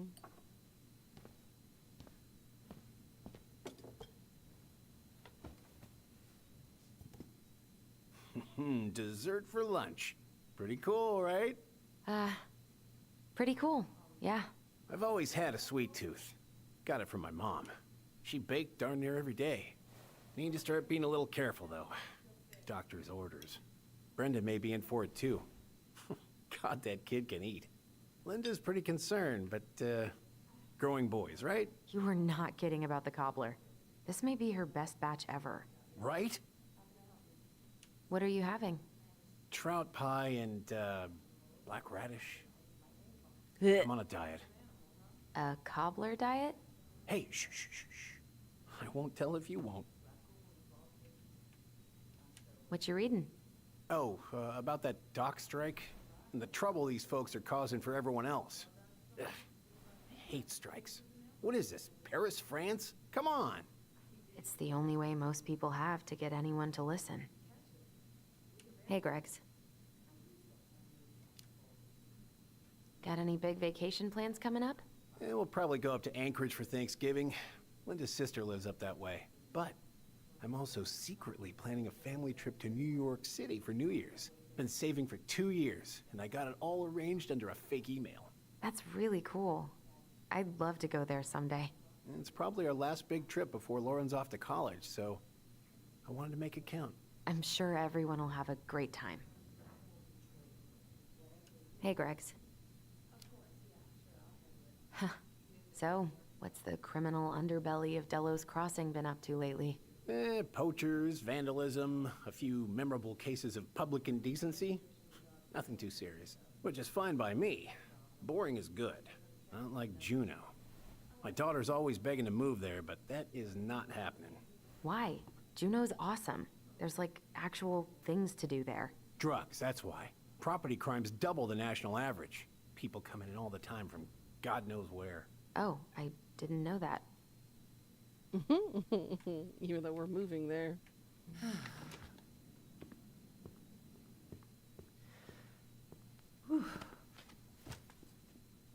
Hey, sorry I kept you waiting.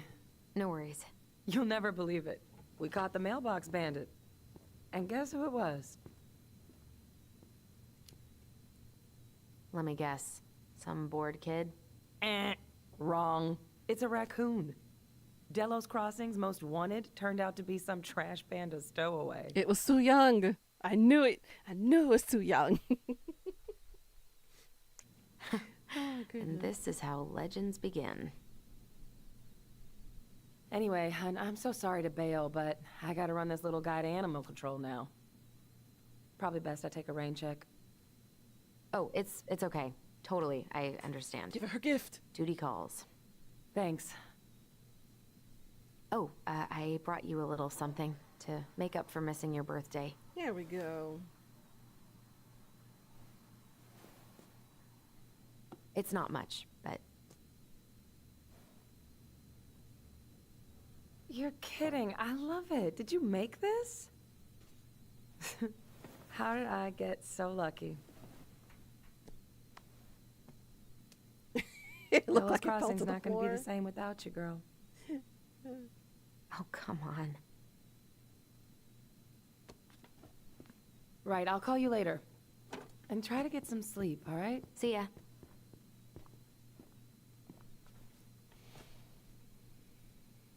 Well, there go my lunch plans.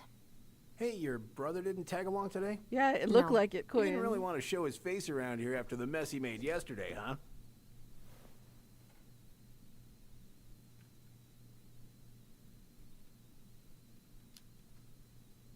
What do you mean? Well, you know, how he went and broke into the archive room, then pretty much assaulted your uncle. Look, we're all worried about you. This isn't the Allison we know. The Allison you know?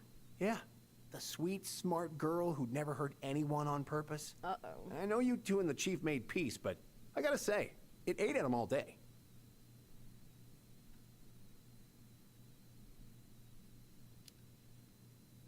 We did what we had to get what we needed.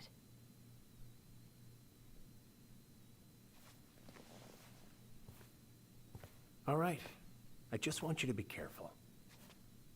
I've been doing this for a long time. And people, they mostly don't change.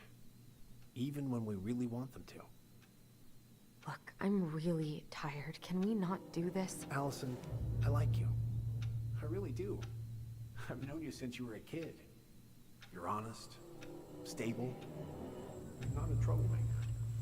But Tyler, I mean, If he goes down, don't let him take you with him, okay? I can't do this. Oh, you okay? Please just let me go. I need air. I need some air.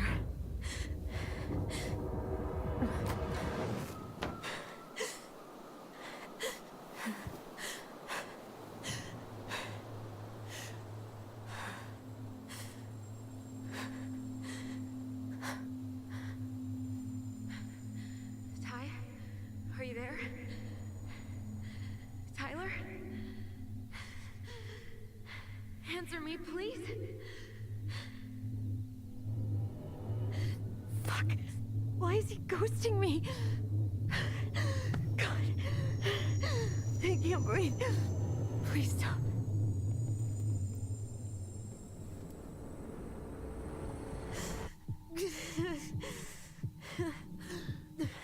Okay.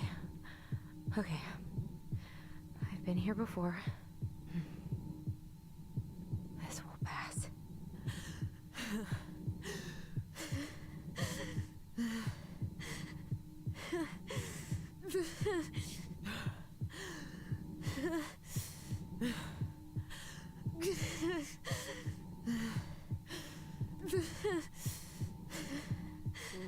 Okay, I see.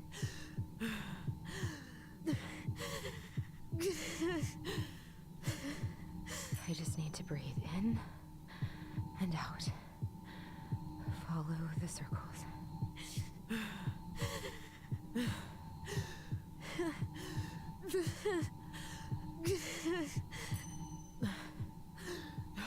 Just a little longer.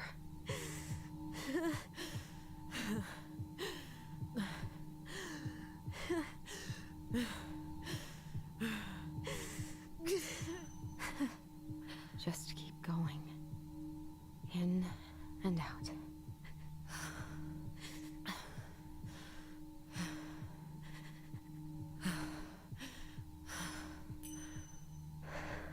My heartbeat's slowing down.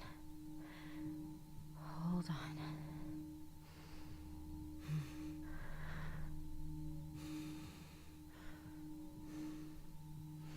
No panic. You're getting there. Hello, Gigagima. How you doing today? You're getting there.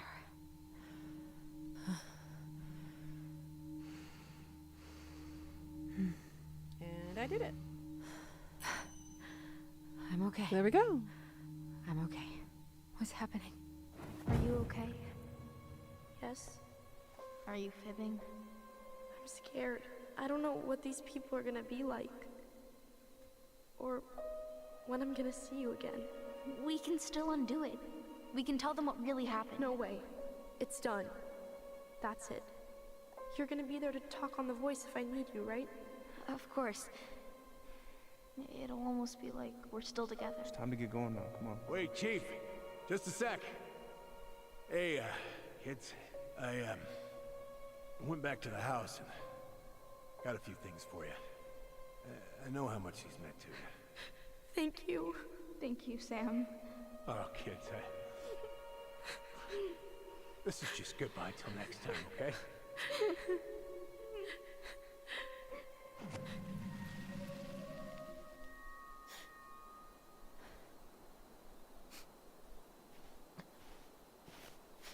Allison?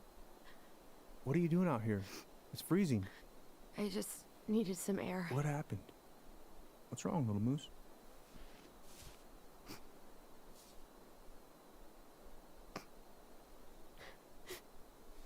I think I had a panic attack.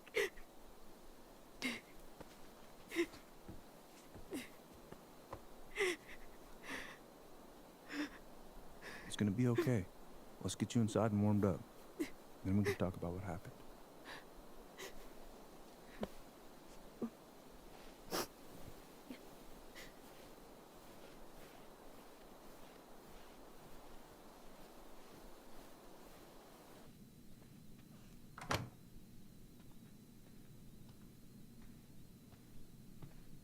Is she gonna break, I wonder? I'm sorry. This morning has just been so... God, I'm embarrassed. Don't be. You haven't had an attack in a while. What's going on? I've just been so wrong. About everything. Did Tyler say something to make you feel that way? No. It wasn't him. It was me. I failed him. Over and over. From here, it looks like you've been busting your ass to help him. You don't understand. Allie, you've got so much weight on your shoulders. With Tyler coming back, and your big move, you know, maybe it's time to ease off some of this other stuff that's clearly stressing you out. If you mean Marianne, I can't. I owe it to Tyler to see it through. Do you? I don't know why you've always blamed yourself for that. It wasn't your fault.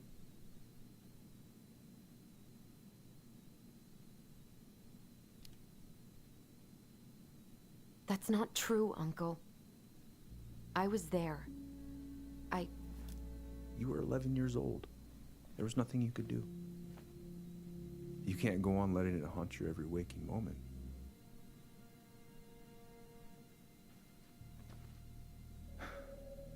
Look, you're not your mother, okay? What do you mean? I mean, something happened to her. Something bad. I don't know what it was, but it never left her. You can't make that same mistake. You gotta tell those ghosts to move on.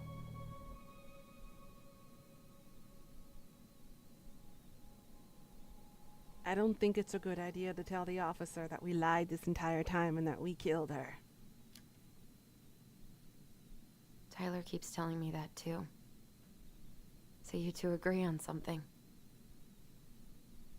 But I'm just not sure I can. Maybe it's time I finally talk to somebody about it. It's on me that you haven't already. I was raised pretty skeptical of all that. But there's no shame in getting help. Please. Just do what you need to, okay? I'll support you in any way I can.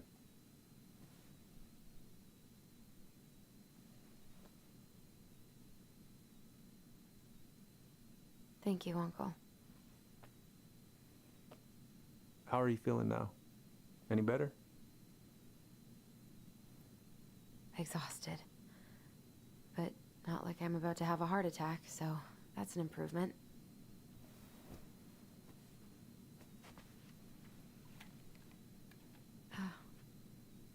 I was remembering something earlier. I don't know if it even really happened. The day Tyler left for Fireweed, did Sam come by with some of our stuff? Yeah. Yeah, that's right. He did.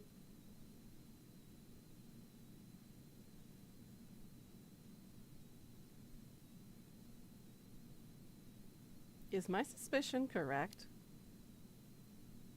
How close were he and Marianne? I don't know exactly. But he cared about her a lot. Her death really shook him up.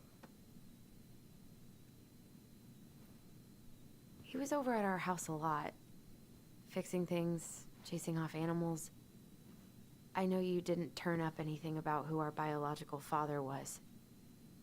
But did you ever think it might have been Sam? Ooh. Well, your mom and him were close, so that's a possibility, but I never found any proof, no. I should go talk to him. Are you sure that's a good idea? You need to get some rest. I have to do this. And not just for Tyler. For me too.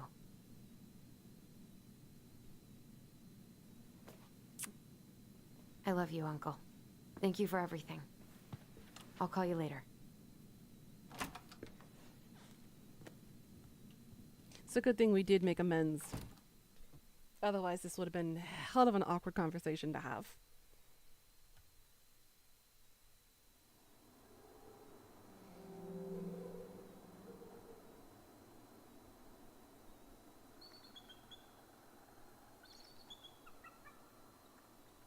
So where are we as Tyler?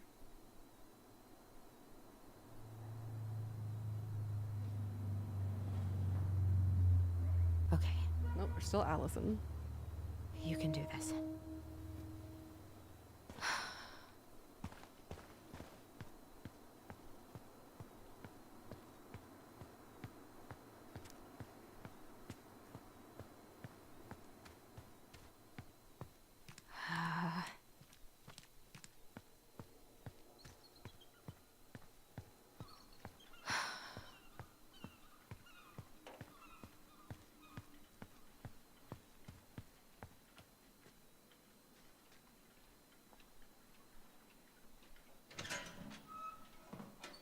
Family's family.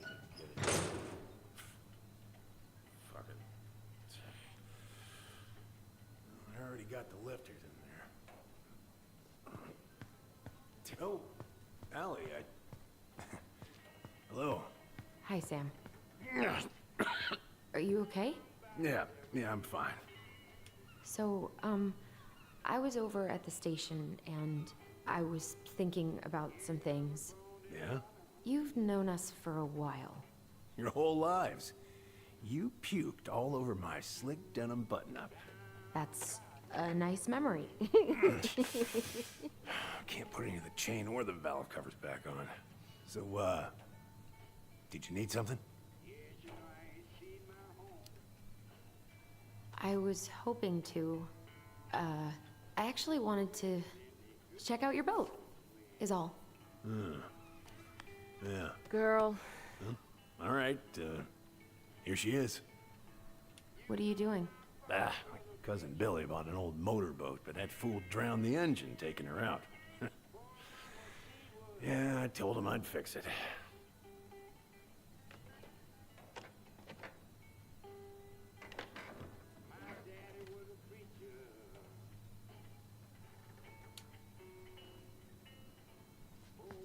Are you gonna be long? I was hoping we could talk. I don't need my ears to fix an engine. What's up? Never mind. Where's your brother?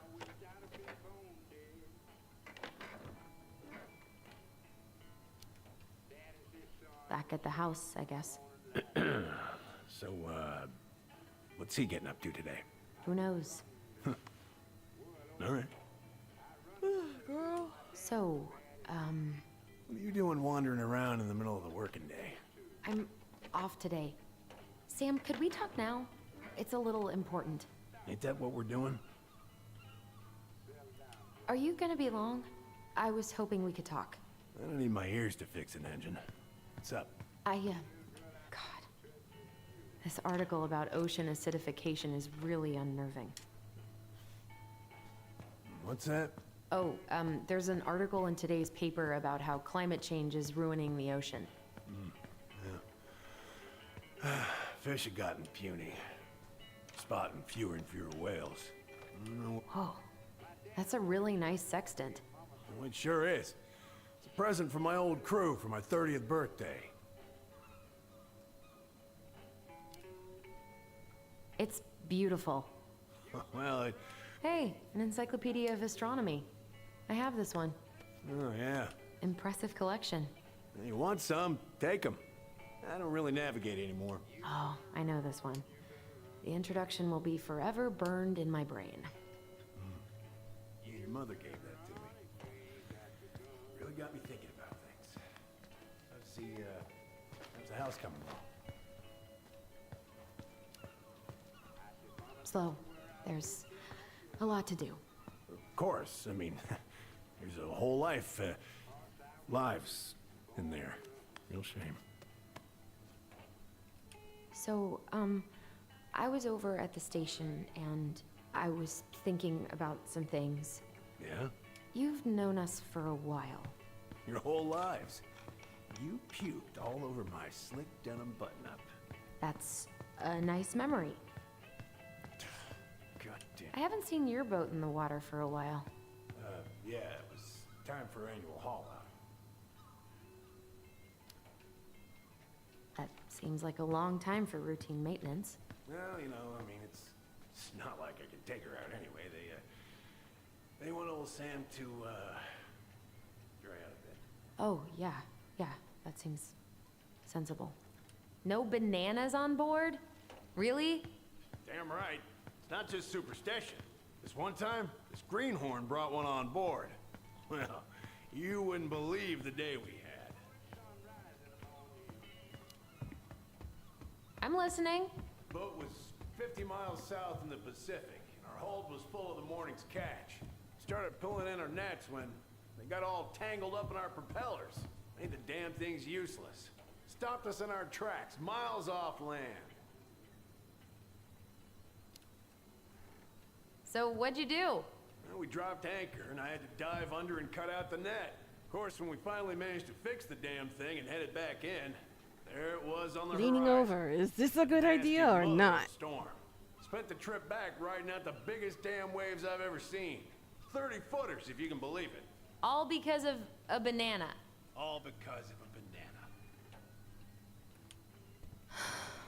banana.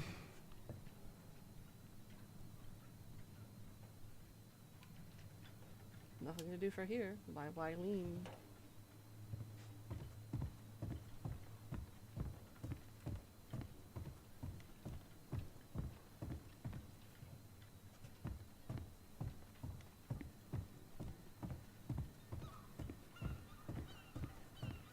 She could be straightforward and just ask him point blank. It would be so much easier on us to continue forward with the story instead of just blah blah blah with the fake small talk. Ugh.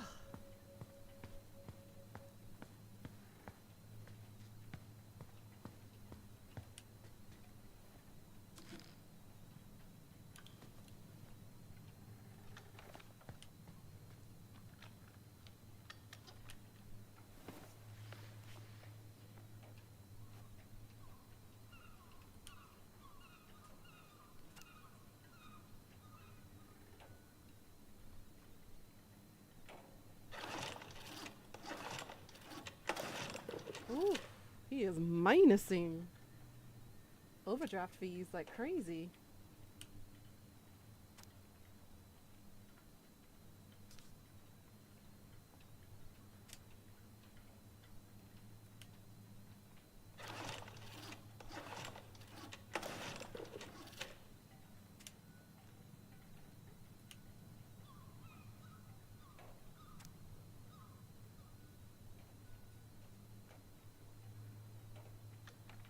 That's what he was muttering earlier when we walked in.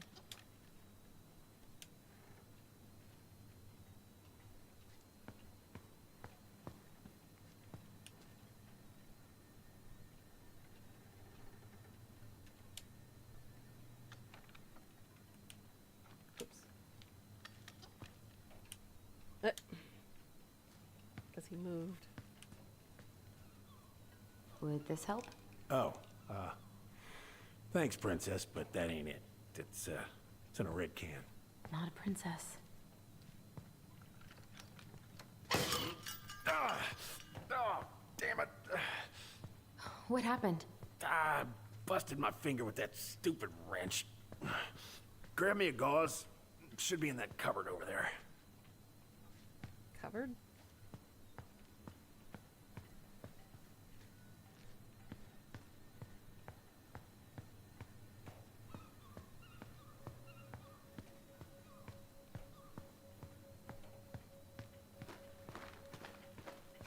I don't see covered.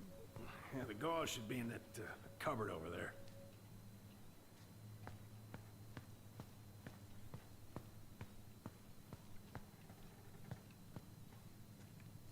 Misa don't see a cupboard.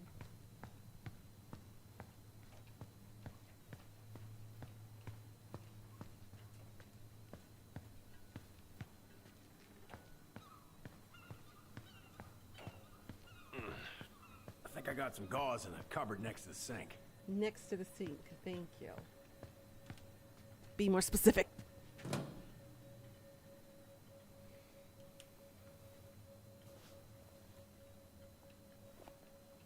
Nothing else?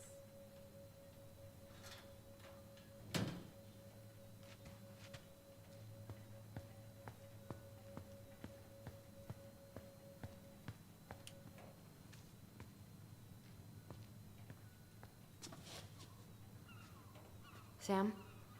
Are you our father?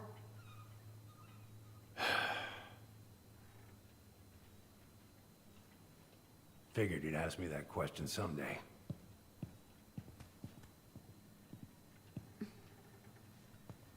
Well?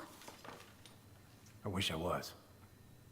What the hell kind of answer is that?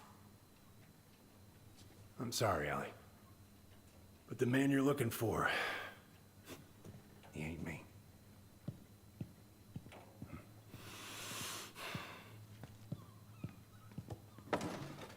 Oh, okay. Guess I'll just take your word for it then. Hey, you got no right coming in here getting angry at me for something I got nothing to do with.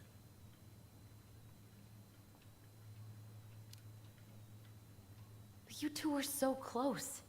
I know you meant something to her. You honestly think I would have let you two grow up without a father? I may be a deadbeat, but I'm no coward. But you must know something. I truly don't. Your mama, she never... Look, we were just friends. I mean, take a look at old Sam. No woman like Mary Ann would ever think twice about a guy like me. I'm so sick of this. I'm so tired of trying to unravel all of Mary Ann's fucking secrets. I don't understand her. I want to hate her so much. But I don't even know who she was. Come with me. I want to show you something.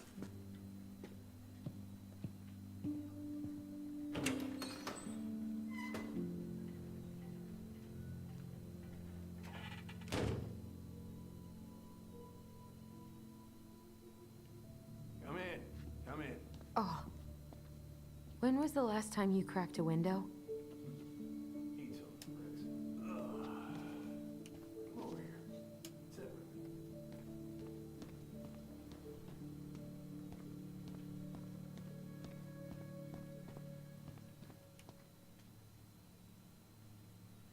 If it gets the house sold, it gets the house sold.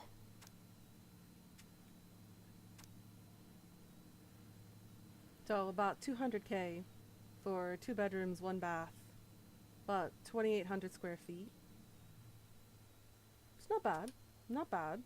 Decently priced for the economy at that time in 2015. Certainly not now. You want to take a seat? What's all this?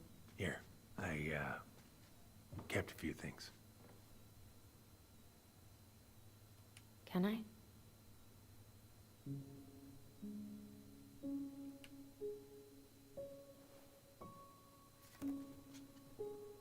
She looks happy. She was. When was this? Why are you wearing a square hat?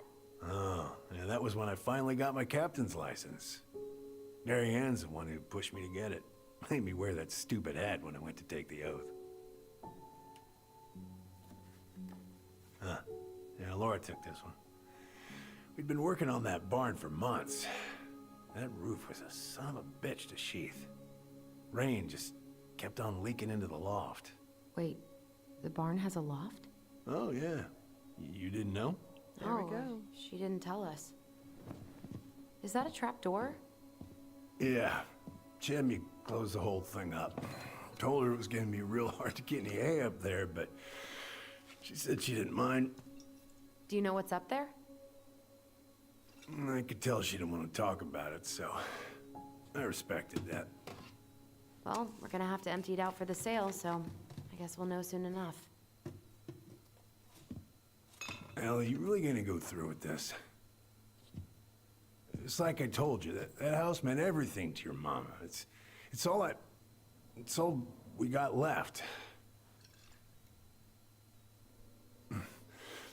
You can't just throw it away.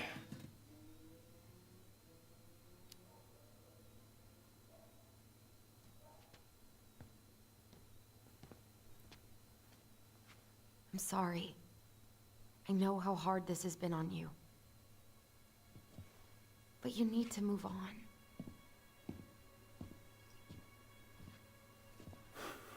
What's done is done. Maybe it would help to talk to someone about it? I ever tell you about the time I broke my leg? Shin bone snapped in 3 different places.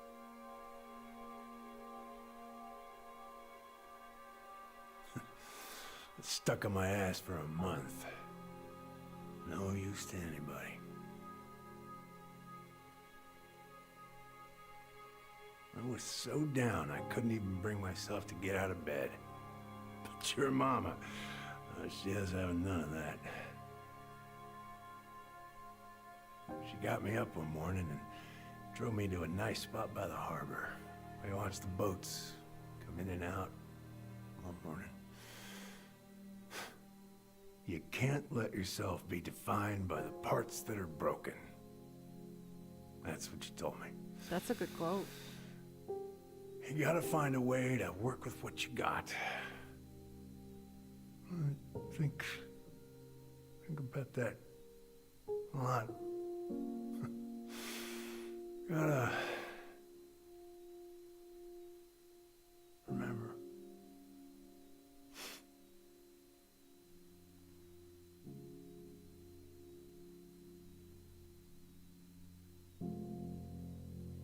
He's a lush for getting drunk that quickly and passing out that quickly.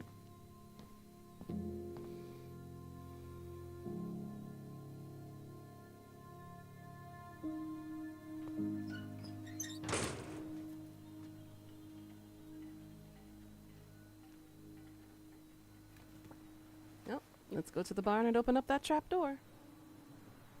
Might be some answers up there. Now, if our perp is anywhere near there, Sam is the only one who knew about that trap door, other than Marianne herself. I'm pretty sure nobody else knows about that. Except for Laura, who obviously is dead. Get the hell off my property. Now, if you ever come back here, I'm going to kill you!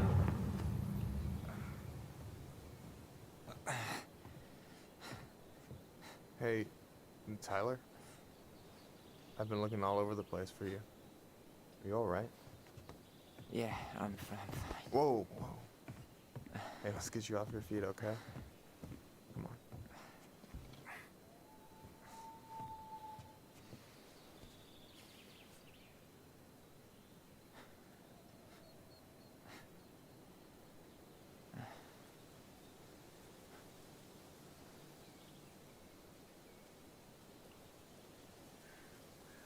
Listen, if you want to be alone, I'll go. But if there's anything you need to get off your chest, I won't snitch. You saw Allison? How is she? Yeah. I went back to check on her. How's this morning. everyone doing, by the way? You guys Gucci? She was in a pretty bad way. Whatever went on between you two, it wrecked her. Look, I don't want to drag you into this. Well, I'm already in it, and you look like hell, so... I just got a lot on my mind. Well, I know one thing that's good for that. As a wise man once said, fishing is the cure to the wounds of the heart. Was that wise man you? Hey, like I said, I gotta write my own legacy. I like him. So, you in? I don't know. Come on, we're burning daylight. Let's go. Multitasking? Is that going well, Leah? Where are we gonna go? Why go anywhere when we have a perfectly frozen lake right here? Ice fishing in November? Yeah. It got cold way fast this year. Climate change. That shit's gonna kill us.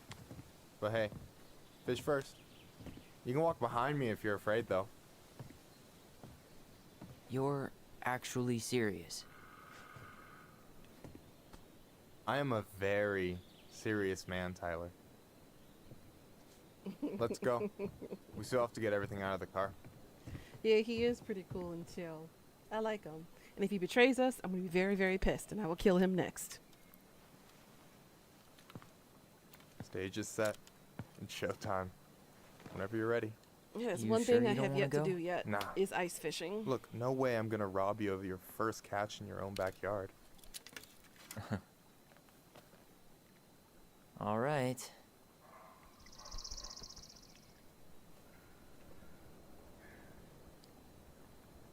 Oh, that's a really small hole. Got everything you need, by the way? Yeah, I'm good. Man, I'm so gonna miss this. Miss what? Just hanging out and fishing and... You know, I'm not gonna have a lot of time after we move to Juneau with school and the JCE and everything. Right, right. So did any of the people you came up with at Fireweed land in Juneau? Oh, I'm not sure. Once they left, I never really kept in touch. Really? People came and went a lot. And besides, everyone moves on eventually, right? Not everyone. Not people who get so close they're like family. I already have a family. You would think. Well, there's a reason we think of families as trees. They keep on sprouting new branches and... Oh, hey, I think I've got a bite. You got this. Reel them in.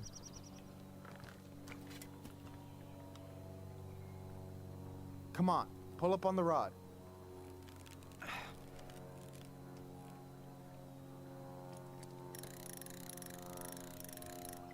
Now give it a nice pull.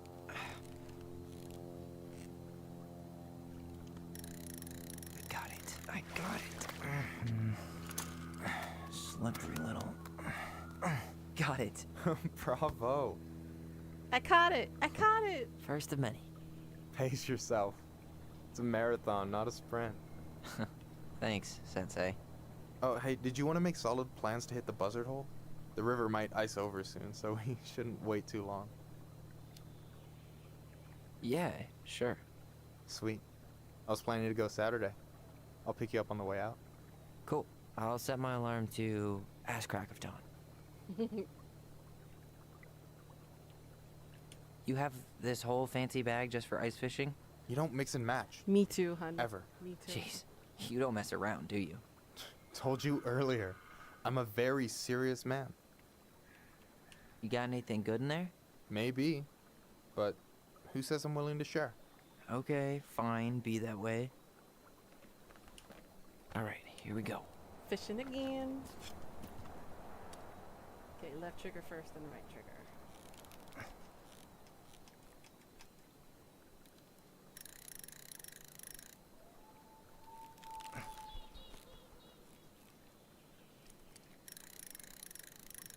I'm here.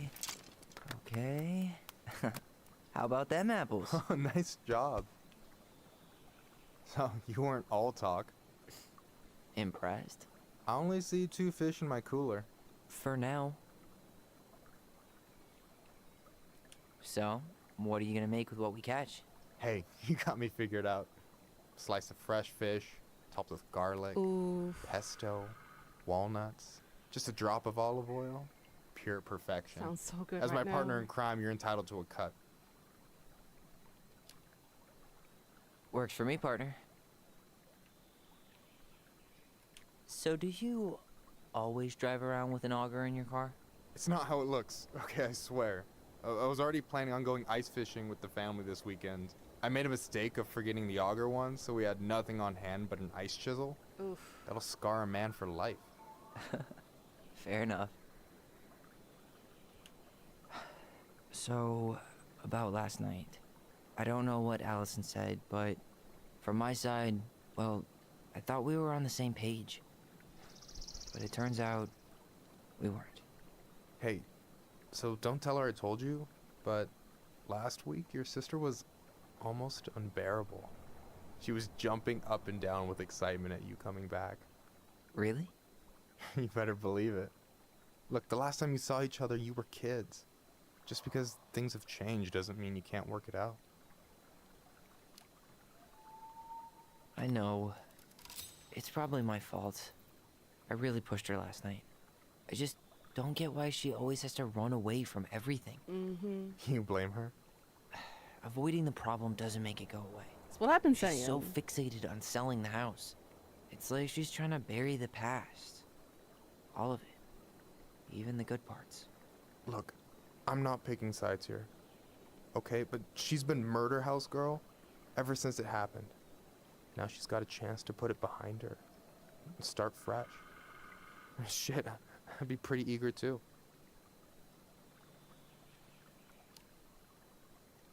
I guess I didn't really think about that. I've been so focused on my own shit. It's been hard, you know? Figuring out how to live out here. Fishy, fishy. You mean outside of Fireweed? Yeah. When I first got there, all I could think about was getting out. It felt like a cage. But after a while, it started to feel more like a shell. I figured out who I was in there. But now I've got to work out how to be that person out here. Well, if it makes you feel any better, none of us really know what we're doing. Like, shit may look bleak now, but your sister's never gonna give up on you. And you can lean on me too if you want. Just be careful, okay? Got a bad left shoulder. I'll keep it in mind. Thanks for listening. Don't mention it. Don't you say anything.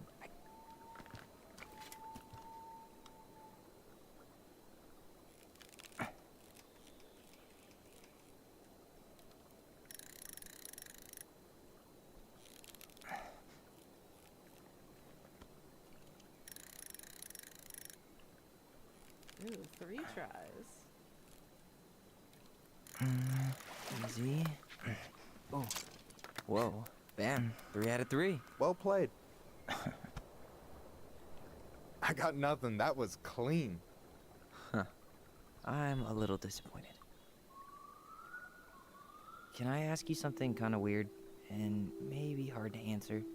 Weird and kind of hard to answer are my jam. What's up? How'd you know you were ready to trust anyone enough to put yourself out there? Okay. Yeah, that is a hard question. Told you. There's not really 2 ways about it. You gotta be willing to take a hit. Look, I stopped listening to the entire indie folk genre just because I was dumped at a show once. But I put myself back out there just like everyone who's ever gotten their heart stomped on. Because when you meet someone who really sees you, you don't have to pretend anymore.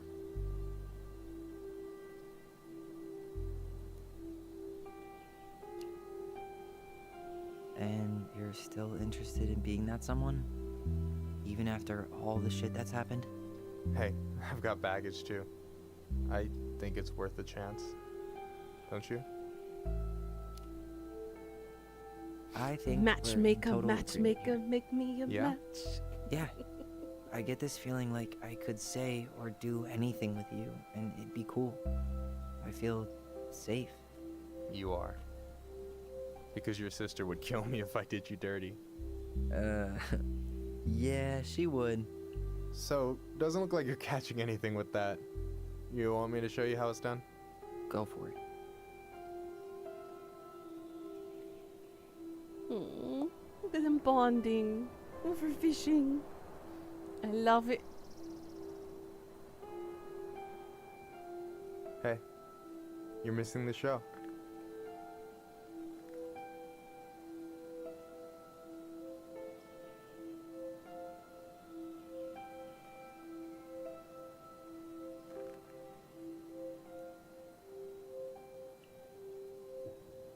Kiss him. Kiss him. It's the right movement. Do it now. Do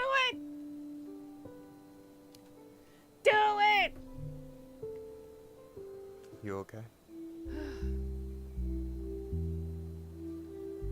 I just want to push you two together. Go, just like that. Do it! Yay! We got them to kiss. Congratulations! I'm so happy for them.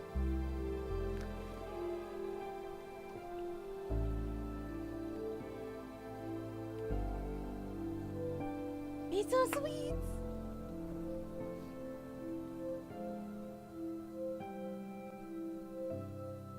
That's so cute. Something tells me, just like any horror type of trope, when someone confesses their love or their interest in a horror setting, one or both are usually gonna die. Let's hope in this case it's not true.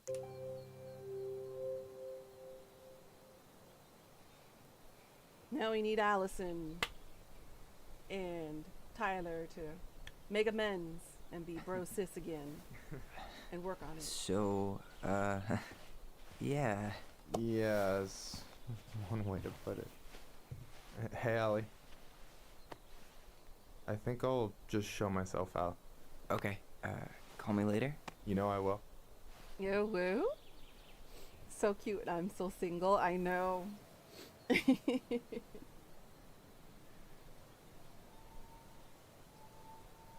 Sorry for interrupting. No, it's totally fine. We were done anyway. Were you though? Catch anything? Mostly ice, but yeah. Tyler, I'm sorry for freaking out yesterday. All of this, it's just been really hard on me. Don't apologize. I was being an asshole. We should have never pushed you that hard. Come here.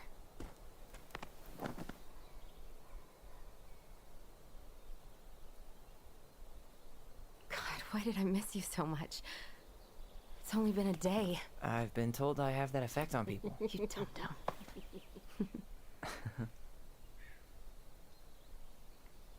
Okay, so I need to show you something. What? You're kind of weirding me out. Can we sit down for a sec? Yeah, because we learned a lot from Sam.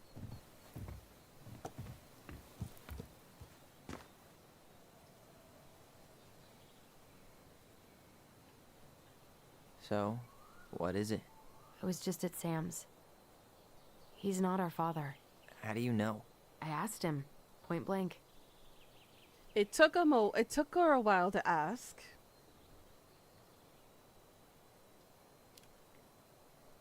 I'm not surprised. Burning down the barn didn't really seem like a Sam move. Yeah, I guess it was silly to suspect him in the first place. He'd never hurt Mary Ann's kids. There's something else. Look at this. This was taken in 1992 when Mary Ann first moved to Delos Crossing. See that ladder? Sam told me the barn has a loft. He helped her build it. Apparently she never told anyone about it. And it's still there? As far as he knows, yeah. What do you think? Should we give it a shot? We've come this far. And a hidden loft? That's got secret shit written all over it. Let's go. That it does.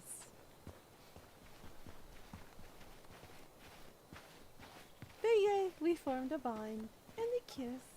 I'm so happy. Now we need to get Allie somebody.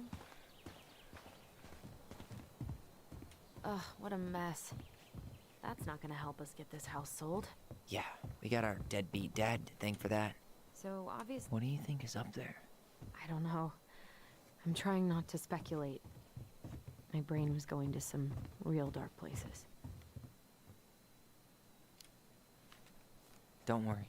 Whatever's up there, I'll protect you. We'll see how chivalrous you feel when you've got bats in that perfectly coiffed hair. Alright, we need...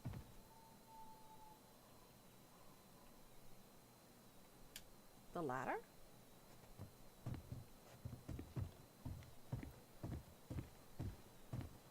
Nope, I guess not that ladder. I guess we just touch it and pull. What do you think is up there? I don't know. I thought I saw something red over here, but Guess my mind's just a regular old light switch. Nothing here.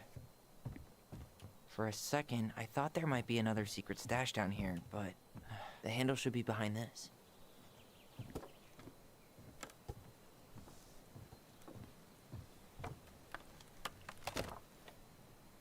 Ah, there it is. We found it.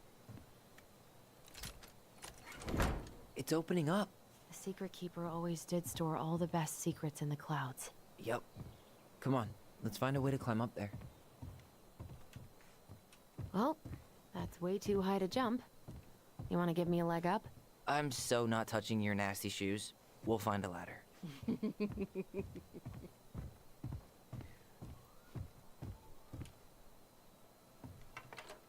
Here we go.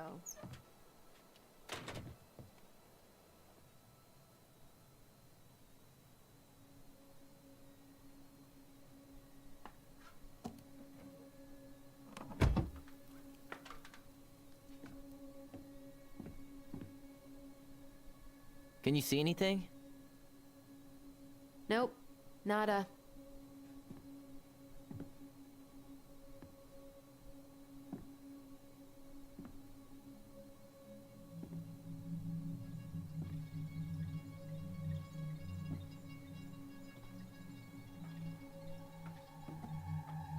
Here, found a switch.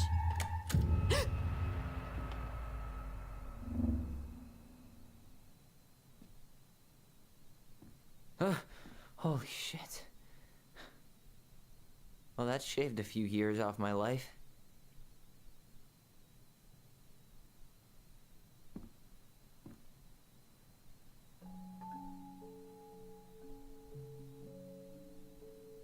Whoa.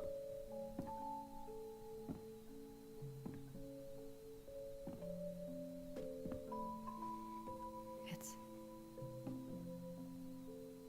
her story. Look, she left us something.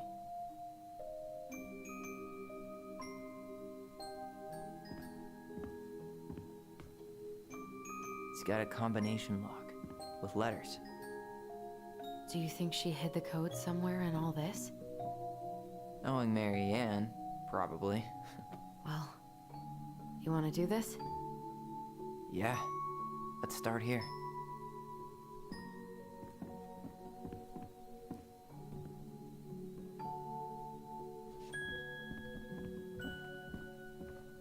Recognize this? Yeah, it's from the story where the goblins tricked the Mad Hunter.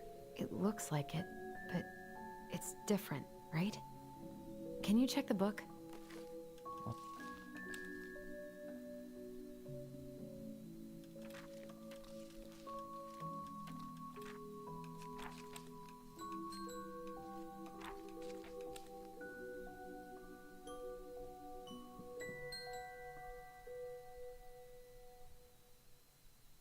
Okay, spot the differences.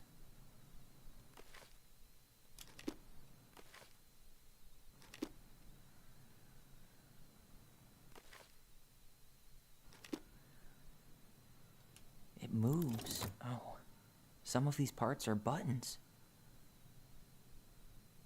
Why do you think she added that castle in the background? See the color of the flag? It could be the Gold Lady's castle, and it looks like the princess is running away from it. So, Mary Ann ran away from home, and she grew up kinda rich? The princess is running away from the Mad Hunter. Who was sent by the Gold Lady, according to the story. Do you think the Gold Lady could have been Mary Ann's mom? I mean, she always used to say she moved to the end of the world to get away from her family. Huh. Yeah, you're right. She ran away, just like the princess is here. Huh.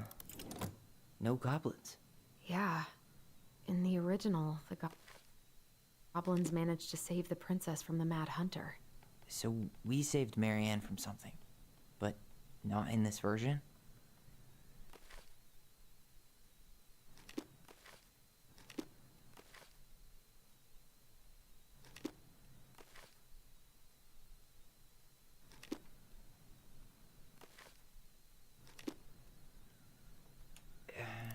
It's It's not the same title, so I guess that counts as a difference.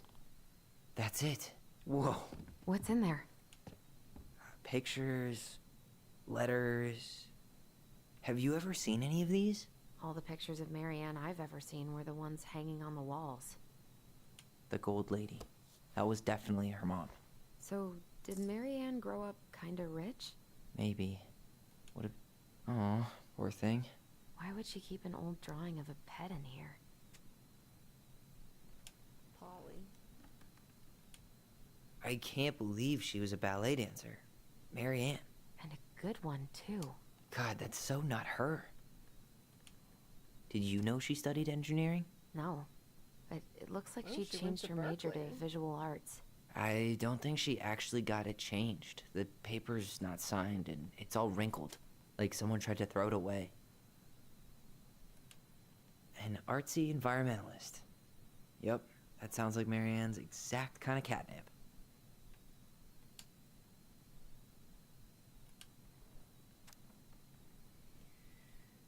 Marianne, I can't do this anymore. You deserve better than this cliche bullshit like it's not you, it's me. But the truth is, it's all I've been too much to deal with, and I've realized I'm just not ready. Maybe if we could have dealt with all of this on our own without your mom constantly putting pressure on us, things could have been different. But the damage is done. It's probably too late for that now. I'm so sorry. You're an amazing person, and you made me a better man. I hate myself for doing this, but I feel like we'll both be better off apart. There, I go with the cliches again. Please don't ever stop being who you are. Here, but I'm gone. Brent. So who the hell is Brent?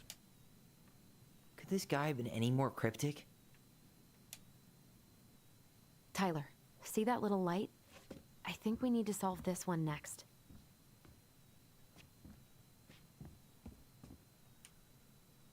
There's the Gold Lady again. She's all over the board. There was a figure of her in that stash by the Mad Hunter painting, right? Oh, yeah. The Gold Lady is the wise princess's cruel mother, who sent the Mad Hunter to drive the girl back to the palace. So maybe all of this is related to what we found in there.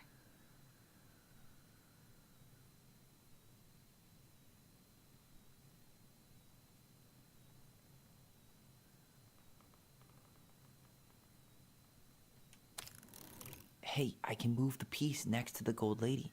All these pictures. They look like images from Mary. Is the Gold Lady setting the animals free? Judging from the broomstick, I'd say she's getting rid of them, not setting them free.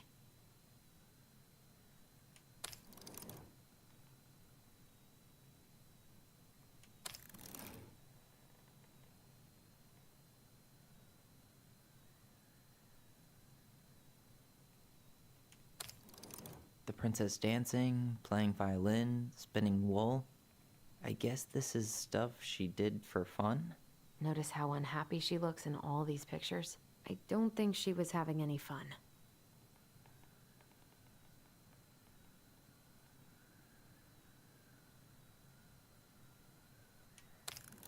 The wise princess looks like she's trying to run away. And she's being watched by the Gold Lady.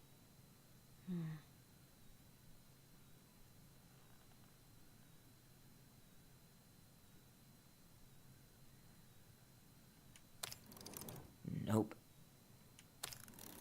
Huh. What's the Gold Lady doing? Whispering something into someone's ear behind the princess's back? It seems like the Gold Lady's kind of stabbing the princess in the back in all these, right?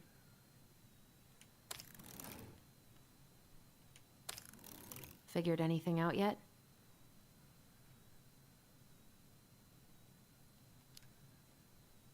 Nah, still thinking.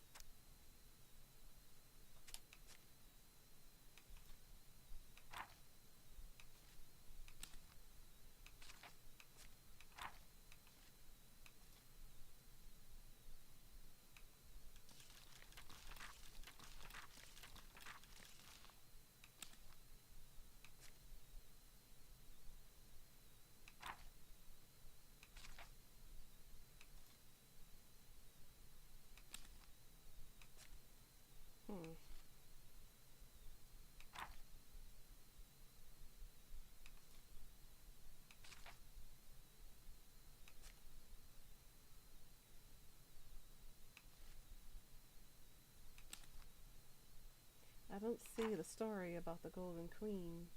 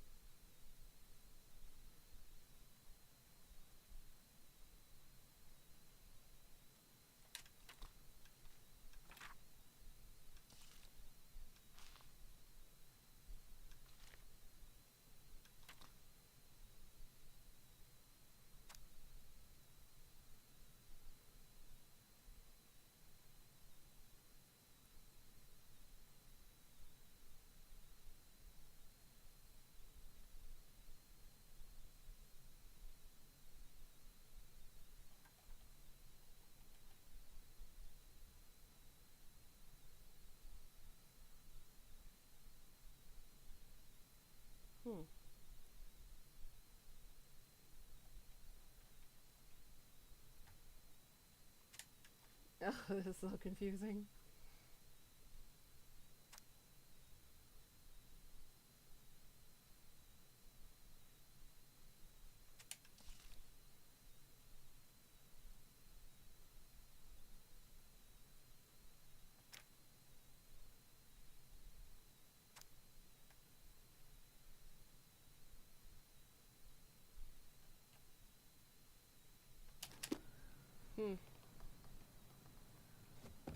Why are these pictures from the Book of Goblins here? I don't know.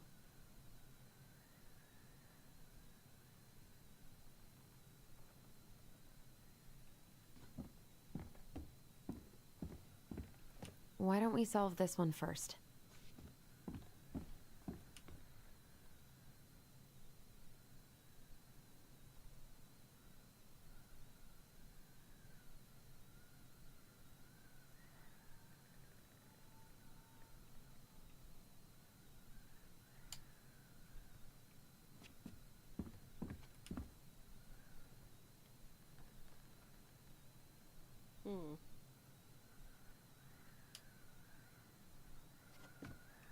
Why don't we solve this one first? Okay, so she won't let me investigate any of the other stuff. It has to be this.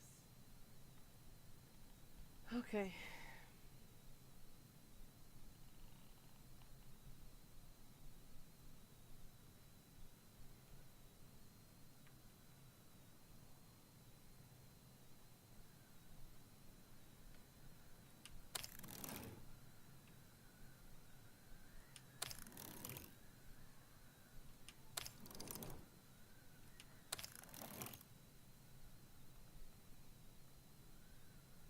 I have no idea what the answer is to this. I guess that's not it. We should go take another look at Marianne's childhood photos. Childhood photos?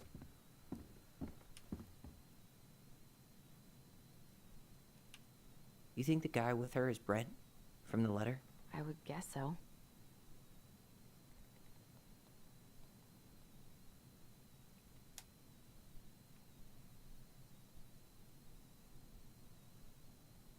Oh, chase the bird away. I think the first one is a bird.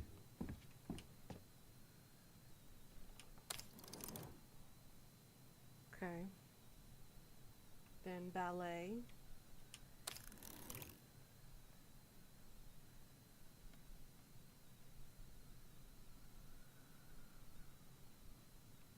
An artist. Got it. Is that it? It's opening. What's in there this time?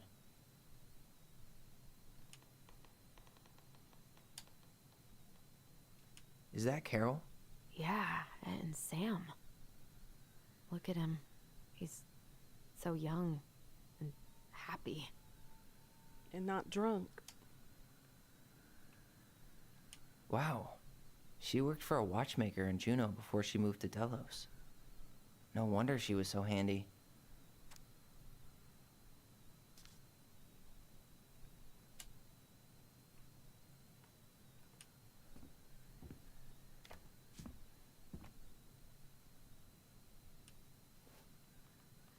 Salmonberry Park. Huh. Is that some kind of commune? Looks like it. So weird to imagine her living in a community like that. With, other people. The weirdest part is how they all seem to love her. Where was prom queen Marianne when the whole town was turning on us? Mm-hmm. Her father. Oh. Her mother passed away in 1996.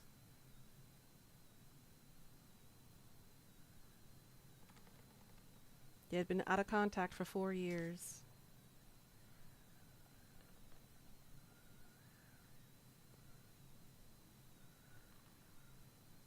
And apparently her father blamed her for the death of his wife. She fell into depression too.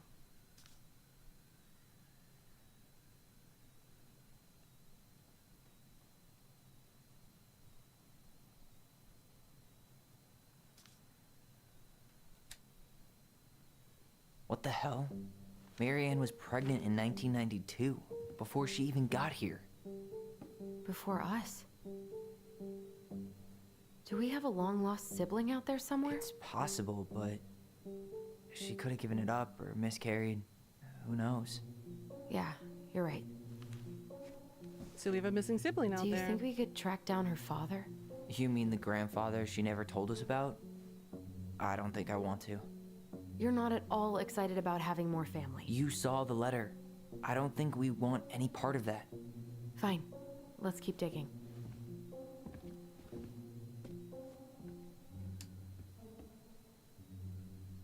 Okay, so you have OL. Hey, I want to take a crack at this one before we try to figure out any others. What's this? Some sort of map?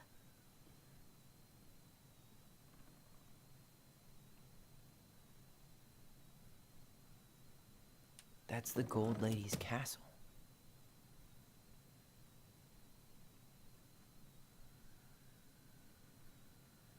What's that plant thing on top? Oh, those are definitely salmonberry flowers.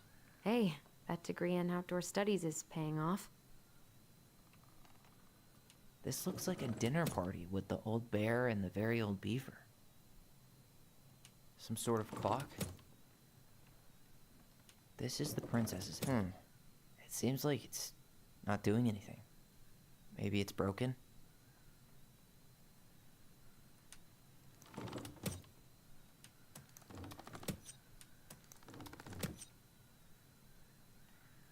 Some sort of clock?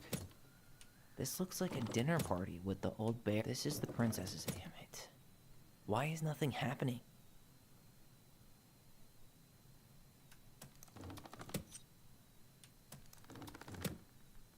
What's that plant thing on top? Oh, that's the Gold Lady's castle. Some sort of clock? This looks like a dinner party with the. This is the princess's. Come on.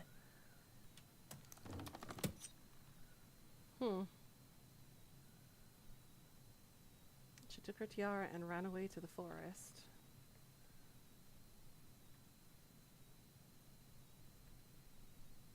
That's the Gold Lady's castle.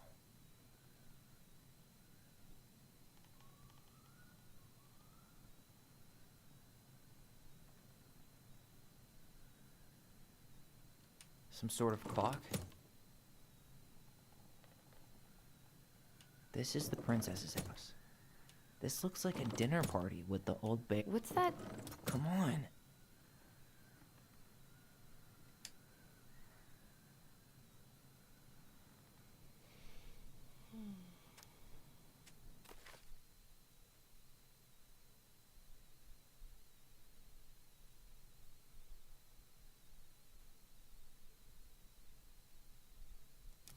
House in the party.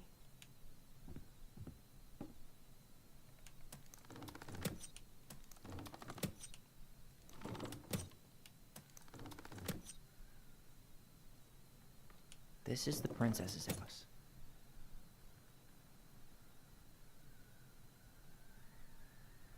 This looks like a dinner party with the old bear and the very old beaver. Some sort of clock? What's that? Come on.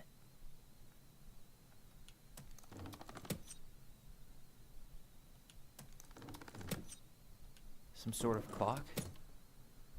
This looks like a dinner party with the old... What's that? Come on.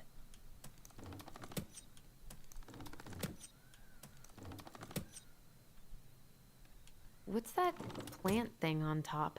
Oh, those are definitely salmonberry flowers. Hey, that degree... This looks like a dinner party with the old bear and some sort of clock. Come on.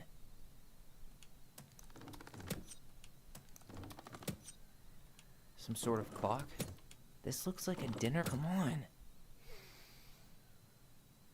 How does this work?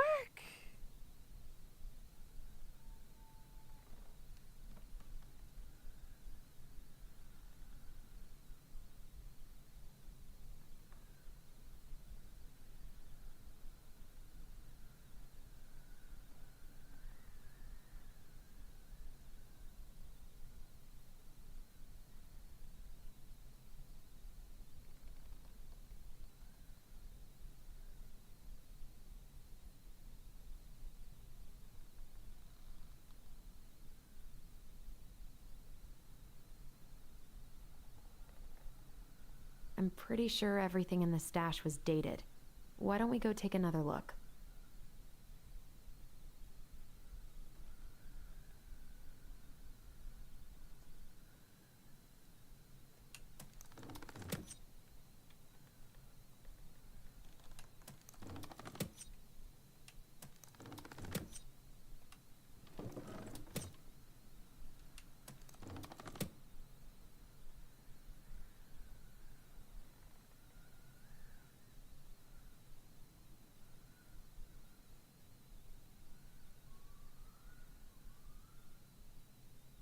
I'm pretty sure everything in the stash was dated.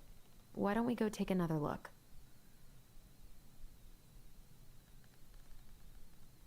That's the Gold Lady's castle.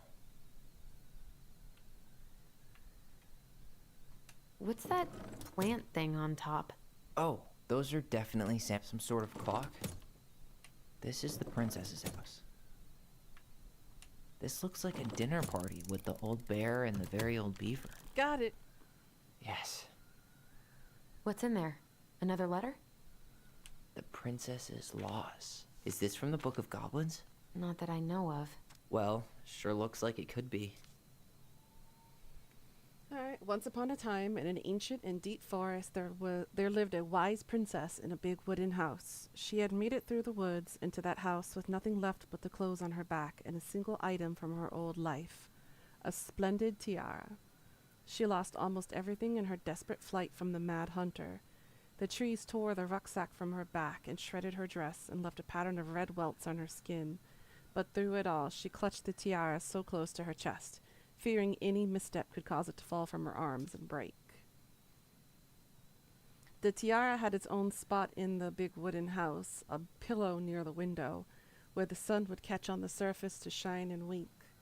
The princess could stare at it for hours at the tiara, marveling at its beauty and running her thumb down its curves. Every morning she would wake, and she would tend to it, polishing its every surface, to be sure it shone as brightly as it possibly could. Then she would pluck it up, place it upon her head, and walk in the woods, feeling somehow more complete.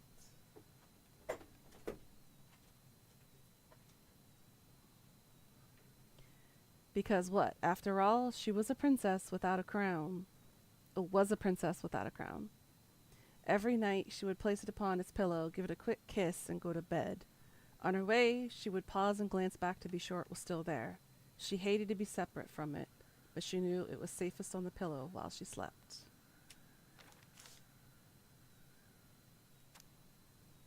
One night, the princess woke to a raging storm.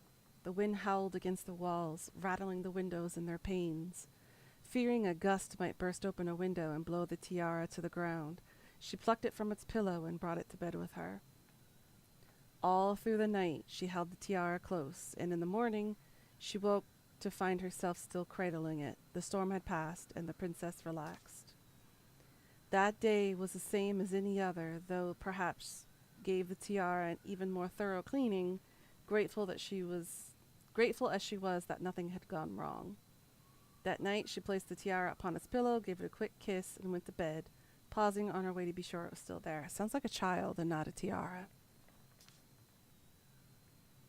In the morning, she woke and sensed immediately that something was wrong. In the living room, the tiara lay upon the ground, broken, dull, and faded. Nothing else in the room had changed. The pillow was exactly where she had left it. The window was closed. There had been no storm, no wind, no sign that anything at all could have gone amiss. Only the broken tiara, mute upon the ground. She picked it up and held it in her arms with a guttural cry. But though as she tried to fix it and to polish it, it was gone, beyond repair and with no shine left. The princess held the tiara through the day and through the next night, sitting in the same spot at the window where she used to polish it. When the sun rose, she looked outside and her gaze fixed on a sapling. She remembered how the sapling had survived the winter, clinging to life despite the frozen, unforgiving earth. Without a word, she went out and buried the tiara in the ground beneath the sapling, and as the final scoop of dirt fell, the tiara felt truly gone, and with it, the final link to her old self. She could only go forward and find a new place for herself in this world, where she was no longer truly a princess in a tiara and a beautiful gown, but a wan woman alone in the deep ancient wood. And that was how the princess lost her most precious treasure, and her title.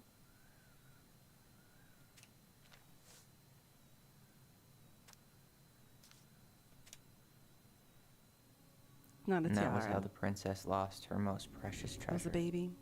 And her title. That was the story she read us that night. It makes sense now. Yeah. She got pregnant.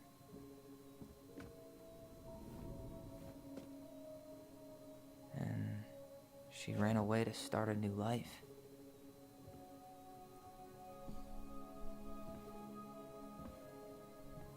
And then she made her way to Delos Crossing, where she was finally happy.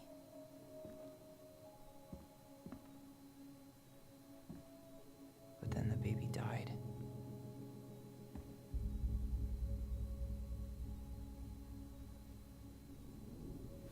I can't even imagine how she must have felt. She left everything behind, built a whole new life for him. And then he was just gone. I guess having us helped her move on. But when it looked like we were gonna be taken away, she snapped. She just couldn't lose any more children. It really wasn't anything we did. I don't know what I'm supposed to do with all this. I don't either, but all I wanted was to understand what happened to her. And now I do. Yeah. But we still haven't seen what's in that chest.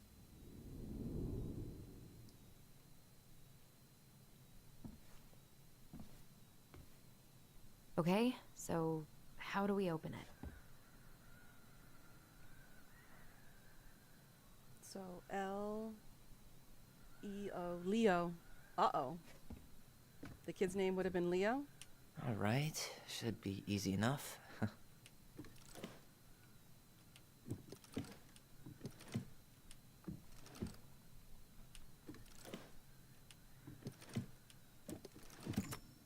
Yes. I was just talking about the names earlier, talking about naming my baby Leo if I ever had one.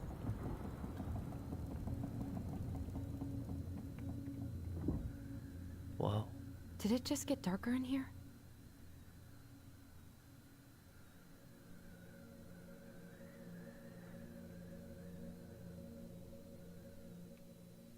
A baby blanket?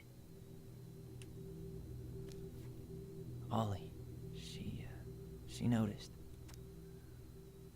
Dear Allison and Ollie, I was her son. we write stories to understand and be understood, but what good is a story without a first act? I'm sorry I kept mine from you for so long. All my love, goblins. Why does she have a photo of that tree locked in here? Is that where she buried the original baby?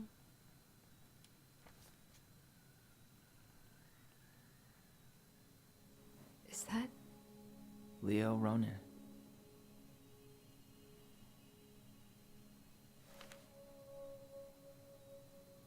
Why didn't she tell us about him? Why didn't she tell us any of this? I mean, it's fucking terrible. That's why. Allie, did we do the right thing opening this? We did. It's better we know what happened, even if it's hard.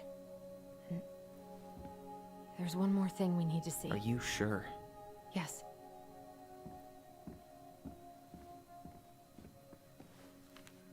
Come on, let's go to the dock. It's time to finish this. Plot twist, baby was eaten? No! You really want to go? We can. You sure we've seen everything? We can keep looking. There is... I guess we could stay a little longer if you think there's more to find. There's more here, apparently, because we have these still. Okay.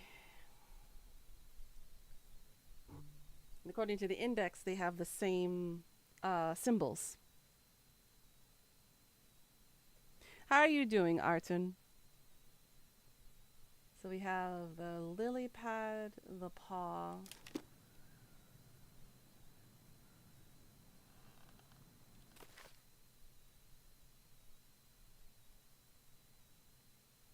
Not good. Why not good? What's going on?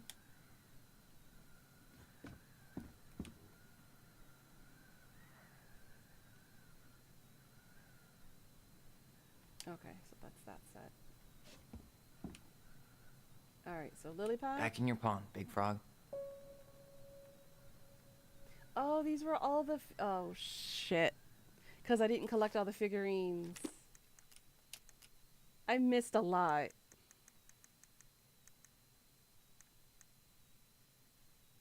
Aw, man. So it would have been something extra had we found all of them.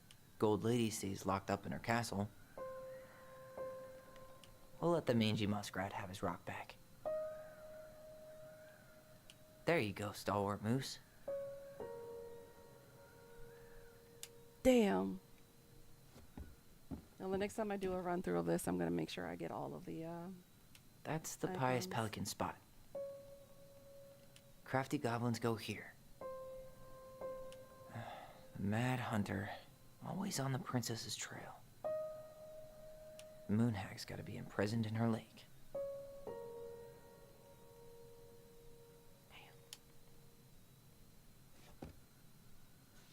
well, we're going to end up missing this anyways.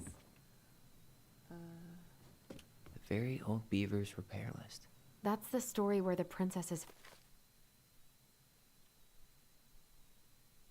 house gets damaged by a storm and the animals help her fix it. Yeah. What did they do to fix it again? Okay, so we need to find... The beaver fixes the house.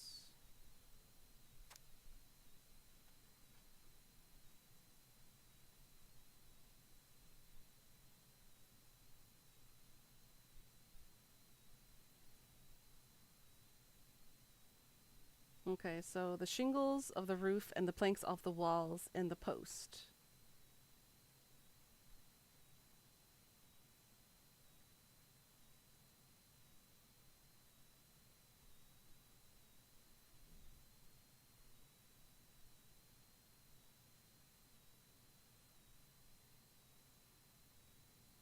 Okay.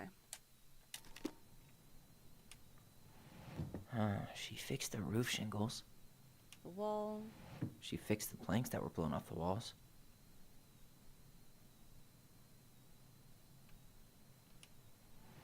She slapped the post with her... All right. Damn. That must have been rough on Eddie. Yeah, he doesn't really like to talk about her.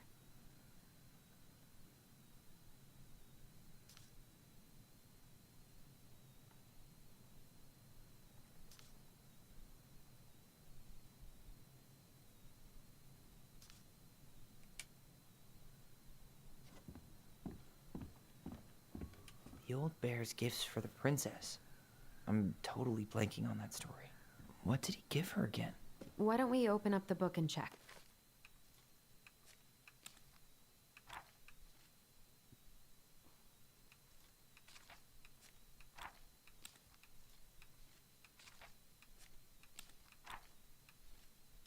I'm assuming it's just that one. This one.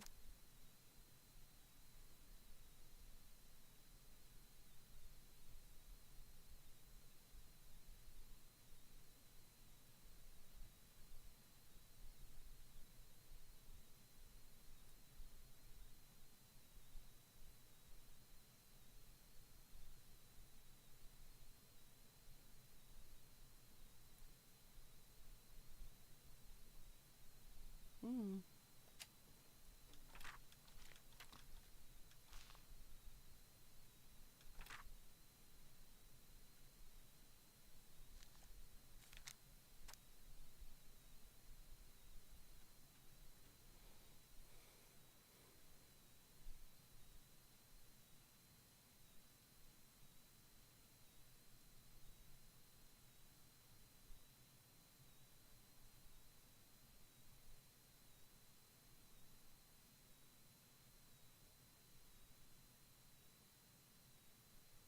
Okay, salmon, berries, bluebell.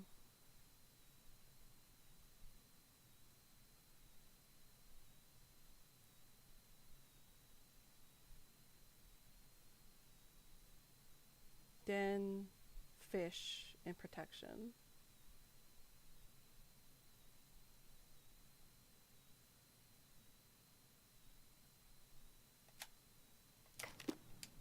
Oops, I didn't mean to double tap. The old bear's gifts for the princess. I'm totally blanking on that story. What did he give her again? Why don't we open up the book and... Fresh caught salmon? Hazelnuts. Or not. A handful of ripe berries? A newly bloomed bluebell? There we go. Nice. Man, he had it bad. Just couldn't let go.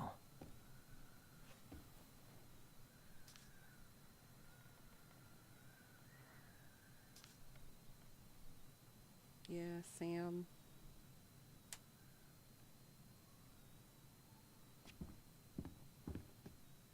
The crafty goblin's loot. That's from The Princess and the Two Thieves. I drew the original. And I distinctly remember drawing that cake, which is arguably the best part of that illustration. All right, Picasso. And you probably remember what the goblins stole in that story, huh? What was that one? This one. All right, let's see. What did they steal?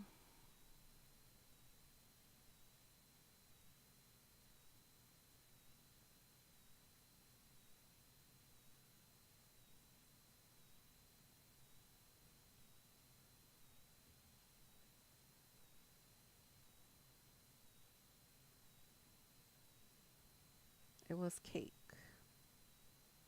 A big cake.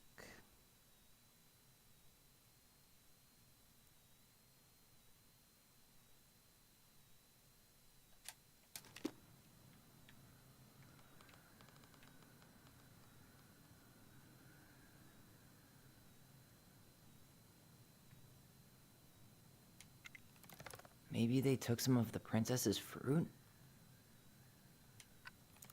I'm pretty sure they stole some eggs. Did they steal candy? Some flour for the cake, maybe? What if they took some spoons? Didn't they take some of the princess's clothes? Maybe not. Or not. Maybe not.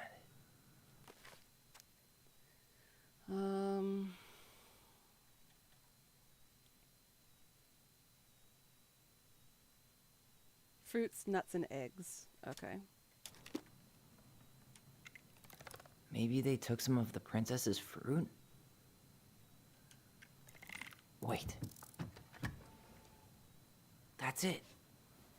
I always wondered where that drawing went. She said it was her favorite, and then one day it just disappeared. You are the best mom in the world, the prettiest princess.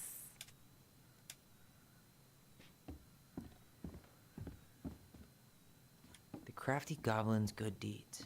Of course. The goblins had to help out the creatures of the forest to pay off their debt to the pelican. Well, what did they do? You know, I don't really remember.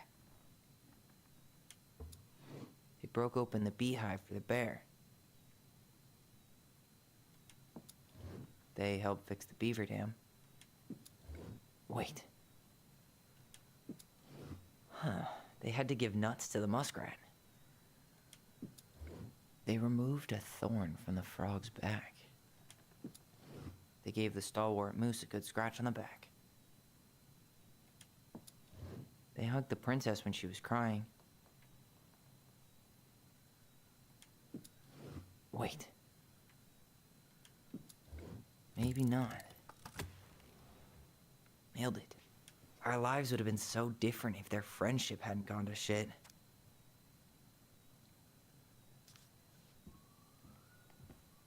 Yeah, Tessa.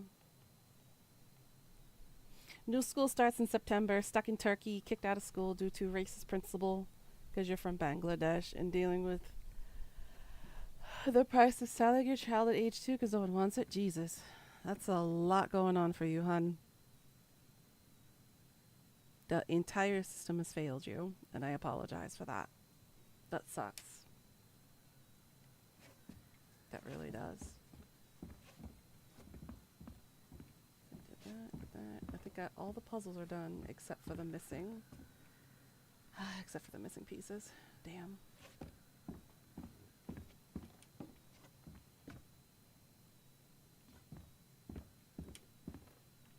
Can you touch the bottom? You really want to go? There we go. You sure we've seen everything? Yep, let's go. Either way, I'm ready for this to be over. Me too. And hopefully this is the end game.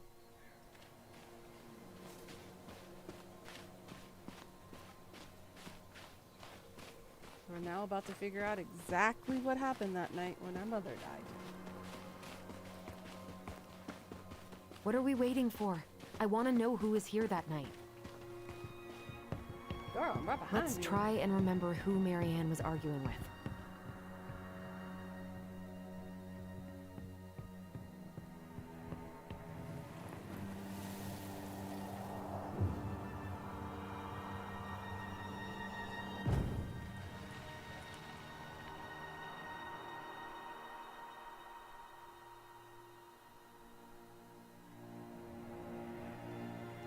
Almost.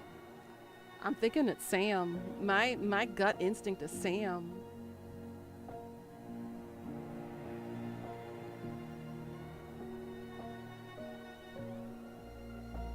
Tom? Tom? Vecchi is our father? Of course. It had to be him. Tessa knew. It's Tom? Didn't she? Yeah, she must. Oh, shit. And thank you for your subscription. I do appreciate it. Every little bit helps. But I honestly hope that things start to simmer down for you so you can actually sit down and take a breath. Because it can be frustrating that, you know, the world feels like it's just dropping crap on you all the time. But remember that you are still alive for a reason. And you can still do things with your own 2 hands. Just because things are tough and hard doesn't mean that everything is over. You got your own strength that you can use to work with. It's what she didn't want to tell us. God, Marianne and Tom? I know. Ugh. What should we do now? Yeah, call him out here and make him tell us what was going on. And if he won't? We know his secret. He will. Tom? It's Allison. We need to talk. We know it was you. Oh boy. All right, time for the finale, guys.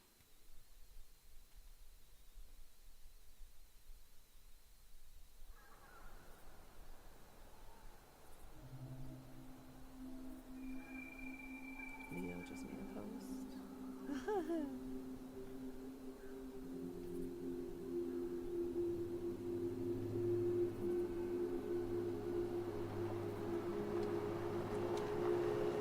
Let me take the lead on this. I know him better.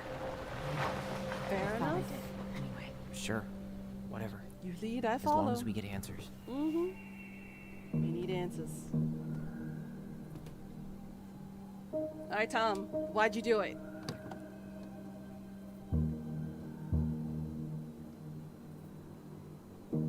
Now he's all dark and mysterious instead of homeboy being, you know, mayor kind of guy.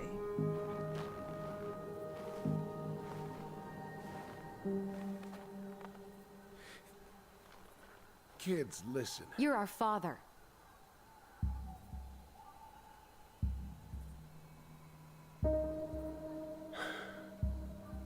Yes. See, like I tell you, never trust any politician. Ever. You knew how bad it got out here. How little we had. Why didn't you help Marianne? You mean all the money she wanted? We didn't have anything to spare. Well, that winter was rough on everyone. And you would have starved out here if not for all the free food we gave you. Don't act like you had anything to do with that. That was all Tessa. That's a cruel presumption, young man. Maybe it was Tessa's idea initially. But I supported it. And your mother was happy to live off our handouts.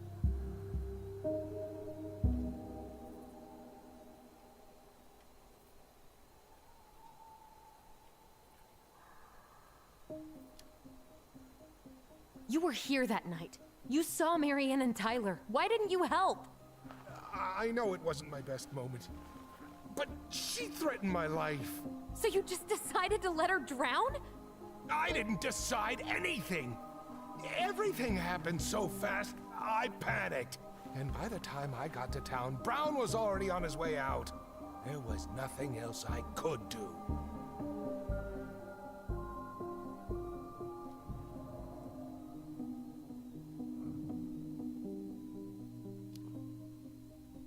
You tried to burn down our barn and knocked Tyler unconscious. I never meant to hurt anybody. You weren't supposed to be home. Doesn't excuse the fact that you didn't even stop to help. What do you want me to say? Hey, I JD. panicked. I appreciate that. I was terrified How that you this guys whole doing thing was going today? to blow up in my face. I had to do something.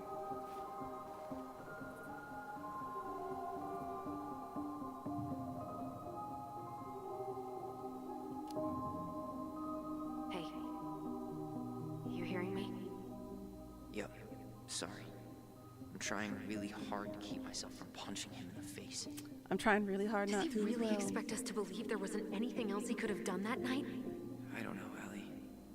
I'd rather not think about it. He's not even the least bit sorry for what he did. He could have seriously hurt you. Yeah. He's just a fucking coward. What should we So do what now? do we do now? We tell him he's gotta fix the mess he made. One way or another. You failed us, Tom. You need to make it right.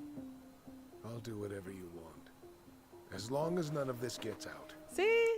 Spoken like a true politician. All he cares is about his reputation, so his runnings doesn't get... This is why I don't trust any politician. I can't. Excuse me? You want me to pay for my mistakes? Fine. But please, Tessa can't know. This would kill her. Tessa already knows, Tom. No. That's why their friendship ended. It's impossible. It never occurred to you the reason Tessa cut Marianne off was you? But she never said anything. Oh, Lord. You should try talking to your wife. Maybe if you had, we wouldn't be in this situation. And maybe Marianne wouldn't be dead. Come on. You of all people should appreciate how troubled Marianne was. She was unhinged. Something like this would have happened sooner or later.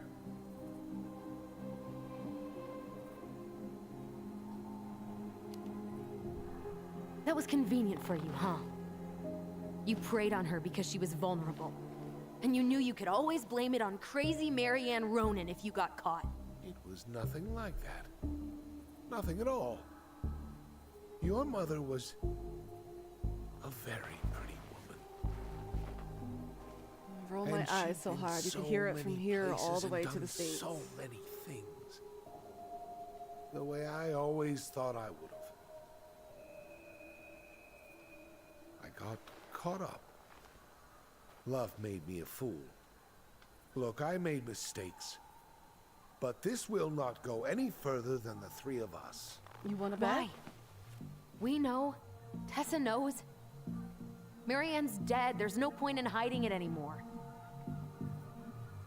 He's afraid it'll tank his campaign. Mm-hmm. Am I wrong? Mm-hmm. Jesus, Tom. I've kept your secret all these years.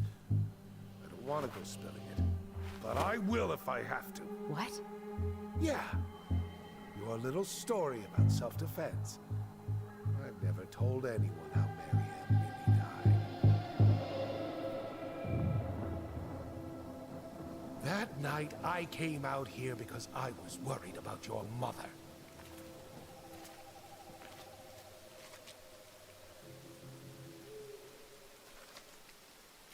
And he had to be all creepy like.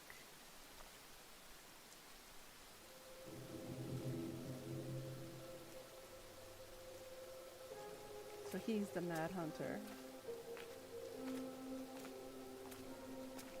I got it now. Why do they do it? They made me do it. They made me do it. Why did they do it? This is his fault. This is his fault.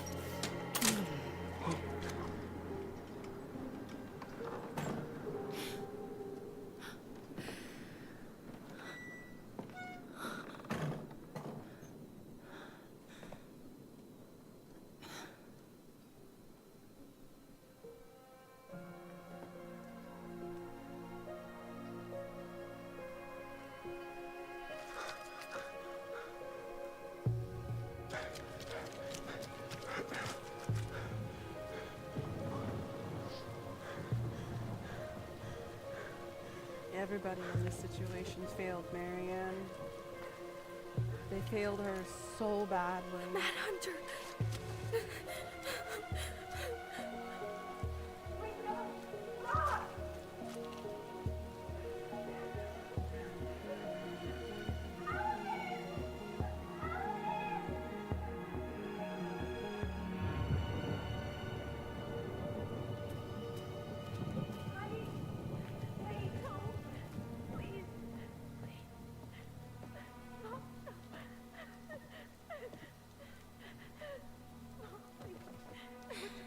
I'm not gonna hurt you.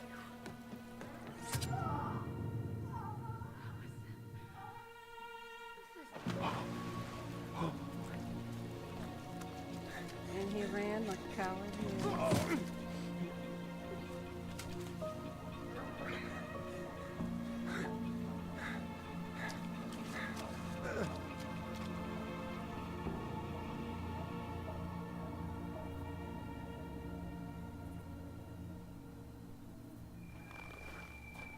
No!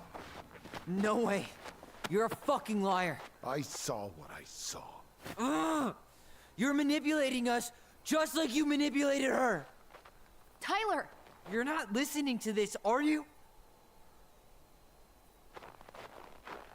Be smart about this, Allison. Are you sure you want this to get out? You've got way more here to lose than he does. His name will be all but clear, but you'll be a killer. What will your uncle say? And Michael? Well, the whole town might turn on you. Don't touch her. You know I'm right. Just get out of here, Tom. Tyler and I need to talk alone. Just please. Think twice before making any rash decisions. There are a whole lot of lives at stake here. Leave us the fuck alone. And never come back.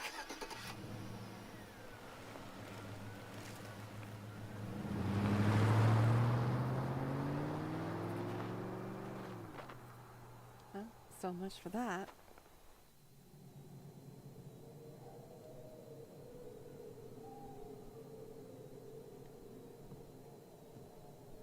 Allie, you okay? You didn't let that asshole get to you, did you? Did you? What if he's right? I've been having all these nightmares about that night, and they were a lot like how Tom said. And now, when I try to remember, that's all I can see. He's trying to mess with your head, and you're letting it work. No, it's more than that. Ever since we started digging, I haven't been able to shake this feeling like something's off. Something's off because he put this in your head. Don't let him get away with it. He might not be lying. We keep getting things mixed up. We remember totally different versions of the past. Those are just details. This isn't that. She was going to kill me. I'm not so sure anymore, Tyler.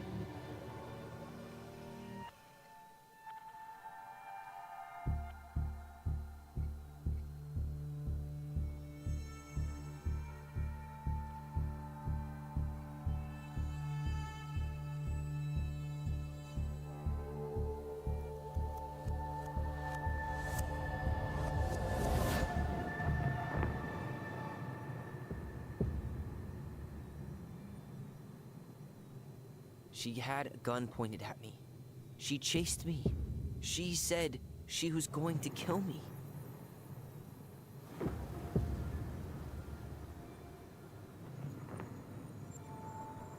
She threatened Tom with those exact same words, with the same gun, on the same pier. The thing you said to Eddie the other day got thrown back at me. Don't you think it's possible that happened here too? I guess it's possible. Fuck.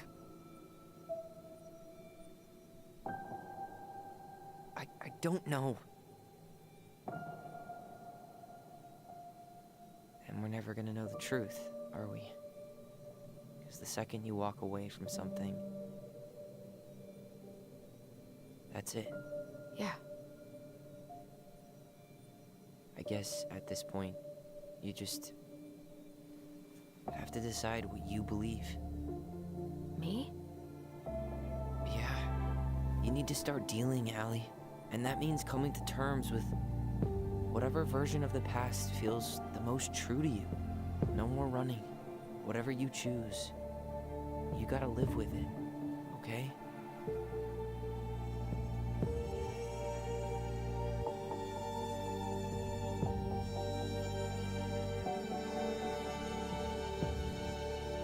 Oh boy. And we gotta make the decision which memory we believe is the correct one. I'm not gonna hurt you. I'm going to kill you!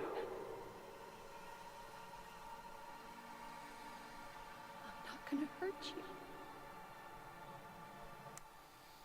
Oh boy.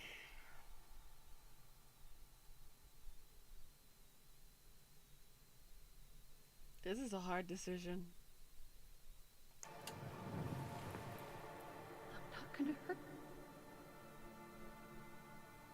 I'm going to kill you! I don't know which one to pick.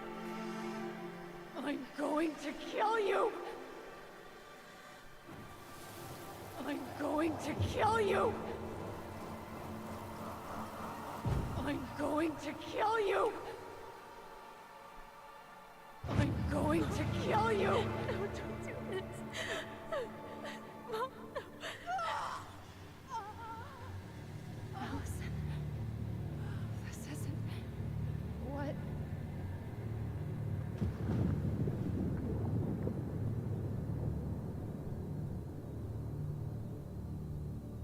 Tom was lying. Marianne couldn't face being separated from her kids again. And the only way to make sure that never happened was for all of us to go together. I know it in my heart. I saved you. I saved us. I know. You did the right thing.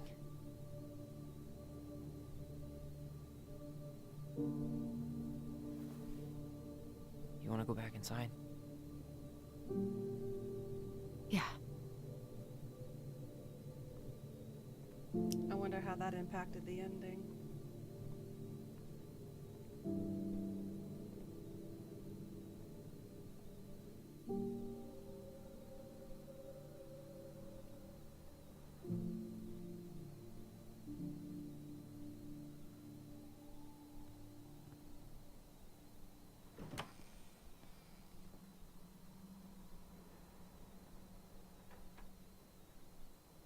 Hey, peep what I just found downstairs.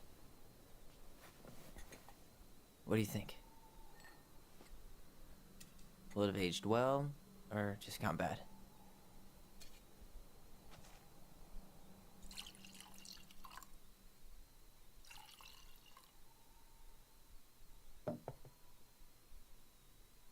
Cheers, I guess.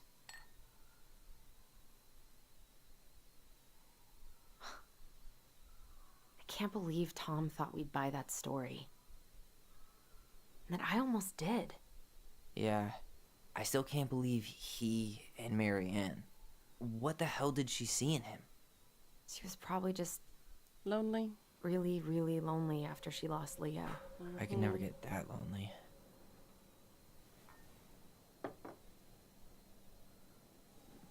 Listen, with everything that's been going on, it got me thinking about our voice. Like, that maybe we should stop using it. What? I just don't trust it, and I think we'll be better off without it. This morning, I kept getting these horrible visions. Of you and Marianne and Eddie. Visions. Like our memories? Yeah, but different. It was all my worst thoughts brought to life. You were in my bedroom saying I abandoned you. Eddie called me a snake. I'm sorry. I should have been there for you. It's okay, I was the one who walked out. I can't let that happen again. I don't think it will. Something's been pushing us to find answers. And now we have them. Maybe I'm wrong. And if it stays bad, we can stop. But I really want to keep what makes us, us.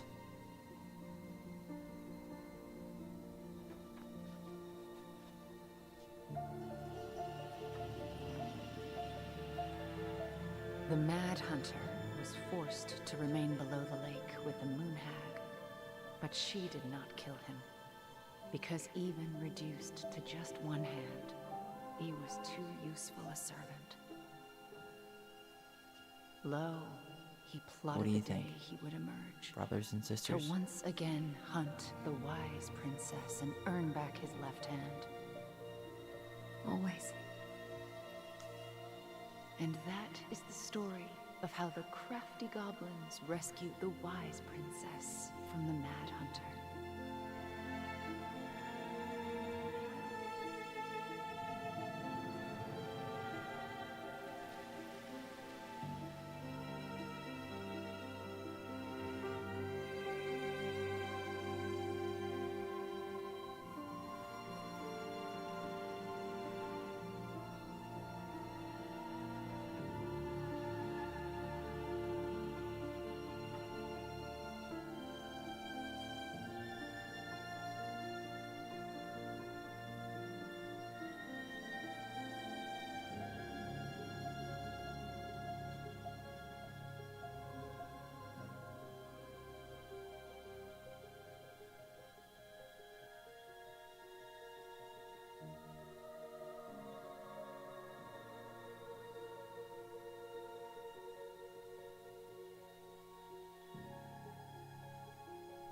Not exactly the ending I was hoping it would be. We gonna really let Tom get away with what he did?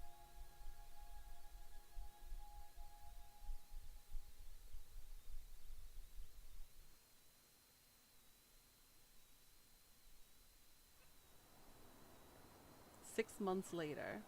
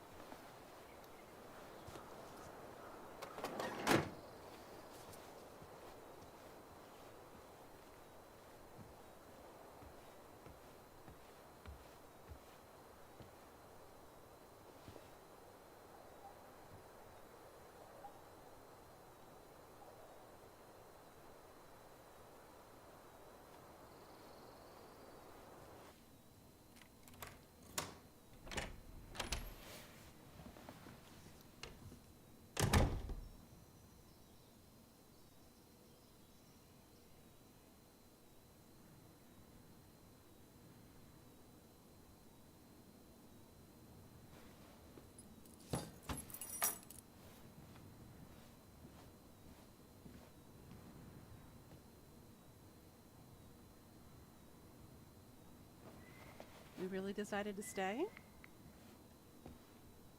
Hey, it's me. Hey, everything okay? Oh, everything's fine. I just came back from shopping and thought I'd call. Well, it's good to hear your voice. What's going on? Did you get my text about Tom losing the election? Yes. Oh yeah. Can't say Me I'm too, surprised. Quinn. I want or one sorry. too. Or anything. Fuck that guy. Ooh, speaking of telling Tom to fuck off, Tessa left him. Finally. My prayers have been answered. I really hope she told him to stuff it. In the name of the Father. Bye-bye. How's life in the big city? Juneau is cool. Cool? Okay, I'm a convert. Everyone at the JCE has been so welcoming, and I went to a march last week. Look at you, Mr. Socialite. I could use a good kick in the pants. I've been trying to sit down and write a new story, but I keep putting it off. A new story for the Book of Goblins? Yeah, I guess a sort of sequel. That's awesome. I'd love to find out what happens to those two. Thanks. That's what I needed to hear. All right, time for me to get going. Okay, but real quick, everything good with the house? Yeah, I'm starting to make it mine. To tame it, if you will. You think you made the right call staying? Yeah, I think so. Even after everything. This feels like where I need to be right now. Maybe that's a good thing to write about then. You know what? That's not a bad idea, actually. Okay, but you better give me credit if you do. Will do. Love you. Love you too, sis.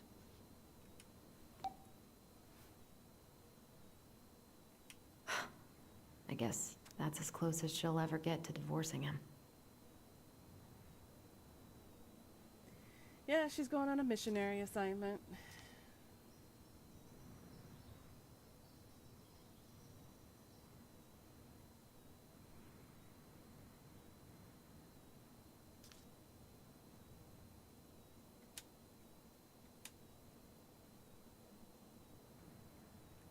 Oops, forgot to read the other note.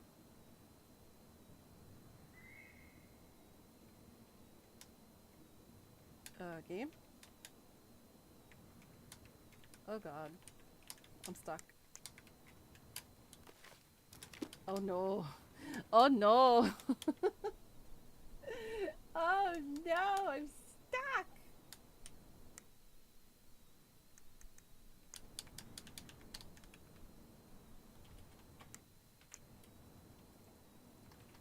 Oh. It glitched on me. Alright, let's go back here and I don't know when it last auto-saved. We're gonna give it a try again. So apologies if there's a slight repeat. Jesus. Slight, never mind. Let's not do that again. Because after this, we wrap up stream, and I go make myself a pretty late lunch. Pretty hefty lunch. I'm thinking pasta. I'm kind of craving some pasta right now. And then chill for the rest of the day.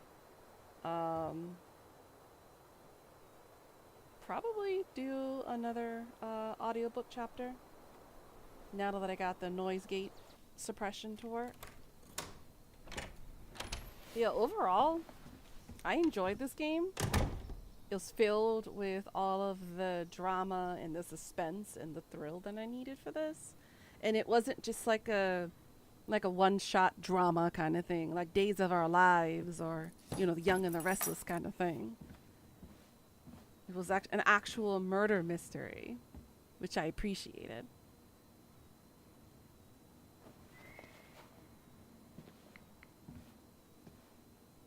Hey, it's me. Hey, everything okay? Oh, everything's fine. I just came back from shopping and thought I'd call. Well, it's good to hear your voice. What's going on? I could use a good kick in the pants. I've been trying to sit down and write a new story, but I keep putting it off. A new story for the Book of Goblins? Yeah, I guess a sort of sequel. That's awesome. I'd love to find out what happens to those Her two. artwork is a bit demented. Thanks. That's what I needed Just to a hear. bit. How's life in the big city?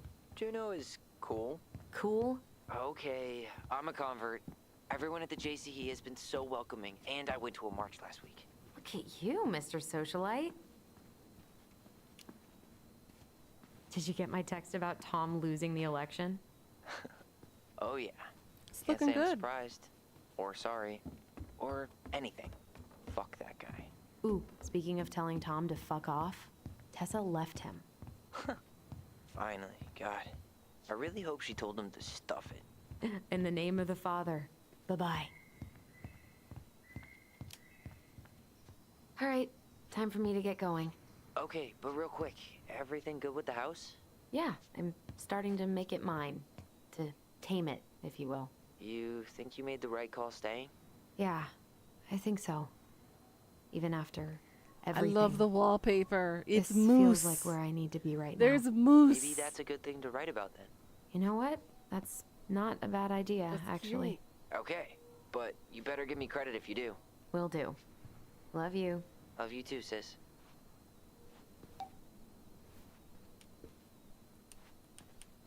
Examine.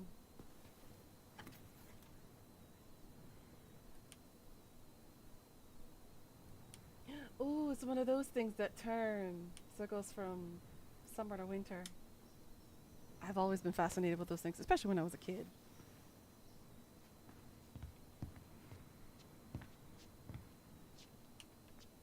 Send picture to Tyler.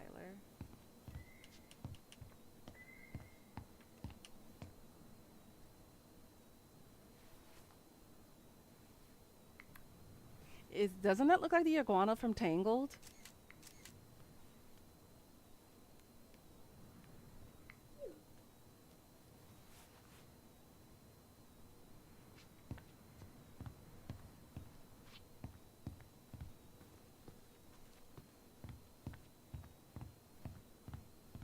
That's the lean.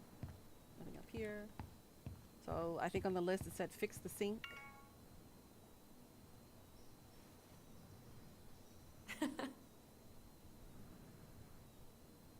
Cute.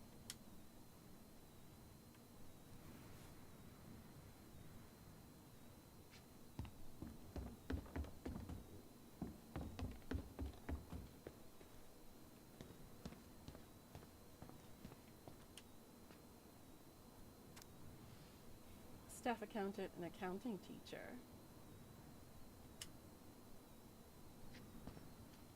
Really love having to drive that 20 extra miles for groceries, but better that than the awkwardness of going to the Vecchi's.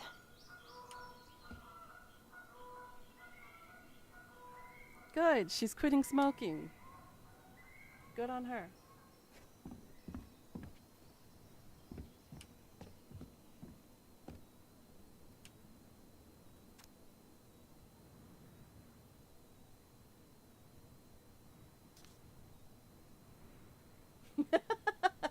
I think I hit your mailbox with my truck. I'm an ass. Call me to fix that too. Oh, Sam, you never change. I guess that's as close as she'll ever get to divorcing him. Okay, don't glitch out on me. Okay, good. Sit. Look. Wonder what happened to those two. Are they still together? Please tell me they're still together. We got them to kiss. Anything else?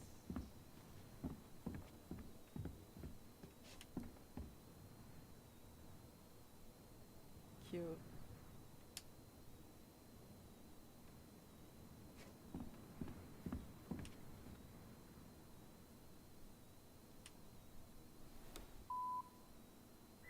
Hey, Allison. Guess you're not answering your landline either. Just wanted to check in and see if we're still on for dinner tomorrow. I'm making my special Eddie-licious fish tacos. Oh, sorry, gotta run. Mayor Scrow just walked in my office. Love you, little moose.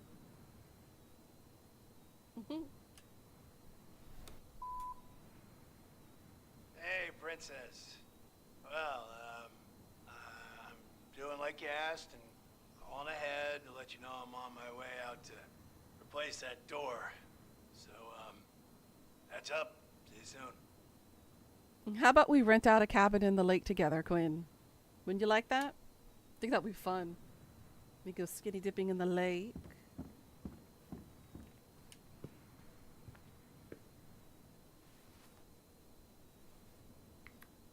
Tell ghost stories by the fire.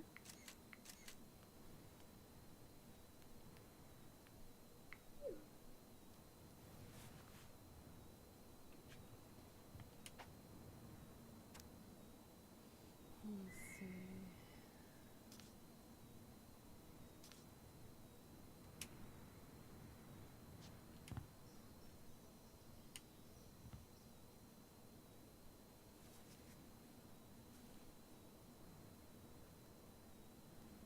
With a selfie.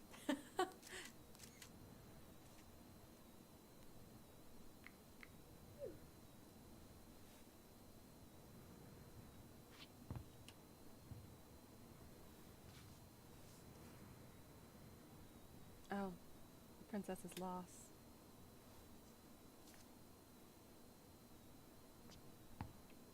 Alright, before we sit, is there anything else in this room we need to look at? Nope. Alright.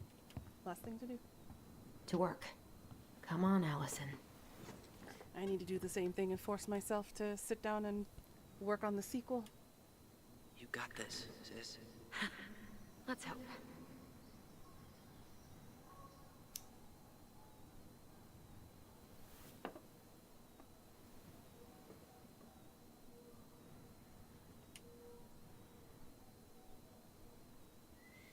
Oh, your future little nugget.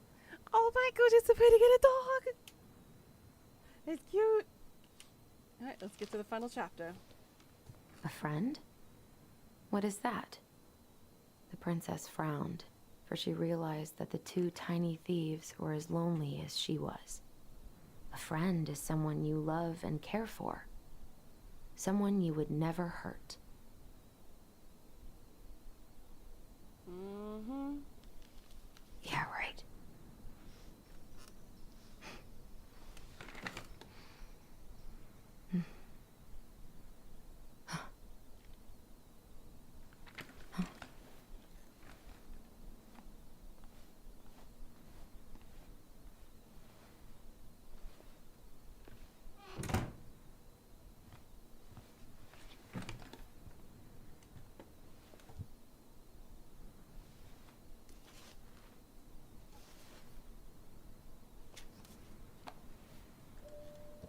Once upon a time, in an ancient and deep forest, there lived a solitary goblin in a big wooden house. That goblin had not always been so solitary. She had a twin, and when they were younger, they were inseparable. Together, they rescued princesses and outsmarted ice trolls, and even trapped a mad hunter. But as she grew older, the goblin sister decided that she'd had enough of adventures. So while her brother went out to explore the world, she stayed behind as guardian of the big wooden house.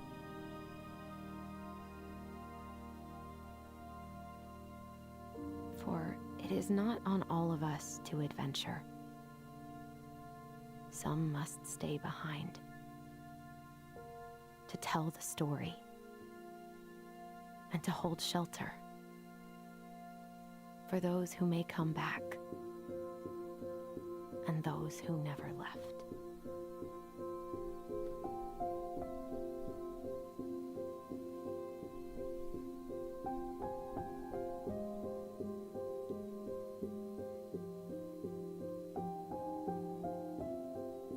Well, not every ending is happy. You don't get the big rainbows and butterflies and unicorns. Sometimes you just get contentment, and that's as best as you can ask for. 84% completed the puzzle. 37% believed in the twins' memory, whereas 63% believed in Tom's testimony. Interesting. 95% held on to their voice. 33% did not confess the truth. 67% did. 70% listened to Sam's story. 71% of us kissed Michael. 29% said they didn't. Damn.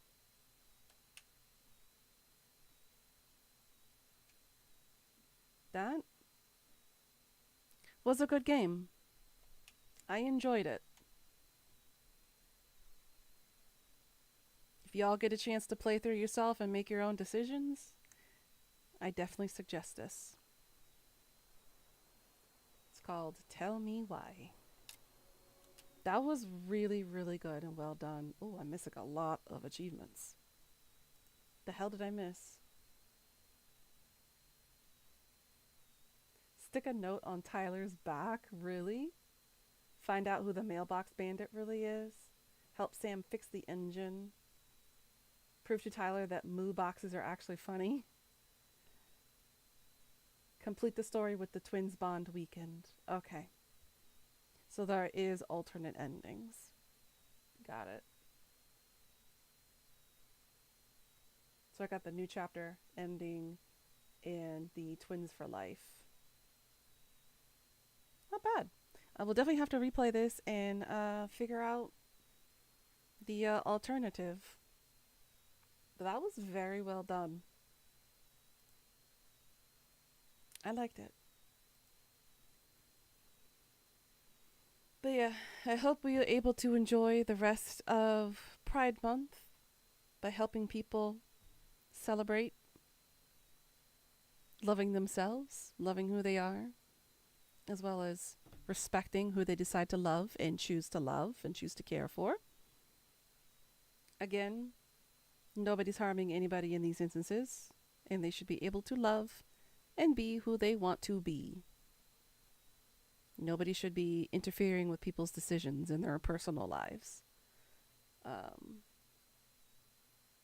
I would love to have done a Pride podcast this month, but I don't unfortunately have anybody to collab with. But I will say my piece here and now. I will forever always be an ally. I have a safe space for people who need it. This is a judgment-free zone, as it's always been. Even when we were with Twitch, the same rules apply here on my YouTube channel. Everybody has a safe place here, regardless of your nationality, your ethnicity, your sexuality, your decision on your gender, your whatever have you. It doesn't matter. You'll have a safe place here. You are free from persecution and free of judgment. You never have to worry about that here in this community. And I will help you, and I will protect you as to the best of my ability. I do not believe that everybody should shove each other in this box where we have to follow certain social norms. That's not how life works. So, I'm here to help those who don't have a voice or who don't have a safe place, a safe, comfortable place for them to be themselves. I may be 20,000 miles away from the lot of y'all, but that doesn't mean that I stop caring. It will always be caring, no matter the distance between us. So, with that in mind, remember that you are not alone, and that there are people like me and people within this community that will respect your decision, regardless of who or what you decide to become. Because that is exactly who you are and who you are meant to be. Who are we to judge you for your personal decisions in your life? That's not up to us. Our opinion means nothing to you. And that is the whole point. That's supposed to be the point. You live your life exactly how you want to. Be who you want to be and love and whatever who you want to be with. That is nobody else's decisions or matters. That is specifically yours. So again, just like every year that goes by, ever since I've been a content creator, you have a safe place. Do not ever feel like that any of your boundaries or anything like that will be violated, because you have a safe place here. And if people can't respect that or don't understand that, they don't belong here. This place has always been a free haven for anybody and everybody to come through here and find a safe place. Just to chill, just to hang, forget about the real life worries outside. This is just an opportunity for you to just toss aside all of your stress and your worries and just sit here and chill.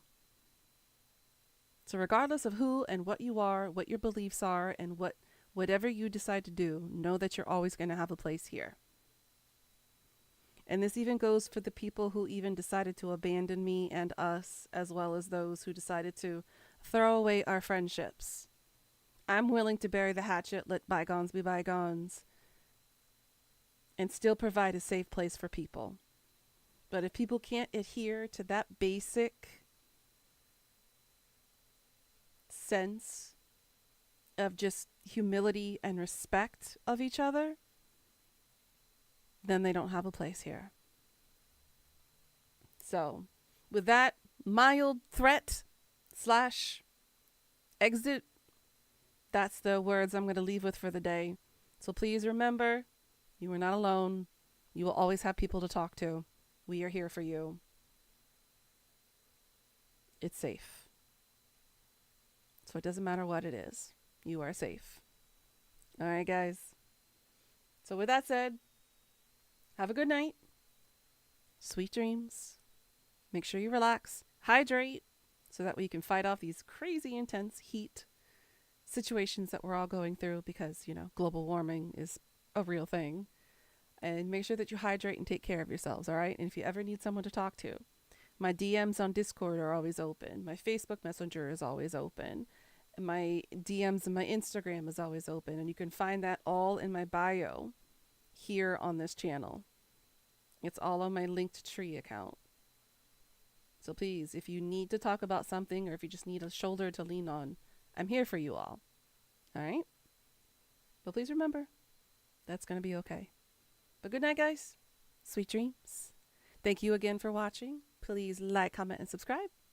And I'll see you all tomorrow for some Dark Souls 2 craziness, where we continue on our crazy adventures against the DLC bosses, which will probably torture me to death. But you guys love my pain and suffering. So, with further ado, annyeong. Till next time. Mwah. Love you all. See ya.